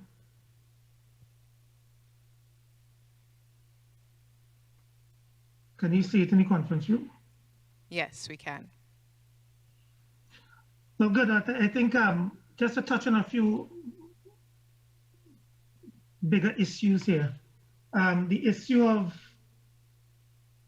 I'm not sure if I'm able to, I wanted to put this into perspective because I think it's very important that the world understands, including Jamaica, and I'm speaking to you from Washington, D.C., and the world understands that we cannot be speaking of tourism, even as a topic, pre-2019, because the entire industry has changed. And I think the immediate challenge would be for us to look at the health and safety and actually building traveler confidence. And I'm sure Neil will be touching on that. And again, the whole issue of technology. And I feel health and wellness, in addition to other non-tourism sectors, need to be the focus going forward, including agriculture. I know Jamaica has a fantastic program where they use local farmers, for example, to help strengthen that area of tourism. And that in and itself, agriculture, is tied into the tourism offering, right? And I put here on this slide something called a new focus on social tourism. So to show social tourism and the science, the research is showing that because people have been trapped for a year and 2 years, they are now rethinking the way tourism is looked at. It's no longer a luxury, as some of us are putting it. It is now a matter of a need at a societal level. And what does that look like? And I think going forward, we will see a lot more of domestic tourism, and that feeds into the whole wellness and health and wellness space. And I put this term here, emporiatry, which is actually, there's an area of medicine, it's a super specialized area that really studies the medical science of illnesses picked up by travelers. And I put this up for a reason, simply because I think it's an area that a lot of countries will be spending money on in the future, especially tourism-based economies to move forward. I think our priority should be getting back into a productive, bringing back into productive capacity, and improving access and affordability to general healthcare and wellness as a whole. I will not read through these slides, but I want to sort of frame this for you to think this through in terms of what does this mean for health and wellness going forward. Let me congratulate the organizers of this event, because they touched on the theme, refresh, reboot, reawaken. I think that is very, very useful terminology, especially as they put it, the new world of health and wellness. And I think the approach ought to be, and it's the approach we use at Delta. We are looking at ways of reimagining, retooling, and re-engaging digitally. And we speak of health innovations, and digitally means a digital health ecosystem to make all of this happen. We have gotten into a world where things become touchless, things are socially distanced, even when the world returns to normal, let's say Q2 2022. What does it mean for interactions? I think interactions will remain that level of conditioned social distancing. And without technology, I don't think we will be able to speak of touchlessness going forward. And it's really about restoring the economy, reducing the COVID cases as we know it. And I think we are all fatigued by the term, but how to restart workplace and schools, and how do we actually recover into full activity? And all of this leads into the issue that you spoke of health and wellness. We have actually at Delta made a number of investments in a number of companies that actually brings that whole idea of healthcare innovation into the space to really facilitate those 4 paradigms we spoke of. What the backbone of this is a company called Your 24/7 Doc, which is really a very robust telemedicine platform. Harvard did a study, and they said they think within the next 5 years that 65% of all general and family practice in health would be virtual, and it will be a one-off event. The whole idea of a doctor's office will seem quaint. So without the use of technology and telemedicine, telehealth, etc., I might dare add a term, telewellness, we would be left behind on the curve. We have made some investments in several companies. One is Raven. I'll talk about that in one quick minute without overstepping my time.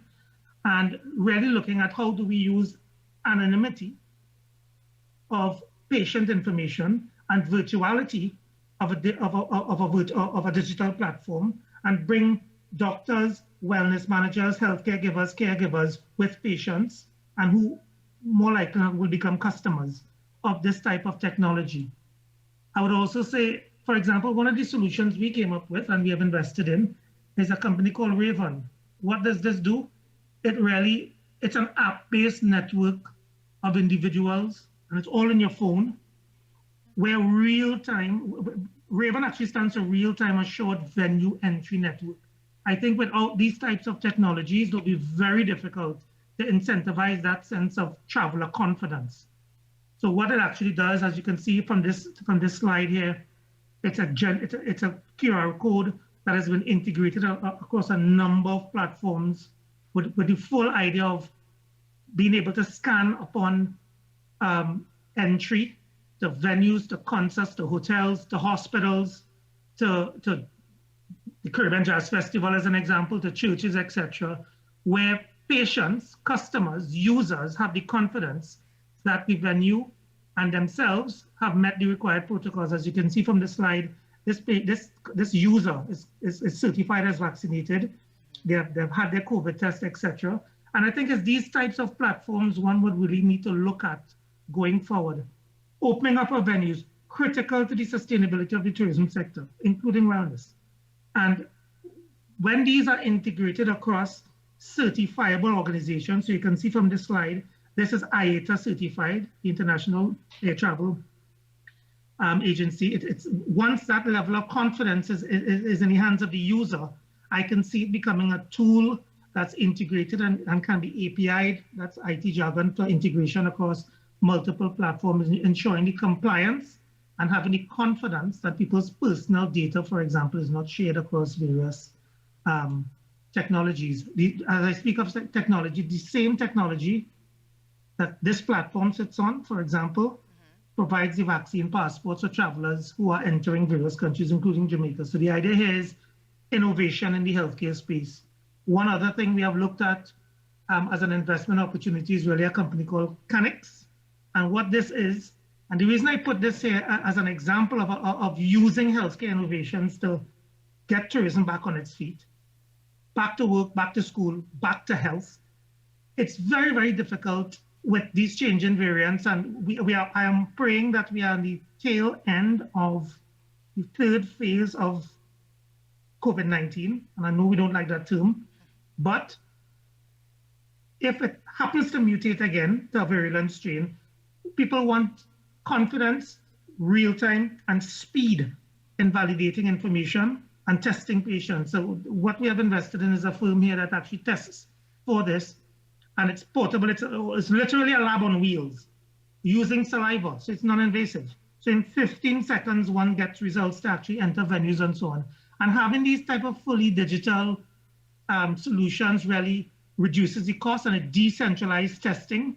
And so in addition to sort of arming with the vaccine protocols, the personal data verification, etc., I think we will be in good stead using healthcare innovations and technology to help reboost and re-incentivize the industry as a whole, including health and wellness. But more importantly, that feeds into the tourism offering. Bearing in mind, if I'm to go beyond Jamaica and look at the Caribbean, 70% of our economies are service-based. A chunk of that in the small Caribbean islands depends on tourism. And unless we're able to marry technology and marry the protocols that we have to open up this space, it'll be very difficult to get to the level of economic prosperity we are hoping for pre-COVID. So I'd be happy to end my remarks at this point and allow the conversation to continue. But thank you for having us, though. Thank you. That was great. And as a digital marketer myself, I was very intrigued to hear about the digital advances that you presented and the solutions, and it was just really, really great to hear that. And we've talked about those solutions. We've talked about some other solutions as well when we were speaking to Dr. Simmons-Fisher. But I want to focus also on the challenges that we still need to overcome. So I'm going to switch over to the other Neil. How lucky are we to have two Neils on one panel? So to Mr. Walters, We've heard about some of these solutions. We've heard about the things that have been in place, and we're just revamping and now using them in a different way and advancing. But what are some of the challenges that you see that we're facing as a region, in the Caribbean region, that we need to overcome in the short term and also in the long term, so that we can stand out amongst our competitors and also to remain resilient as we're still navigating these times, so that we can better serve the new wellness traveler? Hey, good afternoon, and thanks for having me as well. Challenges, interesting, and I think Dr. Parson just mentioned, and I mean specifically at this point we're in right now, one of our key challenges is positioning the Caribbean to be seen as a place that people should come back to at this point in time, because as a matter of interest, and I'm not sure if this was discussed before, when COVID set in, the Caribbean was actually ahead of the game globally in terms of tourism, and it's a position that we should seek to return to. If I can share my screen as well, I'll just... Sure. I'm not going to go through my full presentation because I'm pretty sure a lot of it was discussed already. I'm going to jump to this spot here, and basically start off by dealing with what Dr. Parson was also mentioning just now, the fact that the traveler that we are dealing with today is somebody who is more discerning, aware. They know what they want. In previous times, the traveler was somebody who came in, took, left. Now they're also focused on ensuring that in addition to what happened before, they also leave their mark as much as possible on the destination. And in an environment like COVID, that is not a negative, but you're trying to say, I went to this place, I had a good experience, I enjoyed it, and also then to share it with others so they become our destination's ambassadors. Because they're more discerning, we need to ensure, again, to Dr. Parsons' point, that our resources online, or the information that we share on our websites, etc., aligns significantly with the health information that goes along with COVID. And I'm speaking specifically at this point in time. For the next few months, for about the next year or so, according to experts, this is where we're going to be at least the next year, I should say. And people have been doing a lot of researching prior to traveling, even before COVID. And with COVID, that has become even more important because you need to know about all the different protocols and so on. The place a traveler will go to is the place that is easier to navigate online. And I mean, in terms of information that they put out, in terms of the access that is given. And I think our recent numbers in the last few months have been showing that as things have been freed up in terms of protocols and so on, we've seen a greater influx in travelers, etc., into the region. Of course, we have to do that and be mindful as well of the challenges that COVID being a dynamic action can lead to.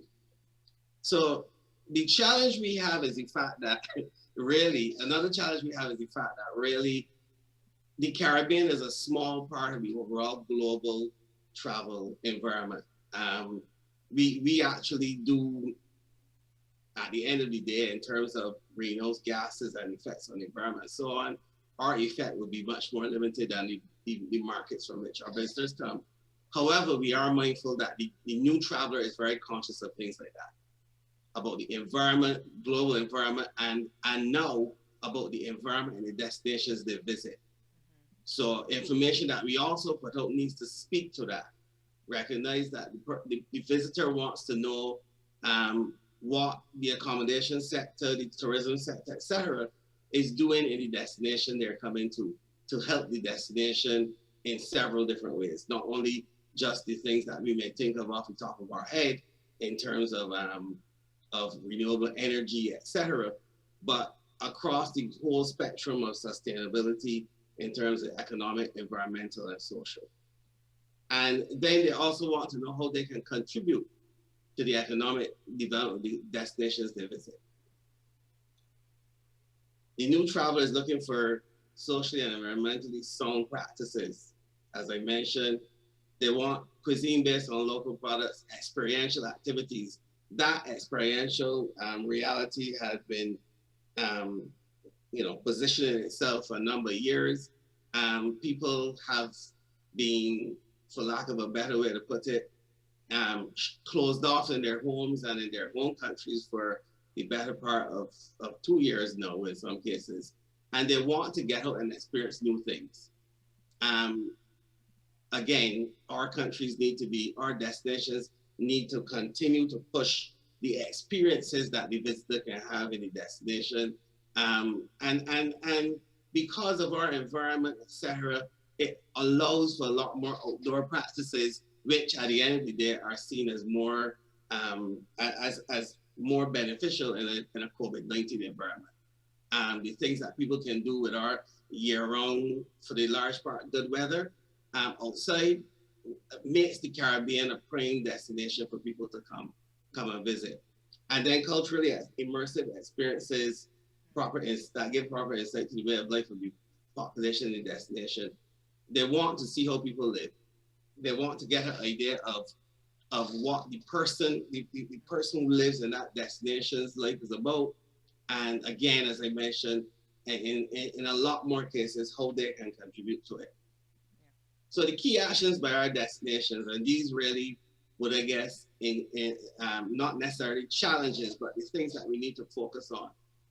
Incorporate clearly defined sustainable strategies addressing the 3 pillars I mentioned before, the economic, environmental, and social areas. Position tourism as an obvious contributor to social and economic landscape in the Caribbean. And I think that speaks for itself because in recent times, especially, we've been hearing requests from several different parts of society talking about what does tourism contribute, et cetera, et cetera. Well, COVID has clearly brought that into focus due to the loss of revenue and so on. But restarting the sector in exactly the same way it ended would not necessarily be beneficial to our economies. We need to look at more inclusiveness in terms of the spread of the benefits from the sector and so on. And then develop linkages of tourism travel to other productive sectors. Obvious one there is agriculture. But recently, at this webinar in the CTO, we were reminded that culture, especially, is very critical to tourism, especially the domestic and regional travel that Dr. Parson mentioned. People travel in the region, within the region, primarily for festivals. And while we have given a lot of attention to tourism in the last 2 years, for argument's sake, we've heard cultural practitioners cry out about their issues and so on. But restarting the sector will mean bringing these other sectors along with it. And then develop wellness products that address not just physical wellness, but also some of the things that I heard mentioned when we started out, other dimensions, emotional, spiritual, and intellectual. And we at the CTO, we're looking at a private product diversification initiative during the coming year that will zone in on wellness tourism and look at these additional elements of wellness tourism. And in closing, so while we have challenges, they also present us with opportunities. There are opportunities rolled into the whole process. Right. And wellness tourism, I didn't show that slide, but I'm sure it has been discussed previously, is a significant a portion of the overall tourism market. And it presents an opportunity for the Caribbean to recapture the market share eroded by the pandemic. And I mentioned that earlier. Our naturally beautiful environments, diverse cultures, welcoming people, they distill into products and potential products that can continue to set the Caribbean apart as a go-to place for the intrepid and discerning wellness traveler. And even though right now we are hurting, because we have those natural and already intrinsic traits, it gives us the opportunity in the Caribbean to restart in a way that we would capture what we had before. And I'll end by saying 2022, we've already declared as the Caribbean Year of Wellness. And that is what we'll be focusing on during next year. It is actually borne out and reiterated by a statement made by Professor Sir Hilary Beckles at the recent World Tourism Day event that tourism in the Caribbean began in wellness. And it is actually very, very poignant that at this point in time, we go back to that, what is almost what was our past, to build on our future. So I'll end there. I hope I answered the question.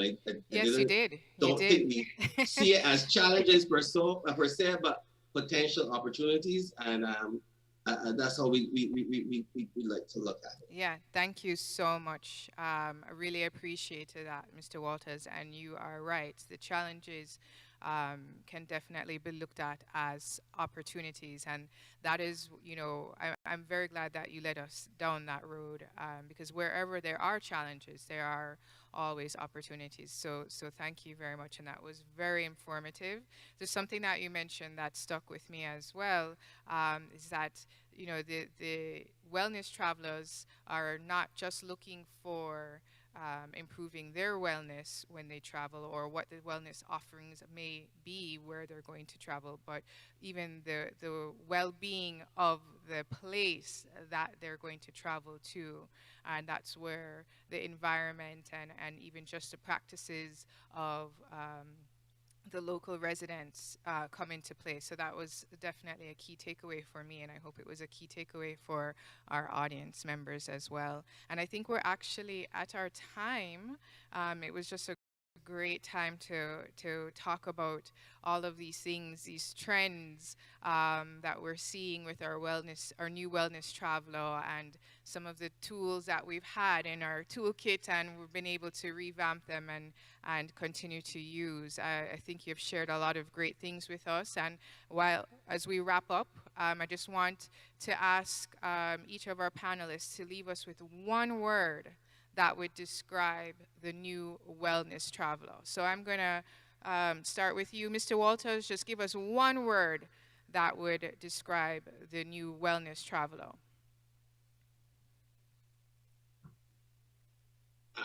Wow, that's one word. Offering hopeful for the Caribbean. Thank you. And Dr. Parson, one word that would describe the new wellness traveler. Sustainability. Great. Adriano? Oh, that was sustainability. Sustainability. Adriano? Sustainability. Lifestyle. Thank you. And Dr. Simmons Fisher, one word that would describe the new wellness traveler.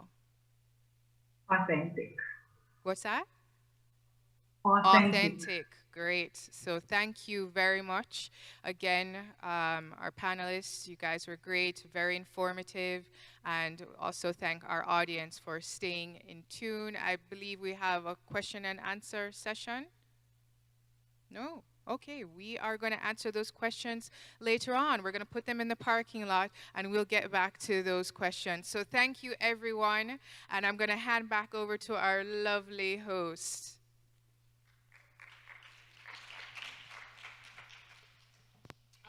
Thank you so very much. Thank you so very much, Safi. Great job at moderating. That was a big topic, huh? Health innovations. We've been speaking about the new wellness traveler, but we're looking at another aspect, another dimension of it, the fact that we might have hikers, bikers, cyclists, divers, nature lovers, environmentalists, but we also have persons who have health conditions and are looking for countries, places that they can go to in order to get necessary treatments. And we saw regeneration, we saw IV therapy. We saw emporiatry. emporiatry, which is a word that I quickly went and I consulted Google and found out for persons who might have seen the word and weren't sure, it's actually relating to travel medicine, Right. any type of medical delivery or management that deals with international travelers. So when we speak about health and wellness, we don't want it to just seem as if it's the spa and just breathing and meditation, but we're looking at all the different types of touch points that it has. Terry, the possibilities are incredible. And I can't help but think if we just get our minds right and wrap our arms around even a portion of what can be possible. My goodness. And we even have a very thriving coding and app development ecosystem right here. Yes. And when you heard Ambassador Parson speaking, you heard him speak about how digital and how technology was being used for this touchless delivery of medicine, and how those are things that we could possibly develop right here in Jamaica. A So digital health ecosystem, he called it. Brilliant. And I think of people like Ingrid Riley in Jamaica, who has Silicon Carib and the waves that she's making, not only here in Jamaica, but, I'm telling you, possibilities endless as we re-image, retool, and re-engage, as Ambassador Parson said. So, brilliant. Exciting stuff. Absolutely. Is it time for us to put a cap on today? It is, and how was day one so far? How was day one? By the way, best audience ever. They're like two of us in the room. Listen to that. Oh my goodness. Right now we can't tell people, people going to think that we're breaking protocol and we have 200 people. We're just letting you know we're all of maybe 8 people in the room. Vibrant. But I know that a lot of us have gone through conferences and webinars and seminars and summits and a lot of knowledge exchange, but certainly I thought day one was magnificent. Yeah, man. Great. I can only imagine what tomorrow has on tap. And we'll tell you more about what's coming tomorrow after we hear from our next guest. All right, so to close the curtains down on day one, we invite Mr. Garth Walker, no stranger to the world of business and spas and everything else. He is the Deputy Chair of the Tourism Enhancement Fund. Welcome, Garth Walker. Thanks Mr. for having Stylist me. himself. Today has been nothing short of refreshing, rebooting, and reawakening. Lovely. The new world of health and wellness in Jamaica, as we know it, is off to a promising start. I want to first thank the Honorable Minister of Tourism, who has guided us through the future of tourism and the importance of no longer competing in the international market space, but no more collaborating in order to maximize our competitive advantages across the tourism, health, and wellness industry. We are now more cognizant of the fact that health and wellness is no longer only about physical wellness, but also encompasses the spiritual and mental aspects of well-being as well. Special thanks to Mr. Kyle Mays, Chairman of the Tourism, Health and Wellness Network, who continues to guide us in the new futures. Many thanks also to Professor Andrew Spencer, who enlightened us all on the new trends in global wellness. I want to thank our presenters both virtually and in person who spoke in great depths of mental wellness and you, the new world of spas, and the new wellness traveler. I want to thank most importantly the stakeholders in all of this. You, the audience, who are physically here in person, as many, and the persons in the virtual world across our Instagram and YouTube channels. We thank you for dedicating your time with us today. I want also to thank the Tourism Enhancement Fund for this awesome endeavor, and specifically the Tourism Linkages Network head, Mrs. Carolyn McDonald Riley. I want also to thank the beautiful host, Dr. Terry Carell. Thank you. Lady in Red. All right. And Mrs. Simone Clark Cooper, who have kept us fully engaged throughout today's proceedings. Thank you. And we'll have some gift certificates from Adam and Eve Day Spa for you. Yes. As well. Hallelujah. We'll take it. Thank you. Let us use today as a stepping stone to restart in the Jamaican health and wellness sector. Let us think outside the box. Let us not compete, but cooperate and collaborate as guided by the Honorable Minister. Ladies and gentlemen, let us refresh, reboot, and reawake. Thank you, and have a good evening. Perfectly said. Thank you so very much. One thing with Garth Walker, you know, he has a way with words, but you see the man's shoes? Oh, first thing I saw, girl. Let me tell you I'm something. telling you, these tourism gentlemen are most stylish. Ever I must sharp. tell you, from Mr. Mays down to the minister. Ever sharp. You know, bringing up Great the, representation. I think so too. But today has been a fantastic day, and I think even listening to Garth speak, you know, all of this would not be possible clearly without the stakeholders, and we really do want to acknowledge the Ministry of Tourism, and under that ministry, the Tourism Enhancement Fund as well as Tourism Linkages Network. We want to acknowledge JAMPRO, JTB, DBJ, and SRC. Thank you so very much. Ministry of Wellness too. And the Ministry of Wellness as well. I think the minister will be here tomorrow. Health and Wellness, correct. So today we learned about global trends in wellness. We learned about mental wellness and you. We spoke about the new world of spas. We looked at health innovations. So many exciting topics today. Tomorrow is going to be equally as good or even better. All right. So what's on tap for tomorrow? So tomorrow we dive into the world of nutrition and wellness, rebooting well-being. We're looking at investments and opportunities in a very deep dive way. We're looking at wellness and music as well. I mean, you spoke about it, Jamaica being, the land of wood, water, and music. And what does music have to do with wellness? We will also look at wellness in community. The minister spoke about community. We've heard it used time and time again today. So we'll have a topic of wellness in community. And yes, we have a performance by... Yes, I will be there when you need me. The great singy Taurus Riley tomorrow. So if I wasn't going to be here, I'm going to be here. Listen, I can't wait. No, we just want to remind the viewers out there that this is not a dance. There are no tickets being sold at the gate. Tomorrow I shall you will be still be watching virtually, but this is the beauty and the uniqueness of Jamaica, where we can have a product which is Jamaica that can showcase our food, our culture, our music, our entertainers, and we just happen to also talk about health and wellness. So it's the same time, same place, tomorrow at 9:30. It won't be a dance, but legs will be dropped. We promise you that. Well, certainly up here. Taurus is amazing. Yes. So we invite you to join us back here tomorrow at 9:30, all 8 of you here and all of you in our virtual land for another stimulating and exciting day of information and talking about such a very, very vital pillar of our nation, health, wellness, and the inextricable link with tourism. Absolutely. We cannot forget, because we did have our last giveaway, which was Body by Roxanne and Co. We did have a winner, and that was Pan Travel Discovery, who I believe also won another one. So in case you don't want to get the Roxanne by Co, I will totally take that. And we have another. Can we do another giveaway? Can we? Would you like to throw out a question? Okay. Great. No pressure. No pressure. Terry, let's ask. Oh my gosh. Let's ask. Jeez. Who was the lunch hour entertainer?